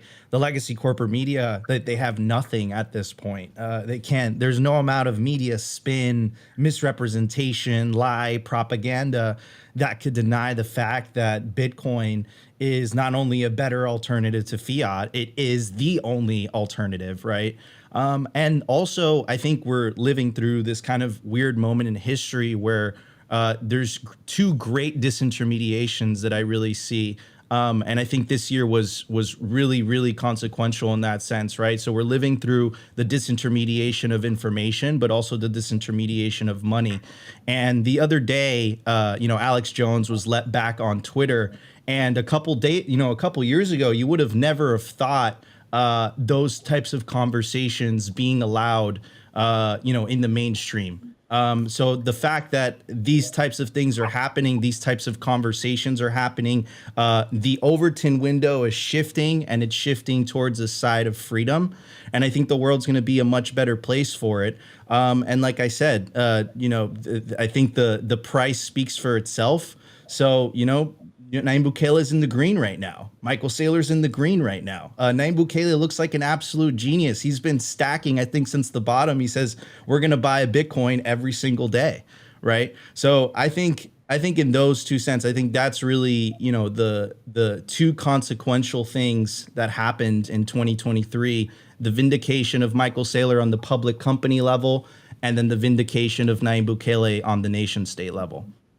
And only further vindication moving forward, because it takes some balls as the leader of a nation to say we're going to buy a Bitcoin every single day at the bottom of a bear run. I think that's pretty awesome, because that's gonna age like fine wine. I think. Yeah, I could promise you that Christine Lagarde and our friends over at the IMF are not having a good time right now. I bet you they're freaking the F out, because they can't spin it. Like, I remember when the whole news about El Salvador making Bitcoin legal tender, the IMF released this press release like, this is going to be disastrous for El Salvador. Around the same time, they gave Argentina another bailout, and part of the bailout conditions was that they had to de-incentivize the adoption of Bitcoin within the country. Fast forward a year later, El Salvador is flourishing. Argentina is dealing with 100% inflation. The IMF got it wrong. Christine Lagarde got it wrong. These central bankers continue to get it wrong, and Bitcoin continues to prove them wrong. So they can't really do anything. So we got to censor these people. This is misinformation. Bitcoin stays winning, and it's beautiful to see. I love it. So I'm going to give you guys a kind of an open question. Anybody can dive in here, but we're it seems that we're coming out of, we're pretty solidly, in my opinion, coming out of the bear market, and you're seeing a lot more positivity. You're seeing, people have been they've been through the ringer, like they've been building during the bear market, and we get to see all these wonderful things coming to fruition now. But there's a lot of stuff that happens in a bull market that can be difficult to navigate as well. There's a lot of noise, and on top of that, we're in an environment where, depending on where you are, there's some regulatory scares as well. And so, I guess my general question is, for the average Bitcoiner, if you had a piece of advice that you could give them going into 2024, whether it be, habits, mindsets, actions that they can take, what would you say to your average Bitcoiner? Like, here's how to handle the next couple of years. Here's the things that I wish I would have known when I first got into Bitcoin and I went through my first big run up. What would you say to them? Anybody who wants to jump in first? Well, I would say that the thing that separates an investor from a winning investment is a lack of conviction. And conviction comes from education and really studying deeply what it is that you're holding on to or hodling onto. The one thing that Michael Saylor is exemplary in is the education that he's done.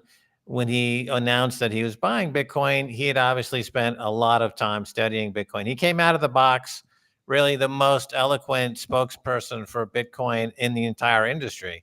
The first week that he started to talk about it, he immediately made everybody else, particularly kind of the high profile people that had been around for a while that were peddling shitcoins, they immediately got degraded into C status and Z list, because we had actually a CEO running a multi-billion-dollar company who's written extensively about the network economy, who was convicted, had the conviction of buying as he has been doing and sticking with it for years now. And now, of course, the success is coming with it. With the bull market comes the scams, and the scams are tailored to undermine your conviction. They're tailored to get you questioning, why am I owning this? What, and to get you off guard. And the way that this is done is insidious, and it's pervasive, and it's relentless. So the tricks of the trade to get people to buy shit, the con games that are out there, are sly. And they work. But the way to fight it is through steady, a drip of education. That's where BTC Sessions and other podcasts come in, and they're so handy, is that they're constantly with a stream of educational material that it increases conviction. And some of the greatest people we've had in this industry are gone. I just was recently playing a Trace Mayer video. Trace Mayer understood Bitcoin at 10 cents the way Michael Saylor understood Bitcoin at $10,000. He was a guy who laid the foundation for Bitcoin as a monetary network. And sadly, he, kind of, who knows what happened, but he's gone, and he's dearly missed. Andreas Antonopoulos, in the first years he was out in the industry, was one of the best educators, bar none. And he got people's conviction up. He's not really as active as he once was. So that's the history of the industry, and we have some stalwarts now that are carrying the torch of Bitcoin maximalism, and you just got to stay focused. I would also add to that, it's kind of similar, is that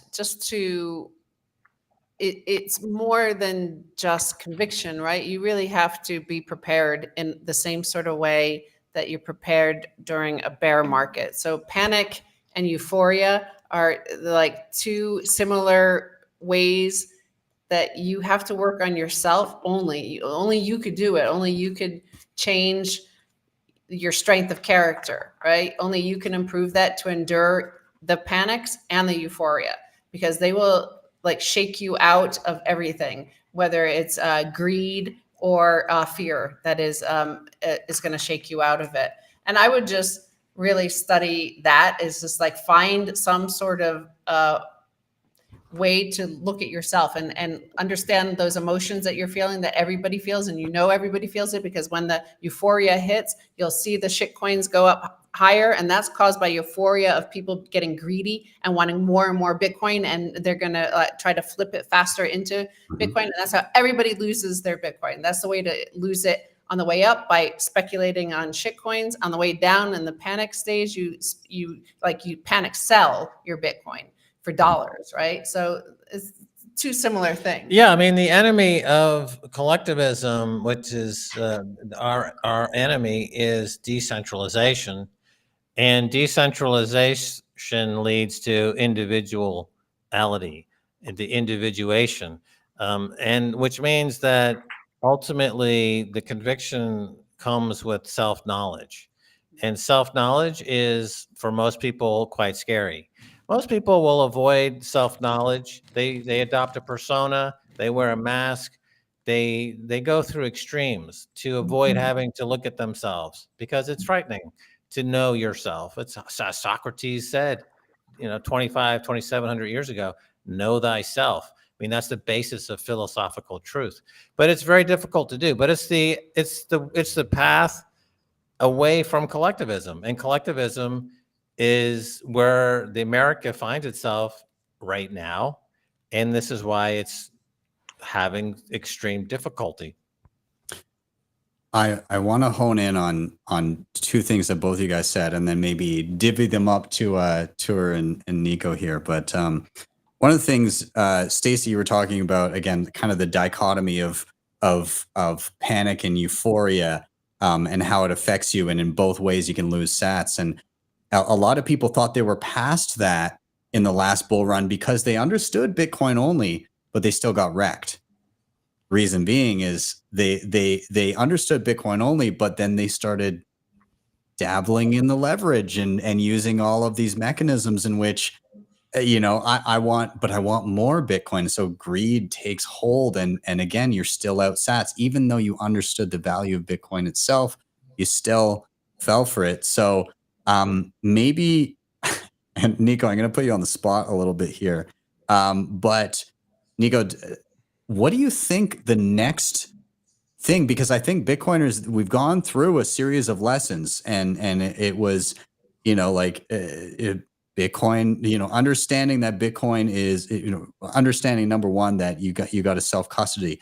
Now, understanding that Bitcoin's different from everything else, and that's what you want. Understanding that even though you understand Bitcoin, you shouldn't play with it and gamble with it. You should, actually, protect your sats if they're for long-term savings.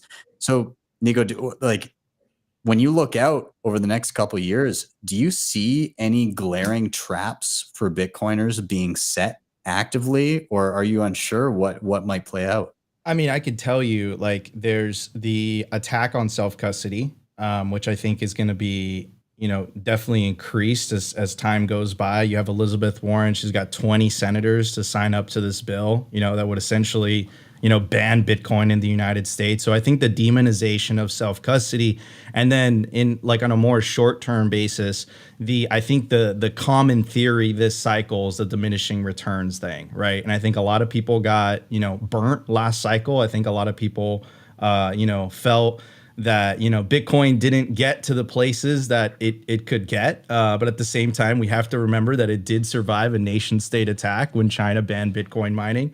The hash rate plummeted 50% and then recovered in 9 months. Of course, honey badger don't care. So I really say those two things, right? I would say they're going to try to demonize self-custody. I think that they're going to be somewhat successful on it, to be honest with you. I learned this a couple days ago. And, my parents, my entire family has been taking self-custody since 2016. But what I realized the other day is that if I wasn't in the picture, I don't think they would be able to send it, right? And I think that we underestimate, just because we're Bitcoiners or watching BTC sessions all the time, how easy it is for us But it isn't easy for the average everyday individual. And I think that makes it very easy for governments to step in and introduce this scary language like unhosted wallets, you know, and all that BS. And I really think that over the next couple of years, you know, to use Christine Lagarde's own words, they're really gonna attack the escape valve. I think the escape valve is a clear and present danger to governments that are used to redistributing wealth either via direct taxation or the more sinister taxation, which is wealth redistribution via inflation. And I think that Bitcoin is a threat to that, and I think they're going to try to stop it, as if their life depended on it, because I think it really does. But like I would say this, and I joke around with Opti all the time. I say we're going to try to hold it we're going to try to hold it down in the US. But now we have a country. We have a shining country on the hill. That's the country of El Salvador. As a Latin American, I see hope there. I see freedom there. I see, for the first time in a very long time, you have the person who was actually elected into office actually doing the things that he said he was going to do. And of course, he's the most popular president on the continent. And then how do other politicians react to that? You know, they accuse him of corruption, and then it comes out that they are guilty of the things they're accusing Nayib Bukele of doing. So yeah, man, that's what I would say. I would say be sophisticated. That's a shout out Elizabeth Warren. Learn how to take self-custody, because if enough people take self-custody, we'll win this thing, and there's absolutely nothing they could do about it. I love it. I love it. I'm gonna toss it over to Tuur next. And Max, you had touched on again like the rise of collectivism, especially in recent years.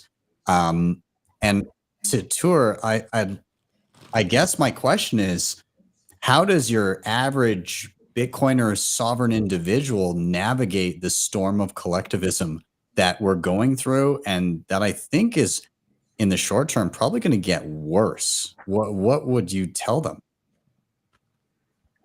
Well, I would tell them to rewind this conversation and listen again to what Max and Stacy said about, you know, how to deal with this bull market, because, you know, self-sovereignty, a big part of it is your financial independence as an individual, for your family. And it means to not get robbed of your Bitcoin, either by greed or by panic. Really, I mean, you know, people are incredibly resilient. People figured things out. Like back in 2008, 2007-8, I started getting really scared about inflation in Europe because I lived there then. And that's why I traveled to Latin America, because I knew they had dealt with a lot of it. And it really eased my fears a lot. Like basically life goes on, people figure it out. And with Bitcoin, you're like, I don't know, you got this afterburner, like you have this massive thing that other people don't, that is so powerful. So yeah, just like basically keep it simple. Like just stay focused on staying humble and stacking sats. And I want to add maybe a little personal flavor to, you know, what I heard Max and Stacy say. I remember, because I was also shaken out of some Bitcoin, obviously, as everyone does. I remember back in the summer of 2013, I got some things were going well, the market's going up, and I got some like FOMO about, I saw all these like Bitcoin pundits like invest in these startups, and I got like, I felt like I had to do that too, and so I invested in this company called Cointerra. They were like a Bitcoin mining company. They're gonna like produce their own machines, and they did, and they sold a bunch. And so for a while, things looked like I was gonna make more Bitcoin. I was gonna get a return on my Bitcoin. And then they got greedy as a company, and they didn't raise money when they should have, and they had to shut down the next year. It was completely over. And so I would say it is very hard as you're new to not get caught up in things like this. People are going to talk you into all kinds of things, and I'm not saying, you know, be a saint and say no to everything. Like maybe you can do that, but I would just say, like, if you consider saying yes, consider that a write-off. Like just really assume whatever Bitcoin I invest in this venture, I'm never ever going to see that again. This is not a viable strategy to make more Bitcoin. I'm doing this for whatever, like, and then just do it, get it out of the way, but write it off, I would say. And the other thing I would say is that that's something that's helped me, because, like, you know, I don't know how long everyone has been into Bitcoin, but, you know, if you've gone through a few cycles, like, it is so brutal. You know, the bear markets are so brutal. I find it helpful to actually prepare for the bear market while you're even in the bull market, to just, like, look in the mirror and be like, all right, how am I going to feel if prices are 40% lower than they are today? So we're at like 40K, like, just imagine they're going to 30, they're going to 25, and use the positive energy that you're getting from everyone, because we are in a bull market, to, like, you know, train yourself a bit and work on that resilience, because the corrections are going to come, and they're going to come not just like just a little blip on the chart. It's going to come with a lot of gloom and doom stories in the news all of a sudden. That's why the price is moving down, because people are starting to get afraid. So definitely there's going to be a lot of fear mongering in this year to come. People are going to threaten with, like, abolishing Bitcoin, with going after people, that they're criminals and all that. Believe it. Like, now it's getting serious. Like, Bitcoin is being taken serious, which means it's going to be taken serious as an enemy of the powers that be. And so, you know, that's fine. We're gonna be okay. But just, you know, try to bring yourself down to reality, I would say, every now and then, and do this, like, you know, go to the mental gym. Like, just go to the gym and do some workouts on this. I like that. Well, what we're going to have in the next 6 to 12 months is a bubble in the retail Bitcoin ETF buyer. You know, 100,000 financial advisors are going to get their retail clients buying into these Bitcoin ETFs. And the retail buyer will not have any idea what they're buying. They will not do any research whatsoever.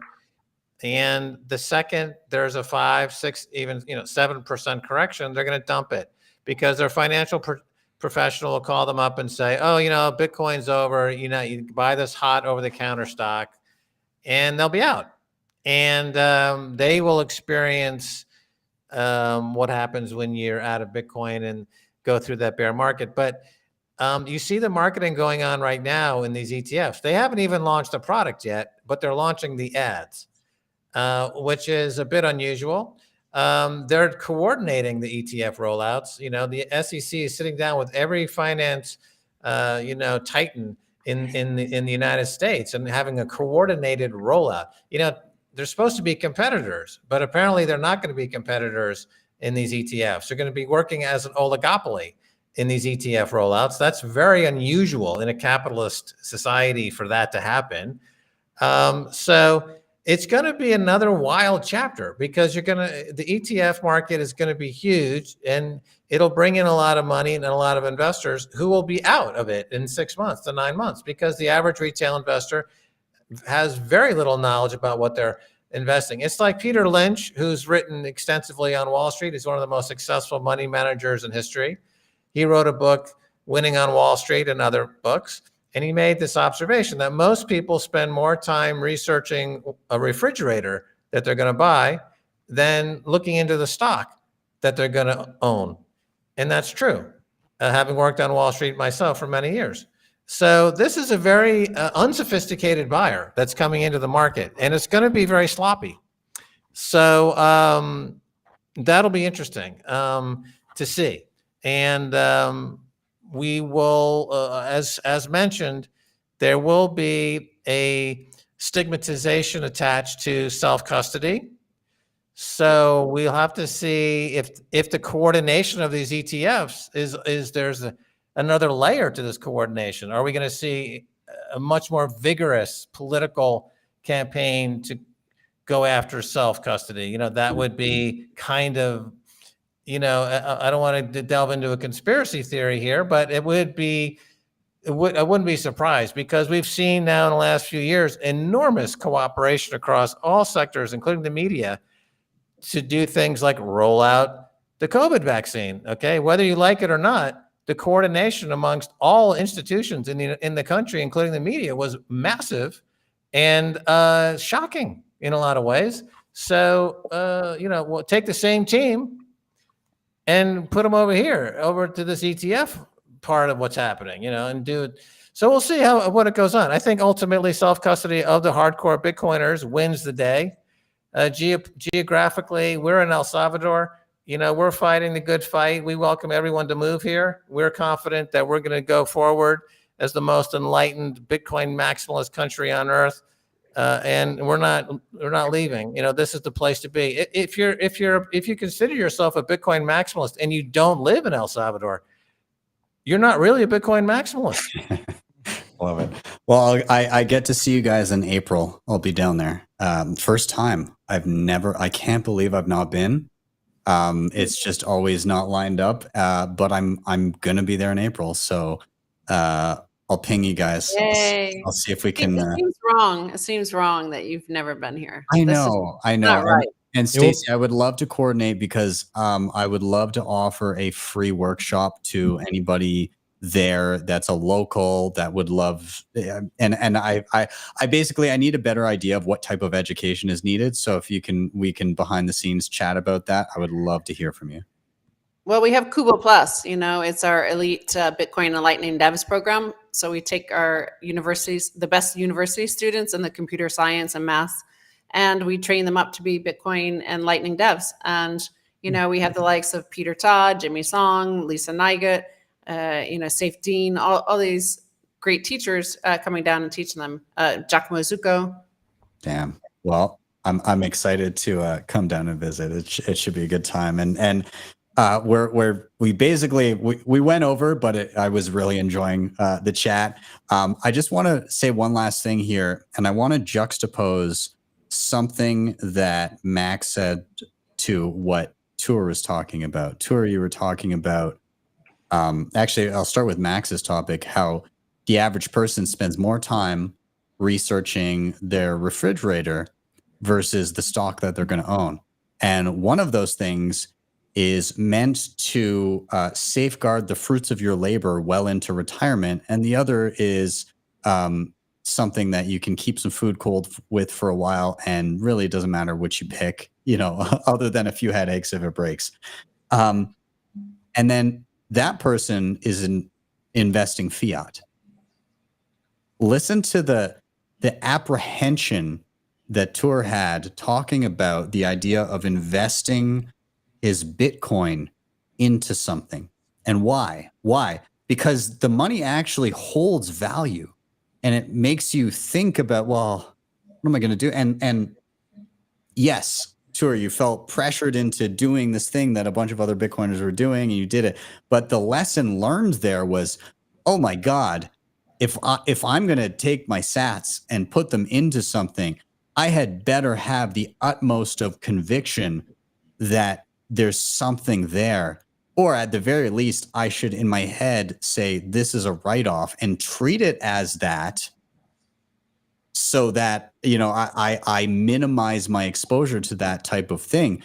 It's the opposite of what people living in the fiat world experience right now. It's like, if you're not piling every dollar that you earn into a giant bag of question marks, then you're never going to make it to retirement. Whereas with Bitcoin, it's like you could just be good at something and earn your money, which is Bitcoin, and save. And then if you see something and you're like, wow, that's an incredible idea for a company, I would like to take some of my savings and potentially put in that. I understand there's a risk there, but I see that as valuable. It completely changes the dynamic, because right now the dynamic is the money you earn is shit and you better put it in something else. And the dynamic that's coming is the money that you earn will be generational wealth. And you better consider carefully if you put that into another venture. And I'm excited for that future because I think it changes everything. So guys, I'm going to say thank you so much for being part of this panel. This was humongous. Nico, I love hosting the show with you every week. I especially love having you here for this final panel of the evening. Shall we touch tips? through the, there we go. It's happening. Boom. Tuur, again, I listened to you in my early days of Bitcoining, and you kind of stopped being public for a little while, and I'm very happy to see you back, and I'm even more honored that you would join me on my Christmas special and come in before. So thank you for being here. Can I just give a quick shout out? Yeah. A quick shout out to the graphic designer for putting me in the like alien laser beam. That's pretty hilarious. Rusty, So thanks. World of Rusty is his handle. He's an incredible artist. He did last year's poster as well, and he also did the epic show that I did with Sailor and Jack Mallers and everybody. He's amazing, and the amount of detail and the thought that he put into every single person that he put on that poster. He told me about your interview with Peter, where you went on like ayahuasca or whatever, like psychedelics, and you thought the aliens were taking over the planet. I had never heard that, and he's like, "Well, I guess most people just haven't listened to as many podcasts as me." But he put in so much thought to it, and honestly, what an absolute legend. I sent him a ton of sats, but if you guys are loving the poster, he's on strike. World of Rusty. Wait. Hold on a second. Tuur was dropping acid, and he claims to be abducted by aliens, and he has laser eyes. How did I miss this? I did an Ibogaine retreat, yeah, and I talked to Peter about it. I escaped the clinic. It was a 30-hour trip. It was insanity. Yes, this happened a year ago. We got to talk about this, buddy. Next time. I feel. Yeah, they do say to keep it weird in Austin. Yeah. Jesus, there's so much to learn in Bitcoin. I'm learning every day. I love it. I also want to give a shout out to Yellow, because I see Yellow is in the audience in the chat, always chatting there. He's a faffer, and he's always there faffing about. And yeah, he's a Malacca. He's the king of the Malacca. He teaches other Malacca kings how to be up their Malacca game. Yellow. That's why when you guys said like you wanted to touch your tips, I thought you said, "Do you want to touch dicks?" Yeah. And I was like, "What the hell is this?" Like I thought it was. I thought it was something like millennials or Zoomers are into, and I don't know. Like the generational shift is so dramatic these days. I can't keep up. I didn't know I have to touch dicks now. I saw in the during COVID, you had to do the fist bump, right? Do the fist bump, but I guess now it's a dick bump. Dick bump. It's. I think that'll be the new Salvadoran greeting when I get down there. They don't know. No. They don't know we created life, Ben. Yeah, that's true. If you have a micro penis, you never actually meet anybody because you don't.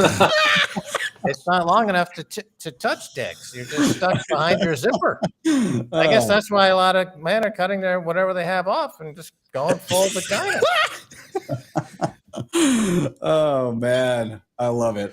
Well, I don't know how I end this panel, so again, I give props to Nico, to Tuur, but Max and Stacy, having you here is always a delight. I can't wait to see you guys in person. I missed you in LA. We barely crossed paths, but I didn't get to say hi. Either way, when I'm down there in April, I will be sure to make a point of at least getting to say hi, shake your guys' hands, and just don't shake anything. Yeah, don't else. shake any of our hands. It's okay. Just wink. I love it. All right. Well, thank you guys so much. I really appreciate all of your time, and all of you have a very, very Merry Christmas. Thanks, Ben. Thank you. Okay. Cheers, Feliz guys. Navidad.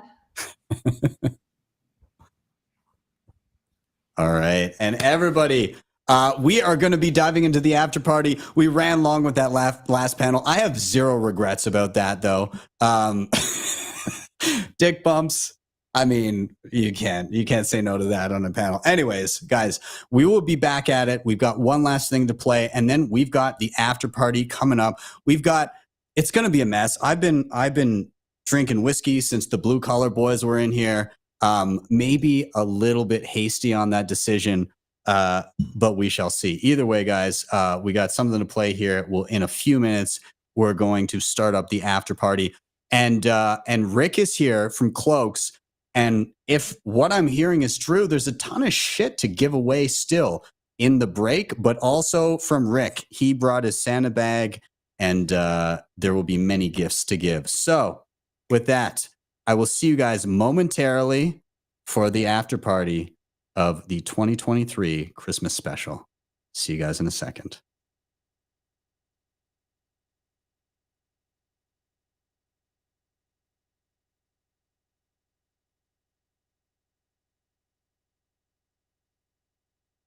This is another life hack that I really enjoy doing all the time, and I've done it so much all the time. Many times before I've done it, several times. So what you're going to do, you're going to hang this off the table just a little bit. It seems a little wobbly, but it's fine. We are going to plug it in, and we're going to juice some fruit. So I have a cup. I'm going to hold it right down here. And let's start off with a watermelon.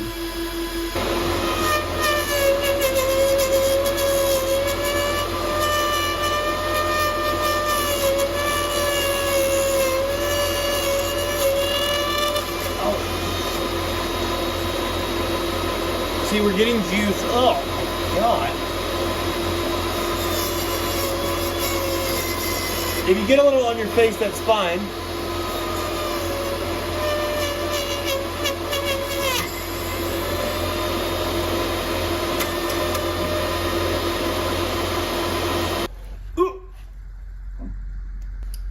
Oh, why does it look yummy, yummy?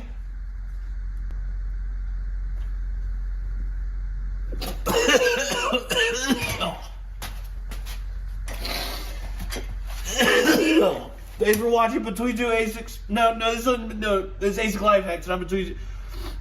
Subscribe to my channel, Tatum Turn Up on YouTube. Oh my God, I gotta go clean up. This is The Civic Bitcoin happens every year in Santa Monica, California at the Barker Hangar. And I've been down there 2 years in a row, and I'm looking to make the hat trick this year in 2024.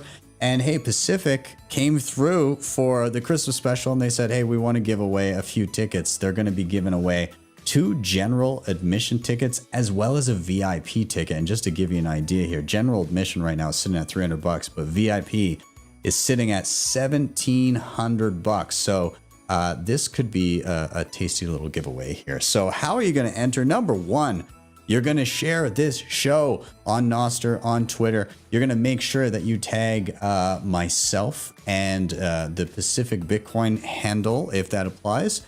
And then you're going to use hashtag Sessions XMAS 23.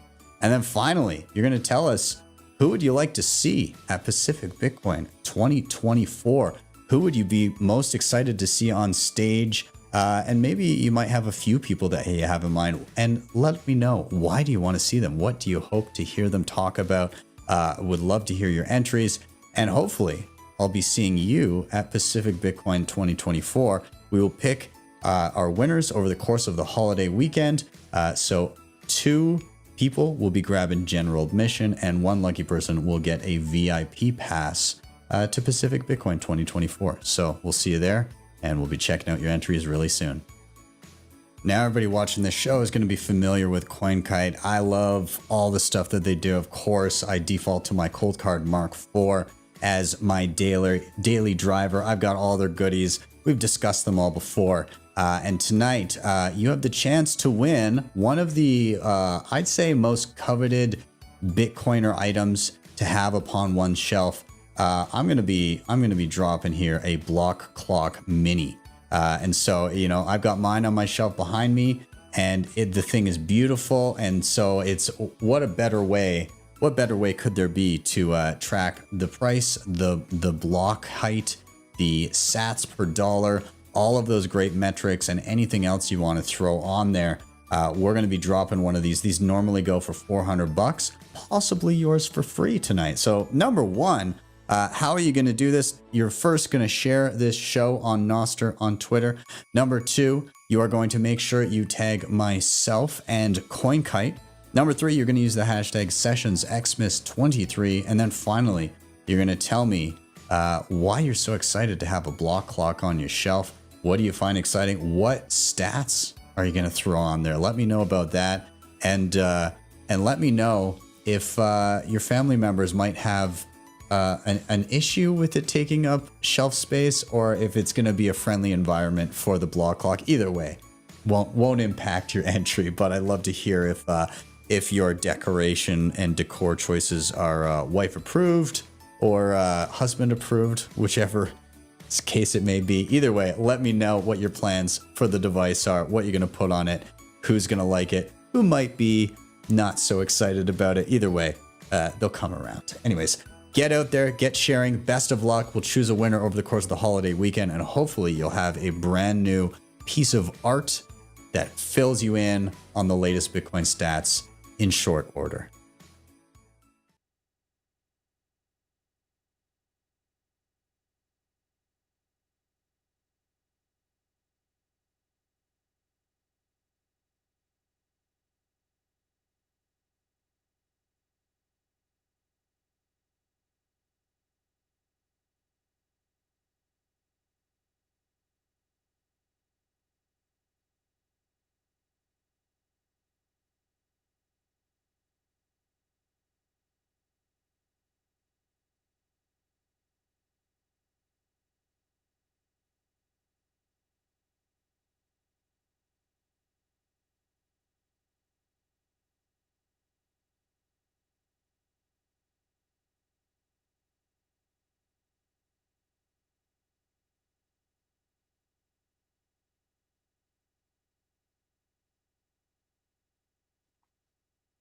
Yo, what is going on, everybody? We have come to the after party. I'm going to bring everybody in here in a moment, but I want to take a moment to also recommend that everybody give this QR code on the screen a scan right now. So this goes to opensats.org. And if you're feeling festive, if you want to partake in the spirit of giving, I see no better use than to help our open source devs that are literally building the foundations of what we all believe to be a turning point in humanity. And so if you see the same thing that I do, if Bitcoin has changed your life for the better, and you think that it can continue and help improve humanity and that it gives us a brighter future, then scan that QR code or just go to opensats.org and consider dropping anything, a few sats. You can do it to the general fund, or you can actually go to an individual project that you think is doing awesome work, and you can donate specifically to them. And all of this goes straight through. There's no fee or anything that OpenSats keeps. It actually goes straight directly to the projects that you either specifically donate to, or gets divvied up amongst them if you do the general fund.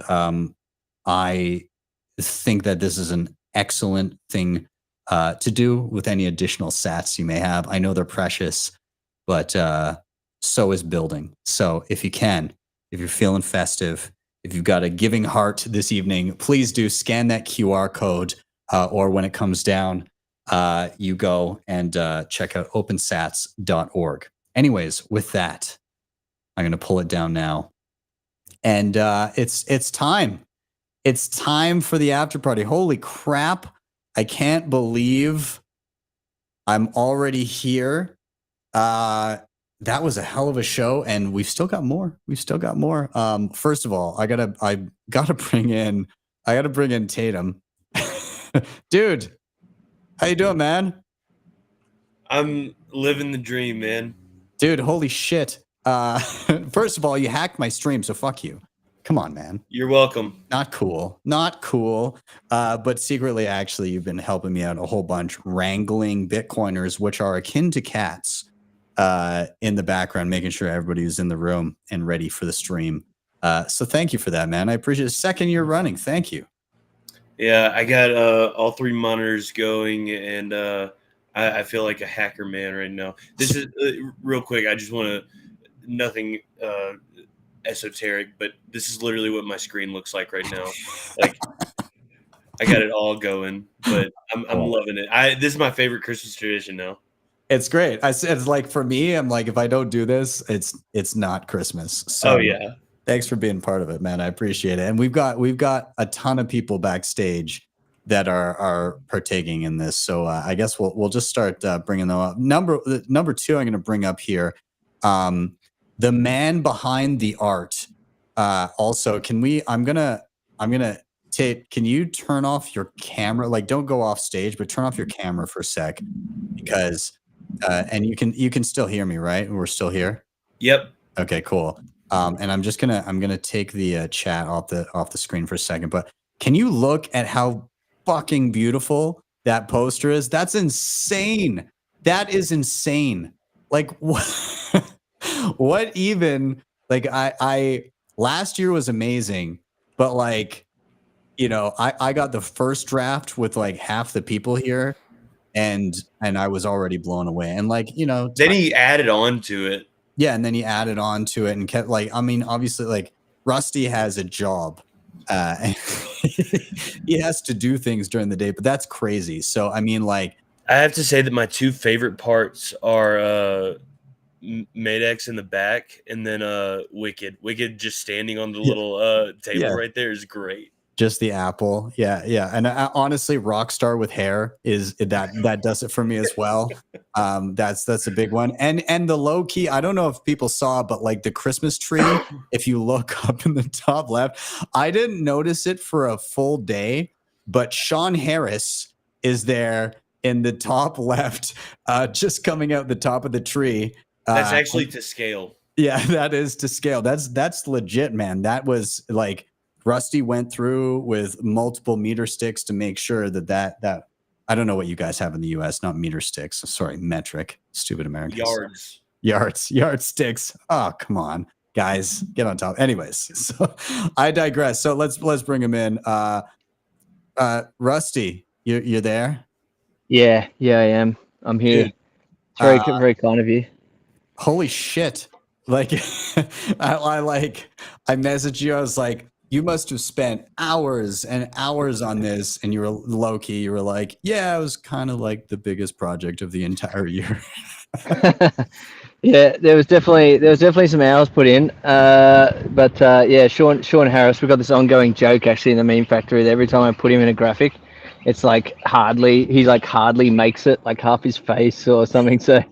So, but then I made it up to him by making up some story about how every Christmas tree needs a star, and that seemed to keep him happy. So, John, yeah, are you gonna defend your honor here? Oh, damn it, Sean! Rusty, you always forget me. Yeah, okay. You know what? I don't know why. I don't know what, because obviously I didn't forget you because you're right there, and you were in last year's, and so I don't know what you're talking about, to be honest. So I don't know, maybe stop being greedy. How come I can't see Rusty's face right now? Where's Rusty at? Well, I can. I'm at a Christmas party, so I can say g'day. Oh, g'day. I ended up at a Christmas party with friends, and we're about to hand out presents to kids. So I'm gonna actually have to leave the after party early to join the physical party. But yeah, that's okay. But I appreciate it. I appreciate that. And yeah, you can buy the poster on worldofrusty.com. Yes. If you started a collection, Ben's already got his on his way. Yes. You guys, come on. Let's say first of all, Merry Christmas to everybody watching. Yeah. Merry Christmas. Yeah, absolutely. We gotta remember. I'm adding that, by the way. I ordered mine, but it's worldofrusty.com, you said? Is that right, Russ? Well, sorry, what was that? Worldofrusty.com? Yeah, worldofrusty.com is where the posters are up. Perfect. And while you're there, pick up a yellow plushie because I need to get them out of the garage now.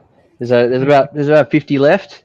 So yeah, get on there. Yellow plushies. There's only about 49 left. One of them is in Las Vegas. My understanding was that I was actually purchasing Yellow's physical body.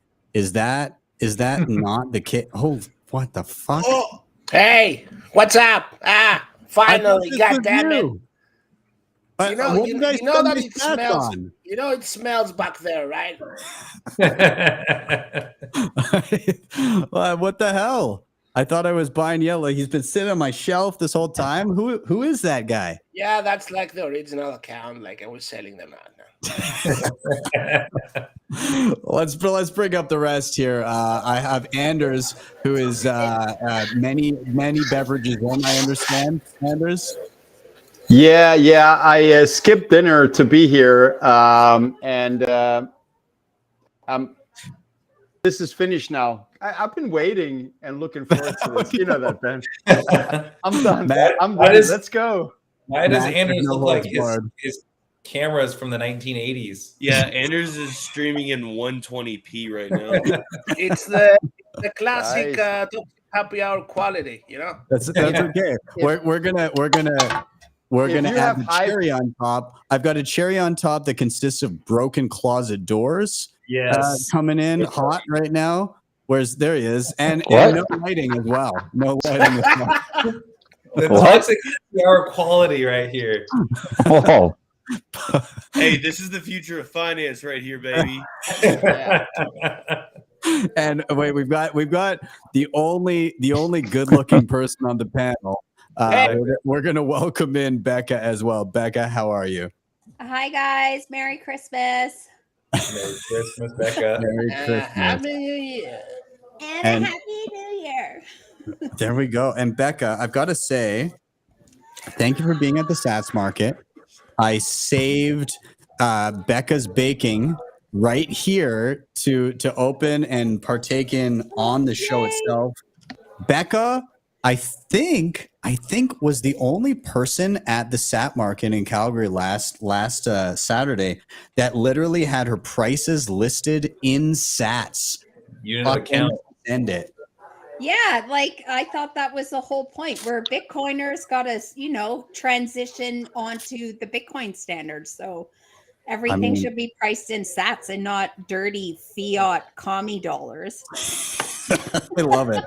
Well, the cookies are delicious. I've been enjoying them throughout the week. The little they're not made of meat, so they're a little bit fiat, but they're still delicious. Well, it's the holidays. Look, Can't all be perfect all the time, like yellow.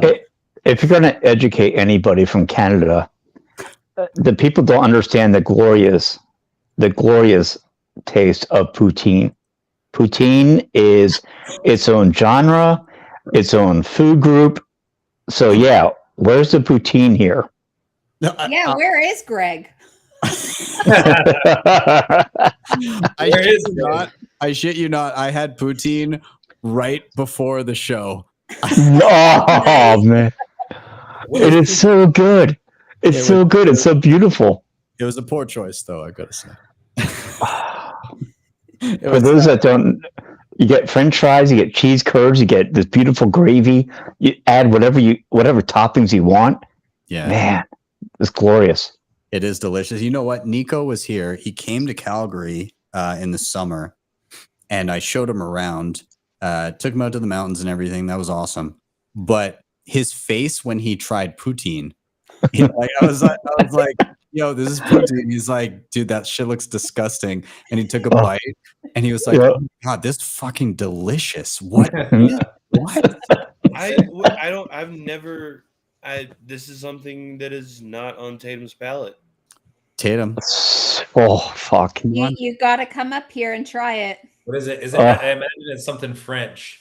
Yes. Poutine. Yes. Well, then I'll flip that on you and say that you need to come down and try some boudin down in NOLA at some point. That'll change your life. Some what? What is boudin. it? What about Boudin? some? It's like sausage stuffed with rice, kind of, in a way. Boudin these nuts. Okay, all right. Let's go. You could look. If you go to New Orleans, man, look, you can just start off with, hey, listen, we're gonna go have some beignets, and then guess what? We're gonna have a little bit of gumbo, then some jambalaya. We're gonna go to Commander's Palace and have the oysters there. Man, Oysters boil. Oh, walk down Bourbon Street? No, I'm never going back down Bourbon Street ever again. Oh. That sounds like there's some deep-seated like trauma there.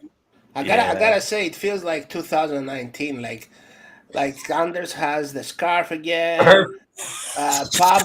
Bobby behind a broken closet. Also Son with the broken kind of like. No, it's not broken. Background. Yeah, it seems like it's a reference to Bobby's thing, right? Yeah, it looks like Bobby's. Yeah. It's just Bitcoiners having broken shit because they don't want to spend.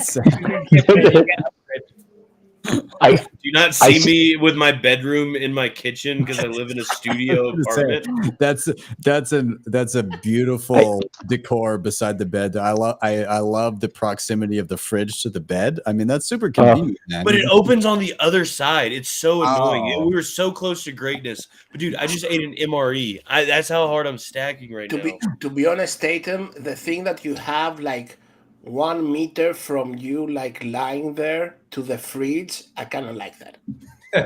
Thank you. That's fucking awesome. Yellow, I'm gonna make you round on the sandwich menu again. Yeah. Yeah. I'm eating Ferrero Rocher, so you should.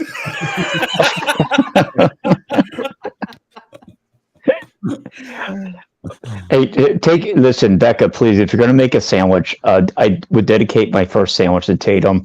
If he was having some MREs, for some that aren't in the know, it's military slang for meals ready to eat, MRE.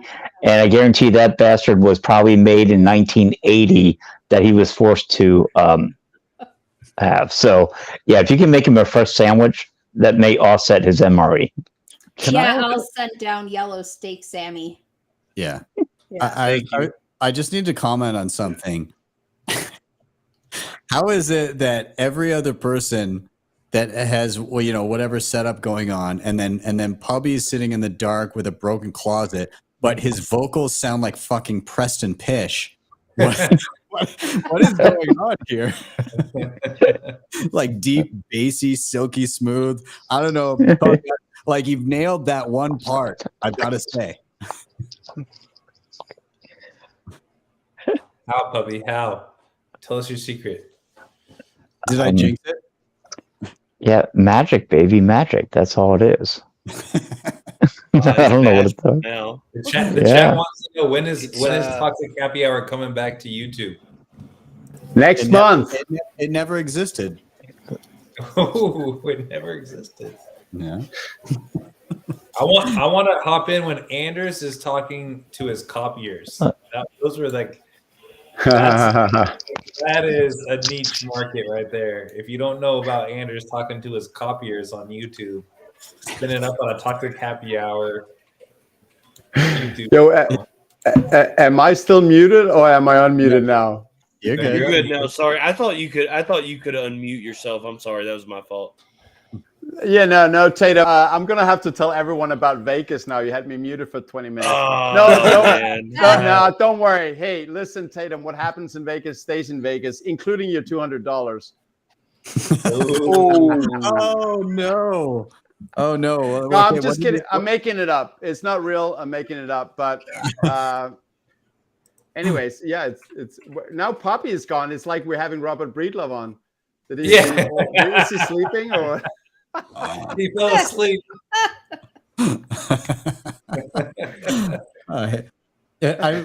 I love how I don't know where Rick is at, but Rick hyped it up. He was like, "I'm gonna come on." I couldn't get in touch with him. I sent him messages too. He's like, "I'm gonna come on. I'm gonna give away a bunch of shit." Yeah, and he's not even on. He was here for like 5 minutes during the last panel, but I might have just gone off grid. I don't know. All right. I thought Greg was coming. Well, Greg is here. There's a Santa bag off to my left on the floor, and he's hiding in it. He thinks that I haven't noticed him here in my room, but he's actually I can fucking hear you breathing, asshole. Get out of my house. So I don't know. It's just a sack of potatoes, Ben. That's all it is. Yeah. The potatoes won't hurt you, Ben. The potatoes won't hurt you. Ben, I was getting some shit from my camera, but I just gotta say, all of you with HD cameras, you show Bitcoin. Why do you have expensive cameras? I mean, whatever. Bro, I wish I could show I'm a you Bitcoiner. I'm a Bitcoiner. Okay, sure. I wish I could show you the 240p camera that I picked up off of Walmart like 5 years ago because I'm still using it. Somehow looks okay when I'm this small. Yeah, my webcam's like 10 years old too, so. Okay. Yeah. Yeah. You gotta spend sats to make sats, asshole. Yeah. See, this is the professional talking. That's what Puppy and we gotta learn. We gotta learn from the professionals here. No, Puppy's gone. He's thank God. Professionals, thank God. I think the closet door fell over and hit the We camera. didn't want to hear about that professional talk. Yeah. We're professional and dipped. Anders, I need to ask you. Okay, so you're doing a thing in Nashville, are you not? Yes, I am. Can you tell it? Because I'm gonna be there. Yes, you are. At the last one, let's just say that myself and Mrs. Sessions had an irresponsible number of beverages. After which she dove into the ocean fully clothed and then proceeded to meet Lena, who does the like shoe designs, the Bitcoin shoe designs. Like we walked out of the ocean from the like Nostr beach party afterwards back up onto the street. We're going to walk back to where we were staying. And Lena, who designs all the Bitcoin shoes, was there. She was coming from what's that Slice does? Why am I forgetting? The meat beef stick. Yeah. She was coming from there and she had like somehow managed to like steal a Ziploc bag full of meat. Pocket steaks. Ben Justin pocket staked it up. And then Lisa comes up to like, I knew who she was, but my wife had no idea. And there's just this strange girl that's dressed nicely holding a giant Ziploc bag. And she was like, hello, would you like some bagged meat? and That's the most Bitcoiner thing I've ever heard in my entire life. And Lisa was like, oh my God, that sounds disgusting, but I'm so hungry. She dips her hand like just directly into this bag of meat, grabs some and takes a bite. And the surprise in her face, she's like, what the hell? Like, this is the best meat I've ever tasted in my entire life. Why is a strange lady on a corner with a bag of meat offering me the most delicious thing that has ever graced my mouth? I had to explain what the beefsteak was afterwards, but it was one of those memorable moments of a Bitcoin conference. But I digress. Anders, that is just one of the experiences that perhaps you too could experience if you attend Anders' event that he has going on. Can you tell us about what's going on down in Nashville? Nope, he can't. Nope. Well, I didn't do that one. So much for that, I guess. Never mind. Fuck that. Don't go to that stupid thing.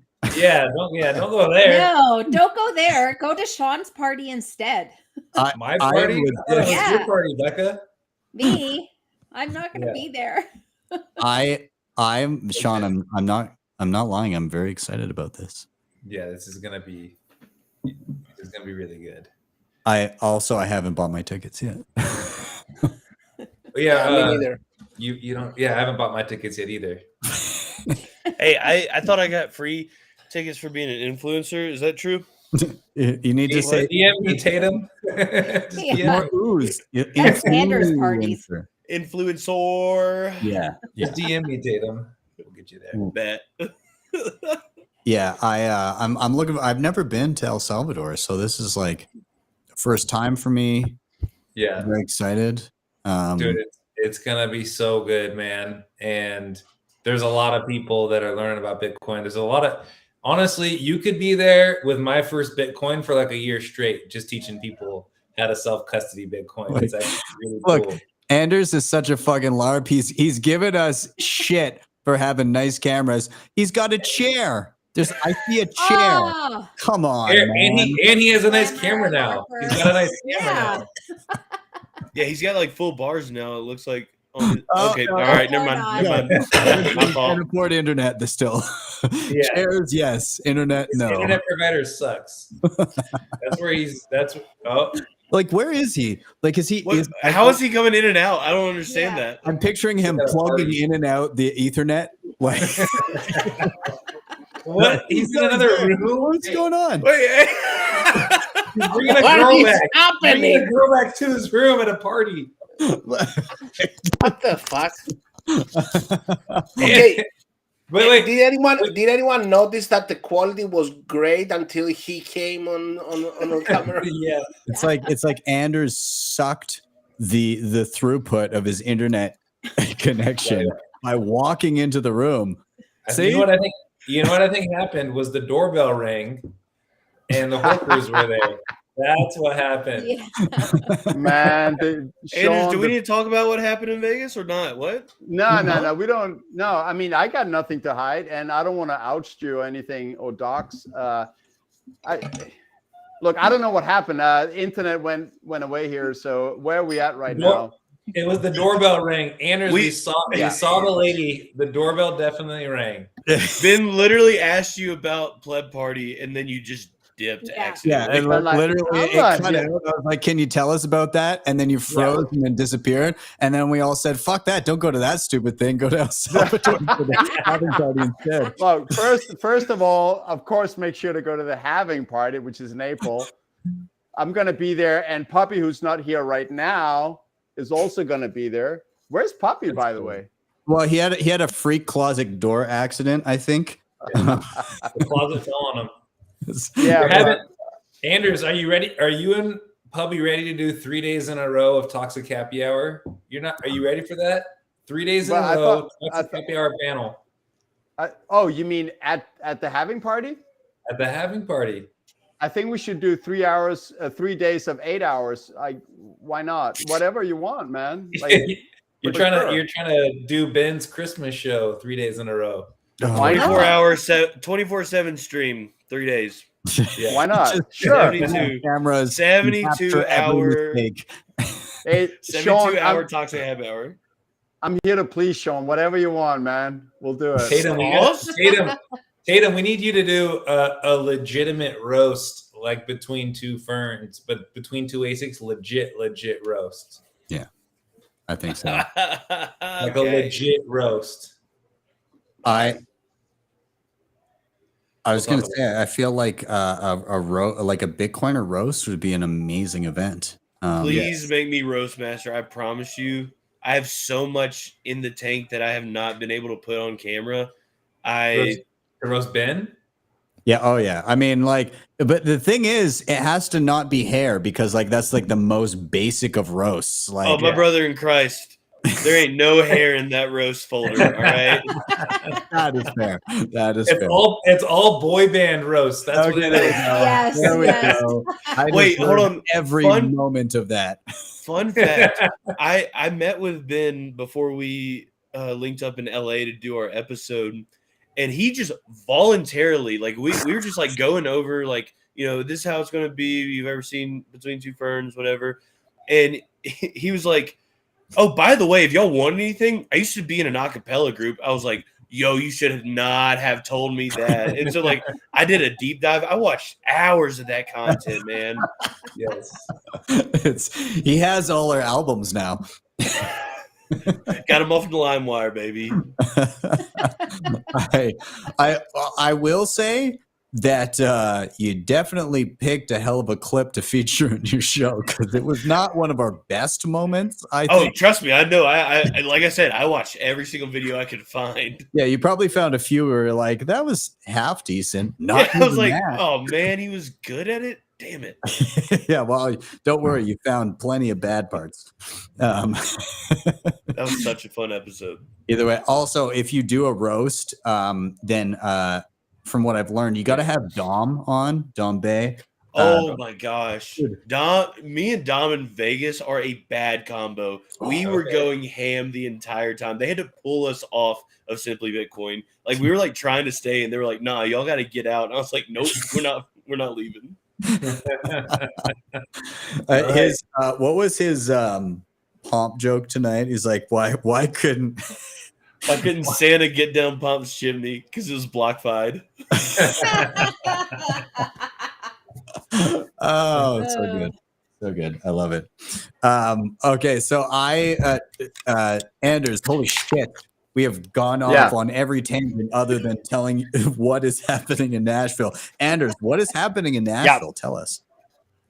So I learned 1.5 years ago that my grandfather was an epic party thrower and did these 12 hours parties. So I thought enough of the receptions, enough of 3 hours, enough of 5 hours, enough of 7 hours.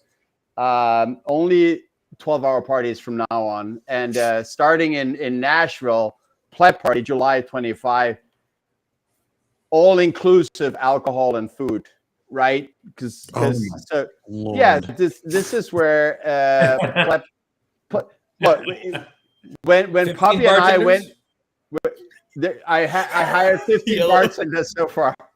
15, but I have an opportunity to upgrade. Why just 15? Why not 50? Why not 50? I'm gonna put all of them to work, baby. You know it too. Tatum, I know you're all talk and not so much walk, right? So 15 is enough if you're there. That's enough. We'll take care of the rest of the fired. Of all people here. No, Tatum, honestly, it was such a good time to get to know you in Vegas. It's very entertaining to see how you're very gracious and generous. And it's good to see people like you being good people.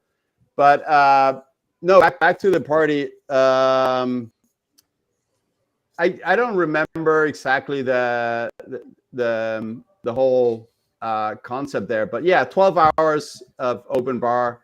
And Ben, we're looking forward to seeing you and Lisa there. And yeah. Where can people find? Okay, real quick, like how I got to this point with the parties is that when we first, Puppy and I met the first time after having done YouTube for 1 year in Miami 21, and we heard about the VIP parties, and you couldn't get invited. So I thought, why don't we put together a party where you get to get the VIP experience, but you can actually go there and get a ticket instead of having to be special and being invited, because everyone's special, right? So yeah, that's kind of the point that every pleb becomes a VIP, and Larry Lepard will be there, you will be there, and a bunch of other names I'll announce in January and February. So I mean, all in all, let's just get to it. It's going to be 12 hours of fun. That's it. And how do people get it? I don't know. It's an Eventbrite. I think you have a link maybe in the show notes. That's it. In the live chat on YouTube, so it's in there. But just go to Eventbrite. I literally just Googled Nashville Pleb Party, and it popped right up. So it's easy to find. There you go. So I want to see you at the having party in El Salvador. Also at the Pleb Party in Nashville. In fact, I already apologize to David Bailey. Not that I care, but that no one will be attending the industry day because they will a Pleb Party. Let's go. Yeah. You know, that's probably my plan. Careful you don't lose any relationships with Bitcoin Magazine, but I think I'm toast now. Hey, you can't lose what you don't have, baby. Oh shit! I do not own any ordinals. Nonetheless, Pubby is here, not on screen. He doesn't want to show off his broken closet doors. But Pubby, are you back with us? Yeah, if you can hear me, I'm back, man. I'm back. I hear you. I hear a disembodied voice. I'm imagining like ruins of just like closet doors everywhere. Is that what happened? Bobby, you know this isn't Twitter Spaces, right? You gotta open your mouth. Yeah. Look. I get tired of all the DMs of the ladies just sending me, tip pics and just saying, "Please put lasers on them." It gets old after a while. It gets old. Heard that. Man. Yeah. BTBs asking for lasers. That's going to be a common problem in the upcoming bull run, I think. Yeah. I'll say this, man. You had a couple great things going on earlier. Man, I was jumping in and out earlier on some of the conversations, but one, you were talking. I forget who it was with the circular economy, and I know you say circular. I always call it like a parallel economy with Bitcoin moving forward, and I do think it's going to be this black market sort of thing, where, man, there's going to be a few individuals that understand this value outside of the system. So that was a good one, Ben. I like that. That circular economy conversation you had was quite good. So thanks for that. Yeah, I'm glad you brought it up. It's honestly, I mean, this has been a big year, and there's been a lot of incredible things that I've been lucky enough to witness. I mean, all of us have been lucky enough to be a part of, but I think building something locally with people that are like in your own community is something special, and I think it's something that more people should strive for. And I don't know, are you guys game? I have like a short, it's like a 1.5-minute clip of what happened at the SAP market that we did here in Calgary. Would you guys be okay to watch that? Oh, please. Let's go. Yeah, Let's go. Let's go. Awesome. It does feature Bekka and her baking. Oh, Bekka. Yeah. So like we have a choice now. Great. Yeah. Great. Yeah, that's probably with no camera. Come Thanks on. for supporting my economy. But so anybody watching this unfamiliar, basically my reasoning was everybody's bitching about all these top-down forces telling us what we can and can't do with our Bitcoin. But you can sidestep all of that bullshit if you just create relationships with people around you, right? Like just meet the person that makes the thing that you want and meet that person and say, hey, like I have money that actually retains value. You're creating something that I value. I would like to give my sats for you, to you for that thing. And so I put the call out, and within 4 weeks, we had 30 plus vendors come together in Calgary. We put it all together. I was flying by the seat of my pants, and it still worked out because people value this ethos, and it was really invigorating to see. And I think this is how we win, is finding the people that are near you and actually learning about them and creating those relationships and creating those little communities, and then it shoots out like a web. So I'm hoping what we did in Calgary and what has happened before us in places like El Zonte and so on and so forth, and Bitcoin Jungle and plenty of other places, I hope this can proliferate around the globe. And I hope that people seeing this happened with 4 weeks of notice go, oh shit, with a little bit of planning, I could duplicate that where I live. So this was the Saturday SAP market in Calgary, Alberta, Canada, of all places. And it happened in 4 weeks. So here we go. Everybody rock and roll together, me, my sister, brother. Everybody sing and shout together, me, my sister, brother.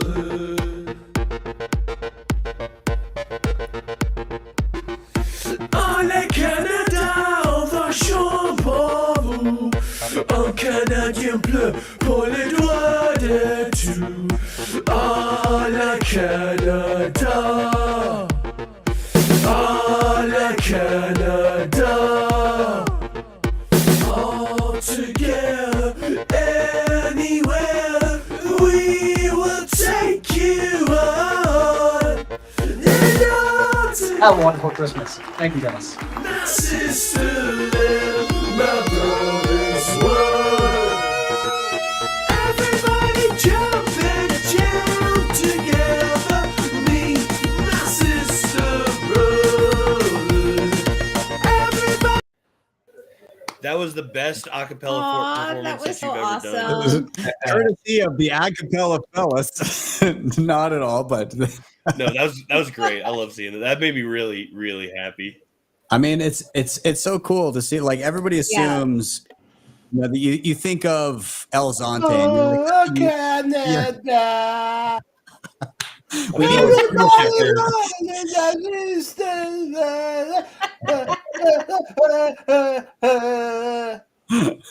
Yellow. We need a Greek version. Come on. Nah, Yeah. you don't need it. What was the turnout, Ben? Honestly, like I think again with a few weeks' notice, we had somewhere between, and it's hard to place because like vendors, people that they brought, and everything.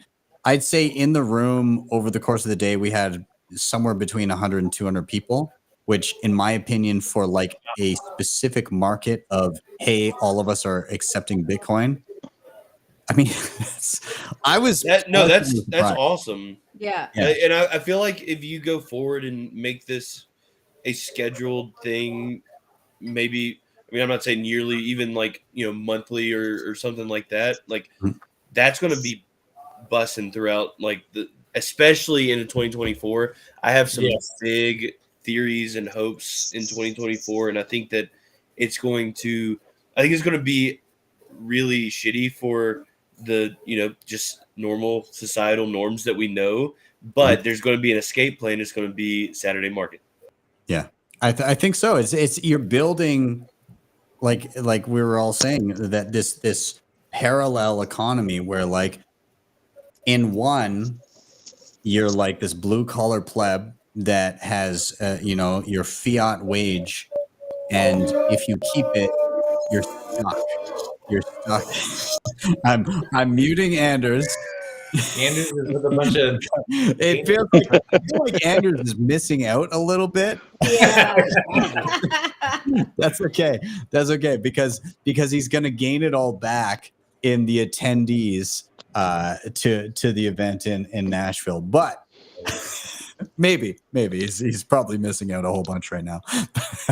Think about how many people you're gonna orange pill, Ben. Like just like they can just come and spend Bitcoin and receive Bitcoin. I think that's so powerful when you talk about people. Like when people talk about Bitcoin, they're like, oh, it's this abstract thing, it's fake money. But then that's great. Like, Anders, what is exactly happening right there? Like, Damn it. That's all great, but like, what the fuck is happening, Anders? I want to know. DM me right now. Yeah, I'm at a Christmas party and there's like 25 people like playing on the piano, singing, handing out gifts, and like having the best time. Bring the right camera. now. And Anders decides to spend it with us. Let's go to the party, Anders. Are we on Okay. Wi-Fi? I feel like Let's go. I feel like Here we go. are we not on Ethernet? There's an Ethernet cable trailing right now. no, We're about to see him drop off. We're about to see him drop off just real quick. Let's go to the party. There's no net cable. Okay. Are there people there? Tell them to be loud. Okay, why do I not see anyone? It's a blurry mess. Hey, I have what I was expecting. I have the low definition camera for a reason, just to keep everyone here, you know, completely private. OPSEC, baby. Here's what Anders has. All he has is, if you remember, he's got AOL. His ringtone is, "You've got mail." I've got Elf, baby. I do. I'm priding myself on my Bitcoin attire for Ho Ho Hodl. Like, I didn't even realize I was wearing. Where'd you get that Ho Ho Hodl sweater from? I don't remember, but I had to throw out another one because I ordered what I thought was a Bitcoin Christmas sweater, and then hidden in the ornaments were fucking symbols for ETH. That shit went so fast. Thanks, Etsy. You piece of shit. Come on. Dude, yo, a couple of years ago, I went on Etsy and I was like, I want a Bitcoin Christmas ornament. And so I went through the dumbass selection process of how this idiot had her shop set up or something. And I was like, I want an orange ornament with a white bee on it because that was in the picture. And I specified, I was like, because they had Litecoin, Ethereum, all that stuff. And I was like, the picture that you posted, that's exactly what I want. I got a silver Ethereum ornament. And I was like, what am I going to do with this? What? I don't want. And I asked, I was like, hey, this was wrong. And then she said, it's the same thing. I was like, I do not have enough time to explain to you what you just said to me. I love how this like shitcoiner Etsy shop owner was probably like, I don't fucking like that's Bitcoin. What are you talking about? Yeah. Like, What no, type I of want a Bitcoin is refund. Ethereum? I don't know. Dumbass. I was mad as hell. But I did keep it. I did keep it because it was funny. So I have an Ethereum ornament. Shitcoiner. My favorite shitcoin attire is made by what the Bull Bitcoin shop. They made an Ethereum shirt, but they spelled it Ethereum like ETHERIUM. And then the Ethereum logo is just two like poop emojis on top of each other in all directions. Nice. It was pretty solid. It's Some one of the my favorite greatest Bitcoin. I have a sick addiction to stickers. Like, geez, I just looked at my shelf and saw all of them. But I got some really cool ones that were like, they were Bitcoin, like shiny pink ones. And I was like, yo, that's kind of cool. And she was like, yeah, I'll send you a bunch of them. I was like, oh, sweet. Okay, cool. Sent me like 5 Bitcoin stickers and then like 100 variations of hex stickers. And I was like, we got to have a talk. Like, this is beyond just like Ethereum is Bitcoin. Like, we really need to have a talk because I don't want you to lose. I mean, to be fair, what probably happened there is that she couldn't move her hex stock. Yeah. Like, I'll just offload them She on sacrificed this it. She It's sacrificed for it. 9 years. Let's be honest here. Yeah, let's be honest here. If there's a better sticker than I heart heart, I don't know what there is in the world. I heart baby. I do not. One of my favorite stickers that is just random, but one of my favorite stickers I have is I Heart Mom's bumper sticker. But that's gone now. Car got stolen this week. So, Dude, you said low key said that to me in the chat before we started the show. Your car got stolen today. sometime in the week. Oh shit. I went out of town and I came back and I went. Are you to sure where you didn't take it to Vegas? Because what happens in Vegas stays in Vegas. Yeah. No, I know for a fact because I was like, maybe I parked it Tatum. somewhere else. I walked 4 square blocks. And I was like, nah, there ain't no car here. And then I was like, I'm almost positive I parked it right here. And I went to where I thought I parked it, and there was a pile of window glass and no car. There was actually like 5 piles of window glass. That's a someone hit it big this week in Denver, baby. Damn. Oh shit. San Francisco East. Tatum. So yeah, everybody knows East Coast is the least coast. East Coast is Yeah, the that's least what- coast. West Coast is the best. Enjoy coast. those taxes. Andrews, enjoy those taxes, my friend. Enjoy those taxes. Let's not Yo, talk about the exit, taxes. maybe. Mrs. Sessions in chat? Yeah, she is. She's probably telling you to wrap it up. You know what? I feel Get like her in. Get her in. I'm gonna because the kids are to sleep now. You guys hold down the fort. I'm grabbing Miss Sessions because she's gonna want to She- say hi to everybody. Hold on. Yellow. They said More that Ben's daughter Bobs. was happy to see you, so you better bring the lullabies. Yeah, hey, by the way, Yellow, can we talk real quick while Ben's Yeah. going to get her? Do I we just have want tell him after what you did to me twice. Yeah, no, listen. I just want to like apologize. Don't smile. Don't smile. You're smiling. If you're gonna apologize, apologize, okay?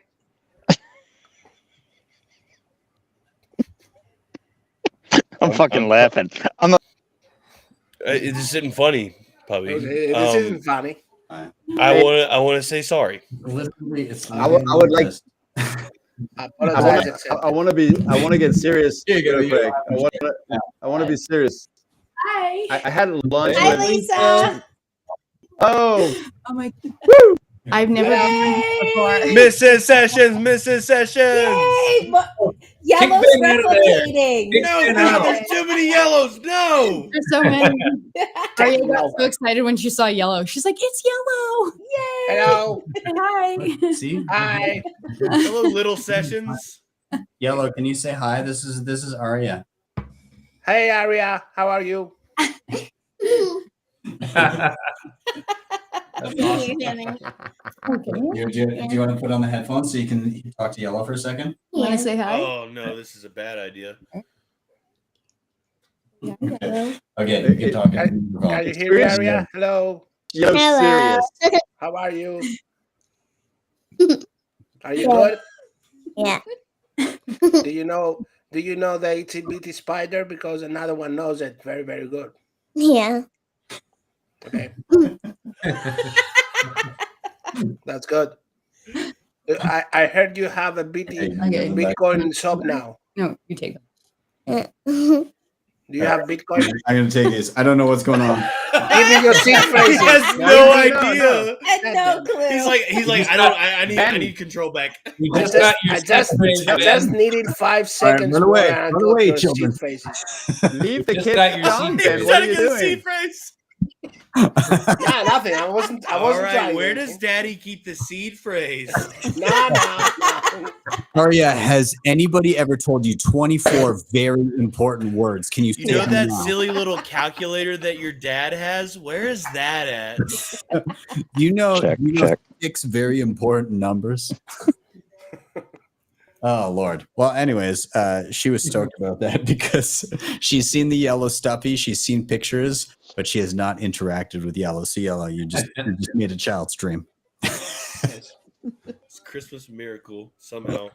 I'm like Santa. Or like But I kind of hate Christmas. You're a Grinch. yeah, the All right, Grinch. I'm gonna have one final beverage, and then I'm gonna start rounding us out because holy shit, I've been here for 5 hours and 50 Going minutes. on 6 hours. Wow. Yeah. 6 hours. But you know what threshold I have to make, because last year, by some twist of fate, I ended the stream. And I know it's not exactly 6.15, but it was 6 hours and 15 minutes. Ooh. Oh. And I was like, it's fate. You know, So next year it's got to be half. Yeah. Yes.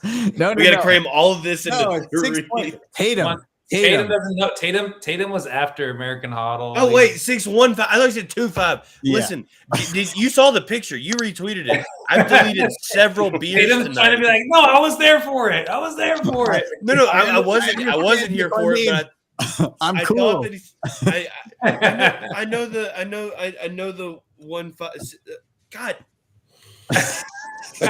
There's I know Bitcoin. I thought you said 2.5. All right, give me a little break. I've had a day. Yeah. We've had a day and we've had a year. And That is Ben, thank you for everything that you literally put out Who this is content. talking? Is that God? It's God in Oh. your ear. God in your ear, my friend. Oh, Lord. I will say this. I reflect now, and because it's tough, because Christmas, it's always this time of just joyfulness. The one thing when it comes to going to the new year, to me, was always reflecting. And that's why, we play Old Lang Syne on Toxic Happy Hour, is we reflect upon what has happened. We reflect upon our friends and family. And look, this is a shout out, man. Class of 2021, guess what? You've earned your stripes. You are Bitcoiners. You just went through hell and came back. You did. And this is why we do what we do. The class of 2013, why they went through what they went through. They didn't want to, but they passed it forward. So, hey, this is just before we get to New Year's Eve and reflecting upon the best things of the year. I'll tell you, the best thing of the year to me was anyone that started over 40,000, 50, 60,000 and rode that down. Anyone that did that, man, all respect. Guess what?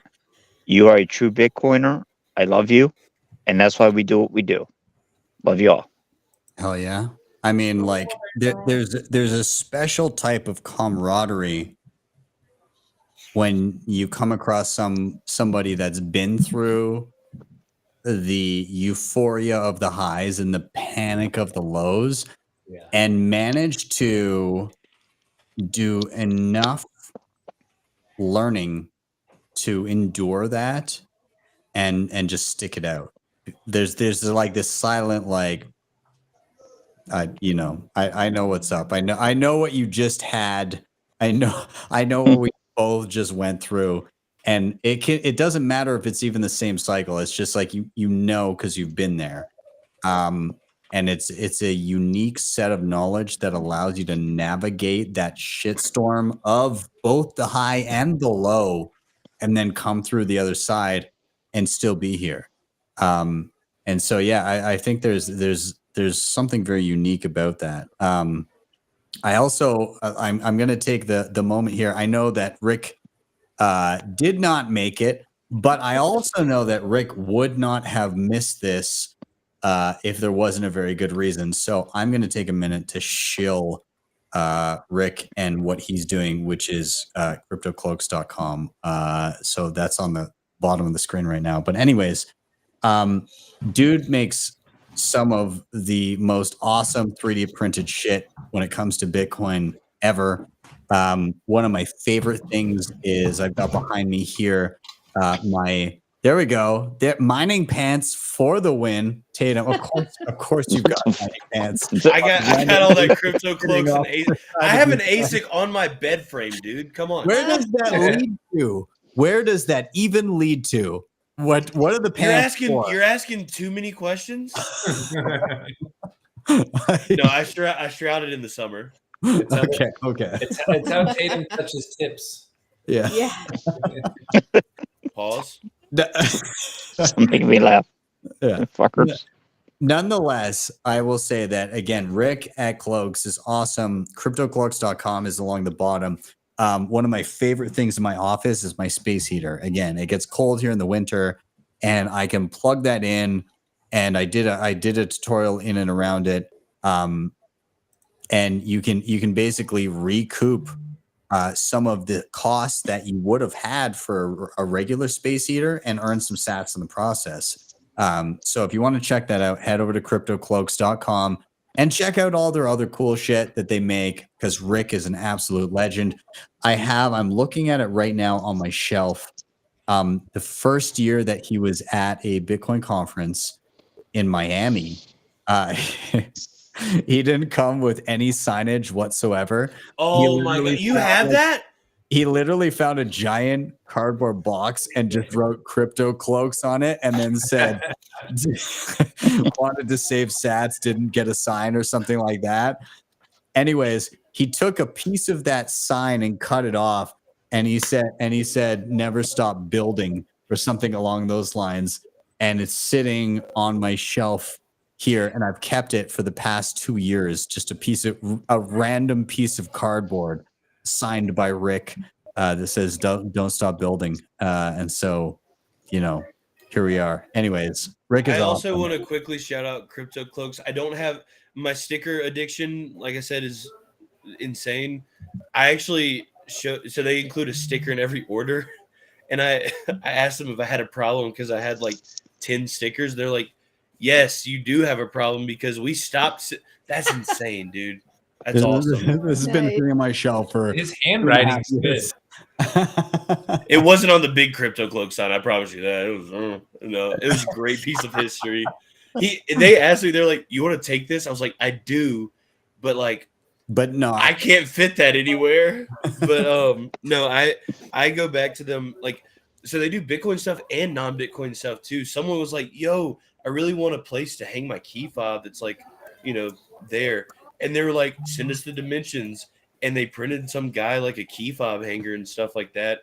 They also have like accessories that are not like mining pants that have a purpose. Like I got some bird tags that just slides on the side of the S9. It says BRRR. Oh my god, it's just insane. But no, they've hooked me up with some great stuff. Also, one of my favorite things about them is their cold storage little subtle containers. You can like put them under your desk in your wall or something like that, and it's like it's like a thing for like a Glock. If somebody bursts into your home, you'd like, but it'd be like somebody kicks in your door and you're like, I need to move my shit. Plugging in your hardware. It's like hidden under your desk. Aiden's gonna be a hoarder. He's just gonna have all this stuff in his just nothing but PLA everywhere. He'll have a whole box of PLA over there. Oh my god, they're great. Please check them out. I love it. Okay, so guys, we have a mission here. We have to make it to 6 hours and 15 minutes. We got like roughly 15 minutes to go. So I want to do something for the end here. This is, I think. That's this is the first song. We're gonna have 3 songs. I got it, man. I got it. Yay! This is "Don't Stop Believing" by Journey. Okay, let's go. Let's go. I'm looking. You're toxic. I'm looking down here, man. I'm looking down here like it's a Tom Cruise fucking movie, Mission Impossible number 58, whatever number. I don't know. All I see is I got Big Sean in a leather jacket. I see Anders in a pink scarf next to him. That's an epic battle waiting to be had. I would like to see Big Sean in a leather jacket and a pink scarf. Me too. Yes. I've been waiting. That's not leather puppy. Like a good friend should, Anders. I've been waiting for my scoff. Can I just say that's not leather, man? You can tell that's synthetic, bro. Yeah, it's not leather. It's a Patagonia. It's not leather. Yeah, Well, it's a polyester probably. Anything yellow. on Big Sean looks good though. Sean, you need one of those Bane F1 coats bands. from Dark Knight Rises that has like the Oh, collar the and little- the fur. Yeah. I was looking at those today at the airport for some reason. I just thought like I need a Bane coat. That would be dope. I love it. Guys, I want to try something kind of to cap off the show here. Okay. I thought it Are might we be all kind of gonna fun. sing "Don't Stop Believing" together, or is that what you're gonna try? Well, Oh, we got that'd be awesome. God no. Don't ask us why are The acapella fellas with Don't Stop Believing. I shit you not, though, we legit did that song.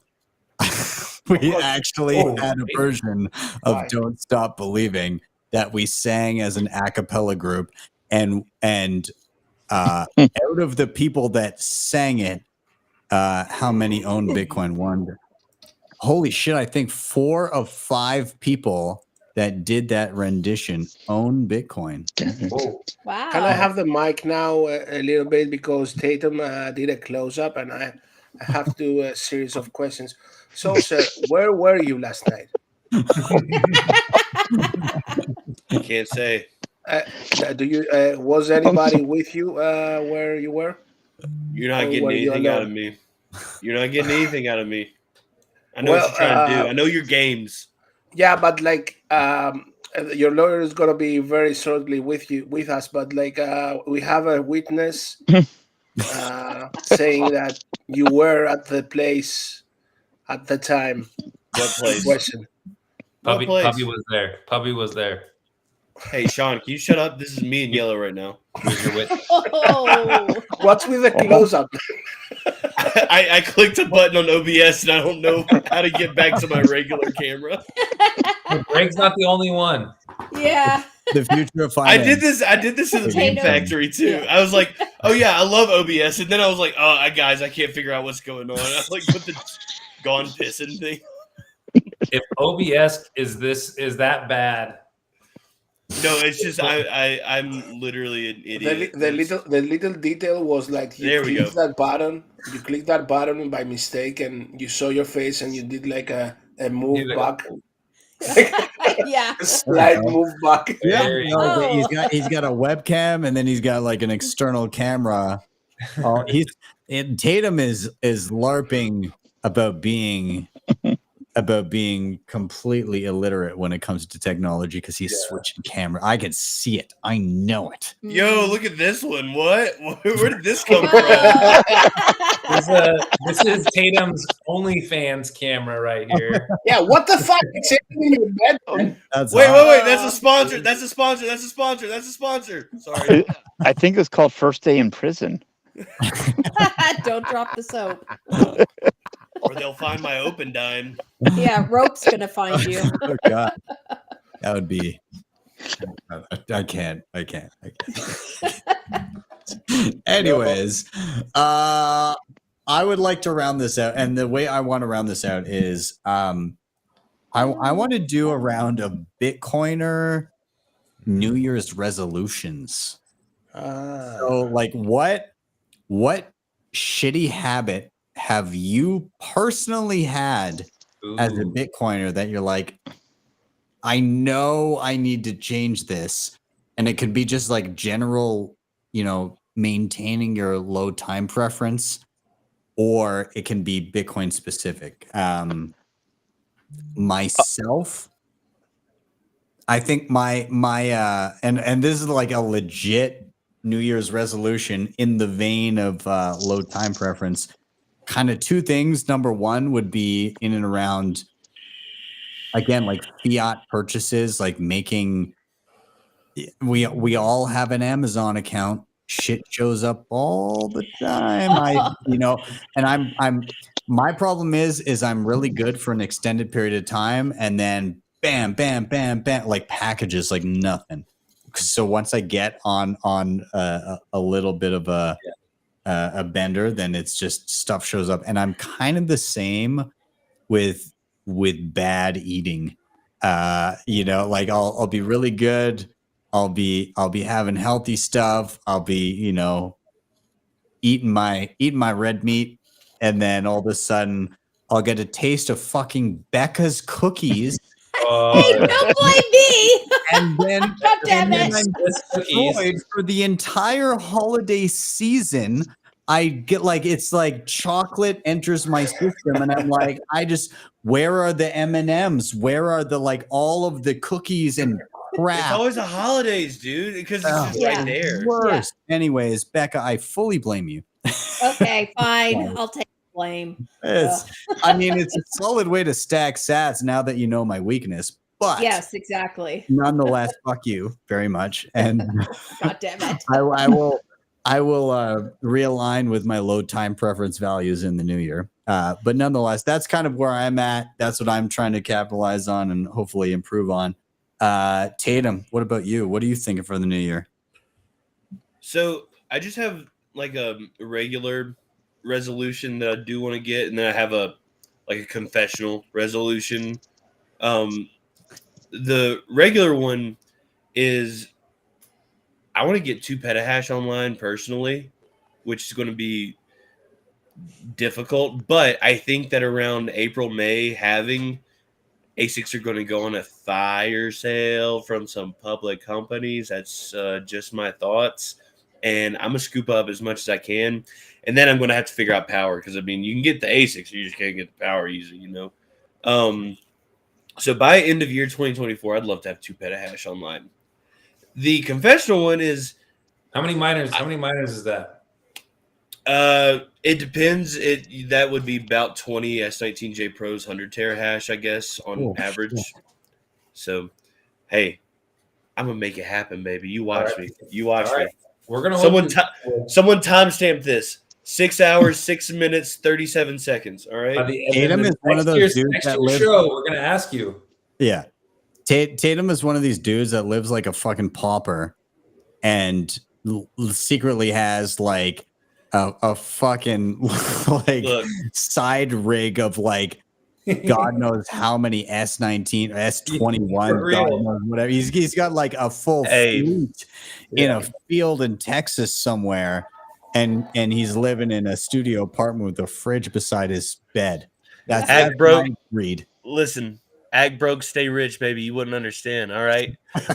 Anyway, also, so this year, this is a humongous year for me, and I moved to Denver, and I unfortunately had to dip a little into my emergency stack, which I didn't want to do. Like literally using, and I have a budget of like spend and replace and stuff like that, but this isn't your spend and replace. This is your hodl. But I had to, like things happen, and like it wasn't much, but I just can't live with the fact that I don't have as much Bitcoin as I did. And so I have taken the oath that starting in January, I am going to get paid fully in Bitcoin with about a 10% reserve in USD for, those things that come up that are like, you want to pay Bitcoin? Sorry. Because we live in that kind of world. But everything that I do is going completely 90% into Bitcoin, and I am going to get back to where I was, which I will not disclose, but I'm going to make back what I have and hopefully come out at the end of the year, even with the halving coming up, with more Bitcoin than I had before, Tatey Wadey had to move to Denver, Winver, and then get his car stolen. So I got obstacles, but it cost you a few sats, man. I'm sorry to say. Yeah, I know. But look, hey, here's the thing. I'm a psychopath. Like I said, I just ate an MRE. I don't care. All right.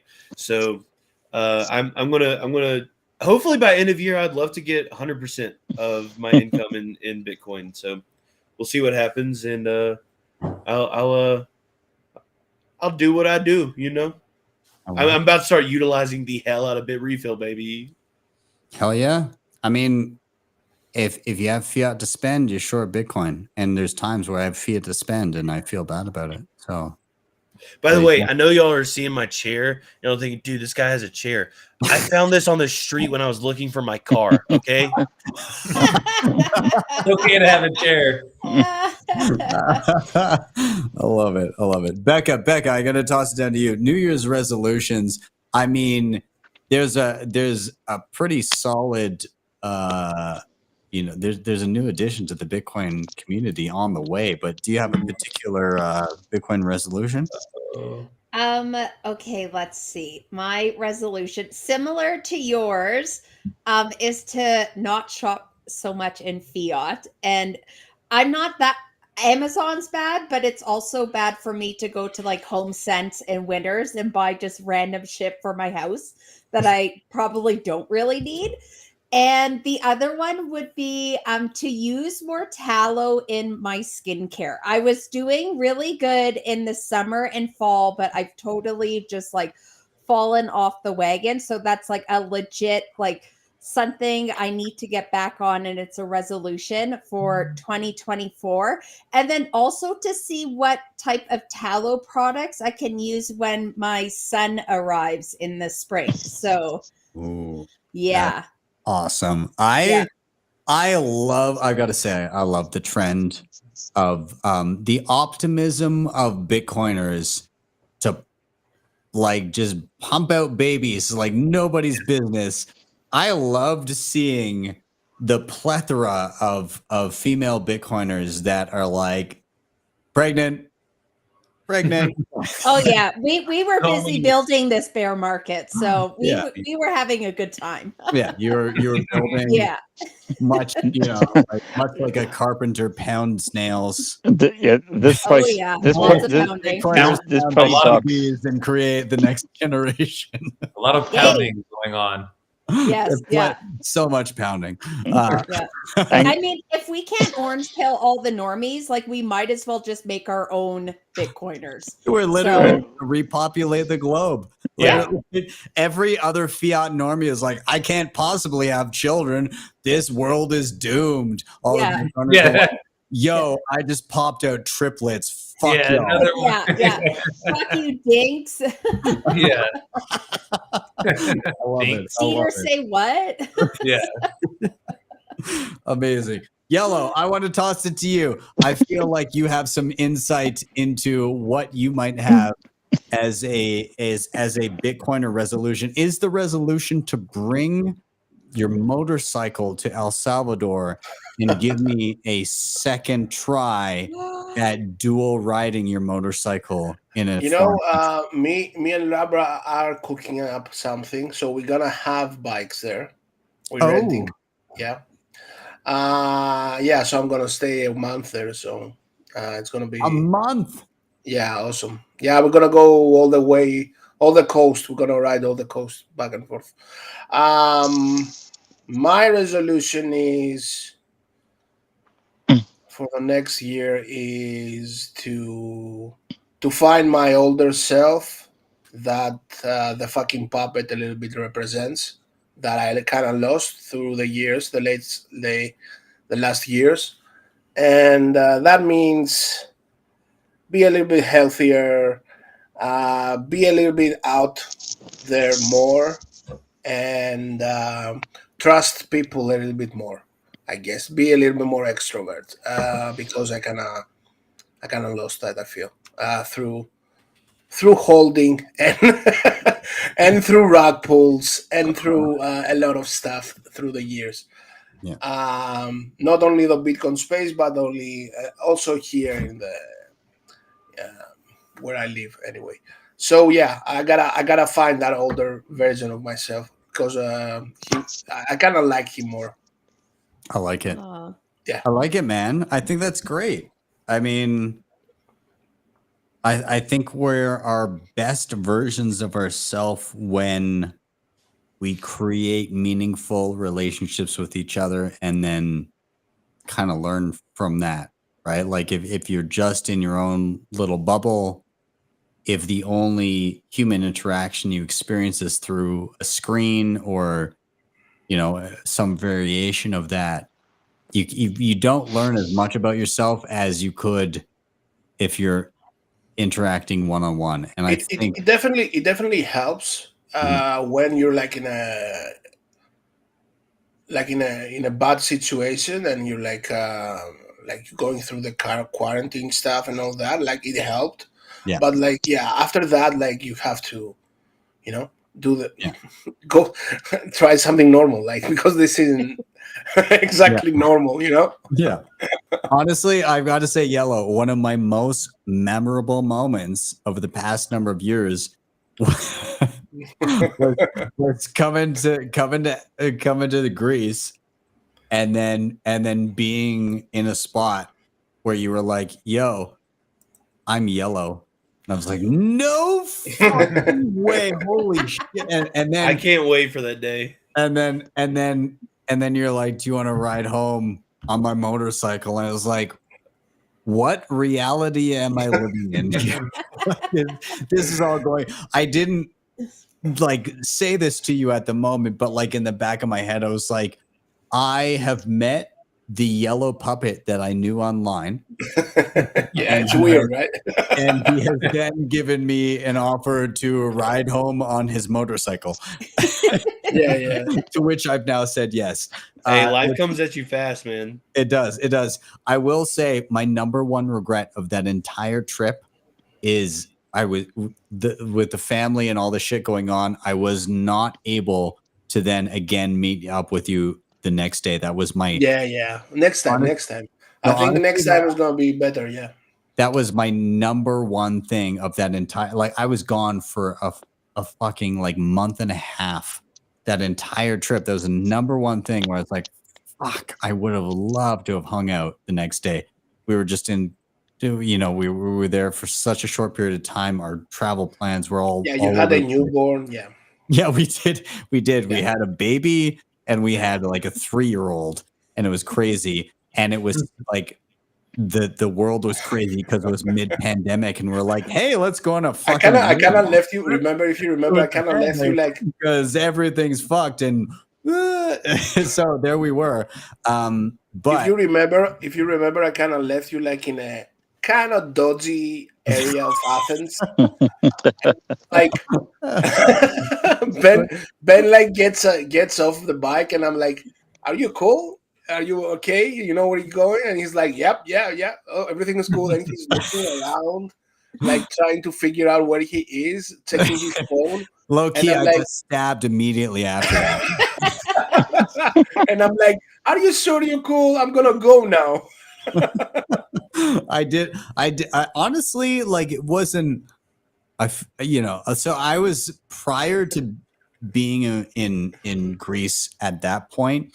I was actually in Greece a few years prior when there were fucking riots going on at like the central bank and government buildings and everything. And I was there during that time, and I was like, oh, just like you see what's on the news and you think like that's everywhere, and it's like, no, that's just like a bunch of people at this particular place. And so I quickly learned, like, if you're traveling, just don't be a retard. And you're probably okay. Like, if you see news clips of people throwing Molotov cocktails at government buildings, don't go visit the government buildings, and you're probably okay. And so, like, that was the case last time. And so, like, I don't know, like, myself, my wife, we've traveled a lot. But I like to think we're not retarded. And also, we want our kids to, like, understand that, like, different parts of the world are very different depending on where you go, and, like, to be cognizant and, like, present wherever you are, and, like, understand and like, actually gauge things wherever you are. They've learned very quickly. It's funny because, like, you say, oh yeah, I dropped you off in a dodgy area. In my opinion, I was like, yeah, it's fine. that was yeah. So I made it. I wasn't immediately stabbed. I lied. I LARPed like puppy. Nonetheless, well, we're gonna toss it down the line. We got two. Puppy is still here. I know people watching the live stream is like, Puppy's dead or something. No, I'm here, man. He's here. Maybe I'll toss it to Puppy first, and then we'll toss it to Sean. Yeah, Puppy. you gotta finish off the big. You know, this is why this community is so beautiful. I remember first time meeting Yellow, the Potato, Greg Zaj, and starting this loose community of memers. And, you start hanging out, and you build off each other. You learn from each other. Big Sean, when he started in here, I remember, like, man, who is this guy? He's got so many brilliant takes. I really like what he's doing. And then it's like that. Dude, I mean, as I say, your friends, and this is before Spaces, but in Spaces, we became friends, but it's in real life that you become family. And I truly believe that with Bitcoiners. This is what I will always take away. I'll always take this away from Bitcoin. Most people think I'm full of shit when I say if Bitcoin goes to zero, I don't care. Yeah, I care a bit on number go up. I'll tell you this, though. My quality of life from meeting Bitcoiners has outweighed anything else that will ever happen to me if Bitcoin ever went to zero. My quality of life right now, I can't be happier. Damn, it's like after 11 here, I don't even care if the family's angry at me staying up so late, talking so loud. I'll tell you this, man. Like meeting you and Lisa, man, fuck, man. What's better than that? What's better than meeting you guys and knowing that there are people out there that think like I do. I'm not the crazy one. You're not the crazy one. Sean's not the crazy one. Well, he's crazy because he's like 7 foot and can dunk on me for now. But you guys know my point.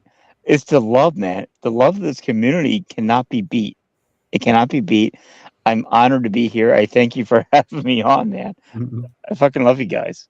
Dude, Bubby, again, I think your sentiment is what many of us all feel at different times throughout being part of this community, and I know I feel it regularly, whether it's at home, like creating a local market and having awesome people like Bekka show up with her delicious baking and sending me down a spiral of carb fueled despair. Yeah, well, that's what I do. It happens. It happens. Yeah. I understand. Yeah. You stack more sats because of it, so it's okay. Oh yeah. It's okay. Or like, again, like seeing yellow on the opposite side of the globe and having somebody as gracious as him to come to a meetup, come say hey, and then give me a fucking ride back into the ghetto and drop me off to be stabbed by a bunch of Greek miscreants. Or again, like I'm gonna say, like Tatum was here the entire fucking night. I'm looking at the timestamp right now. By the way, we passed 6.15, so we've all got BTBs. Yes. From riches. Yes, made it. We made it. But Tatum has been here the entire time in the background, wrangling Bitcoiners, which are akin to fucking cats, and making sure that people showed up for the most part. Rick, I'm looking at you, and there's a couple others. But nonetheless, we know you intended to be here, but Tatum was in the background making shit work the whole time.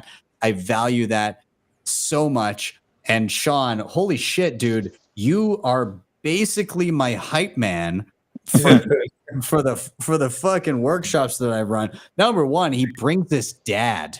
He's like, Dad, we're going to this workshop. You're gonna learn a cold card, motherfucker. And he brings him in the room. His dad actually did excellent. I was very impressed, dude. Like, how's Dad doing since the workshop? He's doing good. He wants to buy more Bitcoin, but my mom's not letting him just yet. Okay. Goal number 2, Sean, is bring mom to a workshop. We got the family. We got the hierarchy. Yes. Mom can tell any siblings, like, listen, you got to get on this shit. So, like, that's the next objective, I think. Do you agree?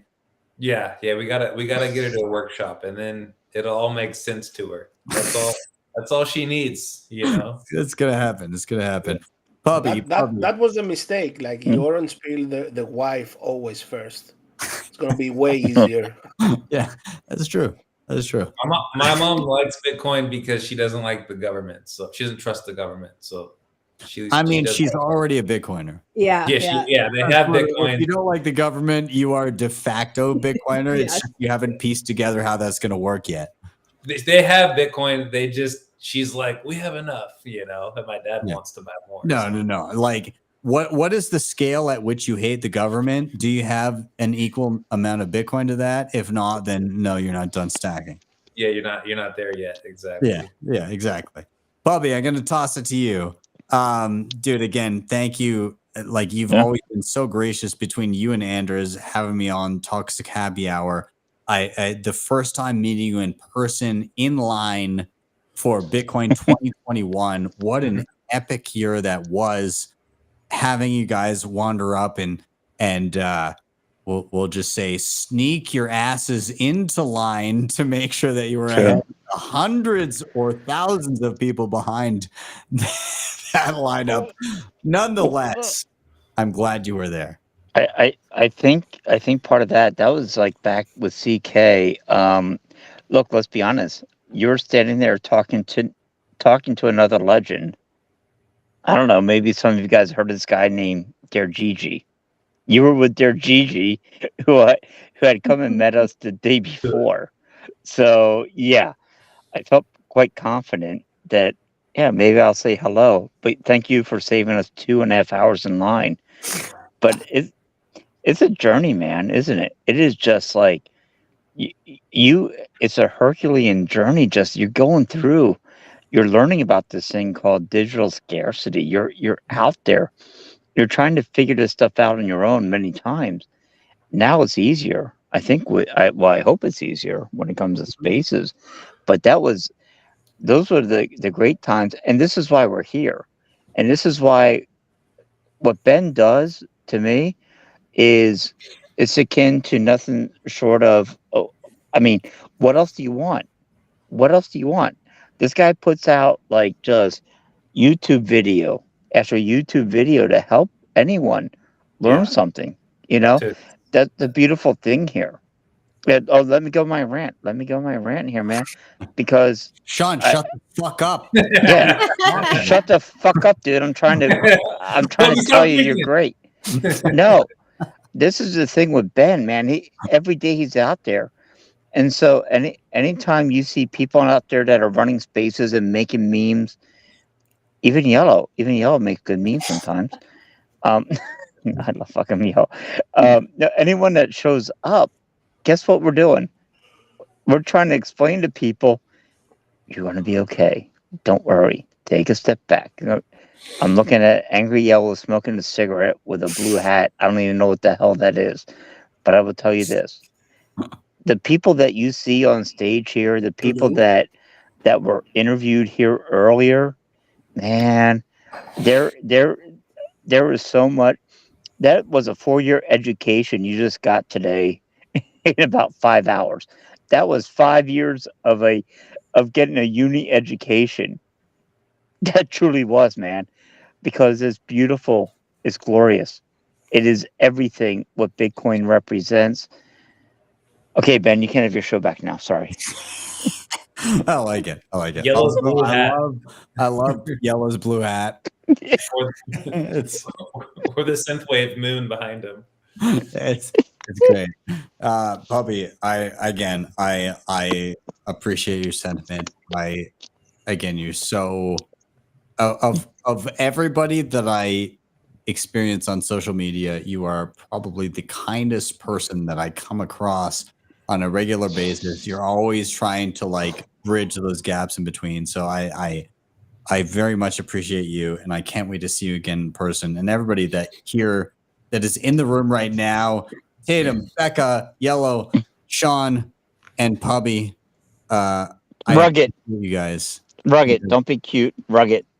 Strap a set on. Rugged. I'm gonna rug all you motherfuckers. But anyways, give one last farewell. Thank you guys. Merry Christmas. Have a great end of the year. Merry Christmas. Merry Christmas. Merry Christmas. Awesome. Enough beyond. I'm cutting all of you. Shut up. I don't want to hear a single word out of any of you. I'm kidding. Anyways, they're all cut. Whatever, they're gone. Thank you guys. Holy crap, we made it. It's 6 hours and 29 minutes into the stream. Holy Jesus. I made it through it all. And everybody that helped me along the way, thank you so much. I've got to give a special tip of my hat to Tatum. Holy shit, he endured that entire mess. He was behind the scenes the whole time, making sure that every idiot that graced your screen and every genius that graced your screen was here. And he was successful 96% of the time. But for the most part, everybody was here. I'm very excited about it. It was another great year. So thank you guys all for joining me. And those of you, if anybody here was here from the beginning of the show, I want to see it in the chat right now. Drop a message right now. Were you here from the beginning of the stream? Because you are a goddamn champion. I barely made it through the whole thing. 6.5 hours. Are you kidding me? So if you're still here, if you made it the whole time, I mean, give yourself a special stamp. You deserve plenty of sats for your efforts. It's unbelievable. Nonetheless, you guys are all awesome. I'm super happy that you all enjoyed this stream. It was a lot of fun for me. I thoroughly enjoyed it. What an epic time. And honestly, this has become a staple for me. I'm looking around my room and I see a poster and I'm going to throw again to worldofrusty.com. Russ, and you know what, while I talk about this, I'm going to put this along the bottom of the screen. So worldofrusty.com. Rusty has put together a number of incredible pieces of art, and I'm going to get rid of myself because look at his art instead of me for a moment. Anyways, nonetheless, Rusty is just this like such a gifted artist, and he's put together all of these amazing pieces. The first one he ever did was in 2021 for me. I managed to wrangle Michael Saylor, Jeff Booth, Preston Pish, American Hodl, And I'm looking through the lights. Hold on a second here. Who else is there? Sorry, I'm talking away from the mic. Oh my god, I can't even see it. Anyways, Jack Mallers, that was what it was. Anyways, that was just the first set of guests for the episode in question. It went for hours and hours, but he made an amazing poster for that. And that was in 2021. And then I did a Christmas special in 2022. And then I thought, in 2021. And then in 2022, I was like, why wouldn't I get the best possible artist that I know to make the poster for the Christmas special in 2022? And so he did. And he created this incredible work of art. And he has done so again for 2023. And that's what you're seeing on your screen right now. Like, what? This is insane. It's this. Look at it. Look at it. It's unbelievable. So World of Rusty, I can't sing your praises enough. I've sent you countless sats just trying to communicate how much I value your work. But if you also value Rusty's work, you can head over to strike.me/World of Rusty and you can send him some sats as well, because Lord knows he deserves it. He is much underappreciated, and my stack of sats is not nearly sufficient to reward him for his efforts. But nonetheless, Rusty, you're awesome. I'm going to bring myself back. Am I there? No, there I am. Okay. Anyways, guys, sorry. Whiskey. it's the end of the evening. Nonetheless, I'd like to finish the show on a note that encapsulates my experience this year. Number one is, I feel like all of the Bitcoiners here have a common goal. We just need to find each other. And I feel like that's where we're lacking, is we go on our screens and we interact with people from afar without realizing that there's people that align with our viewpoints right in our very own cities and towns. And we ignore those people or just don't even know that they exist. And I think that the world will be a better place if we spend our efforts trying to find those people. And so I'd like to end this episode by saying, find the people in your local community that line up with your beliefs. Go out. If there is no local meetup, create one. If there is no local market, create one. If there is no local merchant that accepts Bitcoin, go find the Bitcoiners and ask what they do and what they create and what they offer, and then say, wouldn't you love to accept Bitcoin for the thing you already do? I think where we win is we find the Bitcoiners and we say, we are enough. We are the people that make that change. And one of the things that hit home most for me in creating this local market just this last weekend is there's a family, two people that have come to actually a workshop of mine and done some one-on-one sessions with me. They started involving their daughter as well, and they showed up to the market and they said, hey, we've got some hats and some toques and stuff. But they had come up with this slogan, and the slogan stuck with me. And the slogan was, be the change. And of course, the B was like, the Bitcoin B, little dashes on the top and the bottom. But I looked at that and it was such a simple statement, but it carried such weight. And I think if we all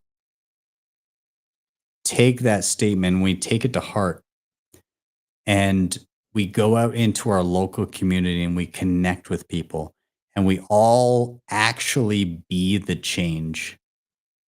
Find the people that are aligned with your values and create those relationships. And I think very quickly we're going to see a massive change in our world. So that's my Bitcoiner resolution, my New Year resolution for all of you. If you can do what I've just described, I think that 2024 and beyond is going to be a big year. So go out, be the change. Thank you, guys. This has been an amazing year. I'm going to take a little bit of time off. I will be back in the new year. I deeply appreciate every single person that's been a part of this. I can't picture my life before meeting all of you and interacting with all of you. And it really has deeply affected me, and I appreciate you all. So thank you. Merry Christmas. And for the last time of 2023, I am Ben with the BTC Sessions. This was your daily session.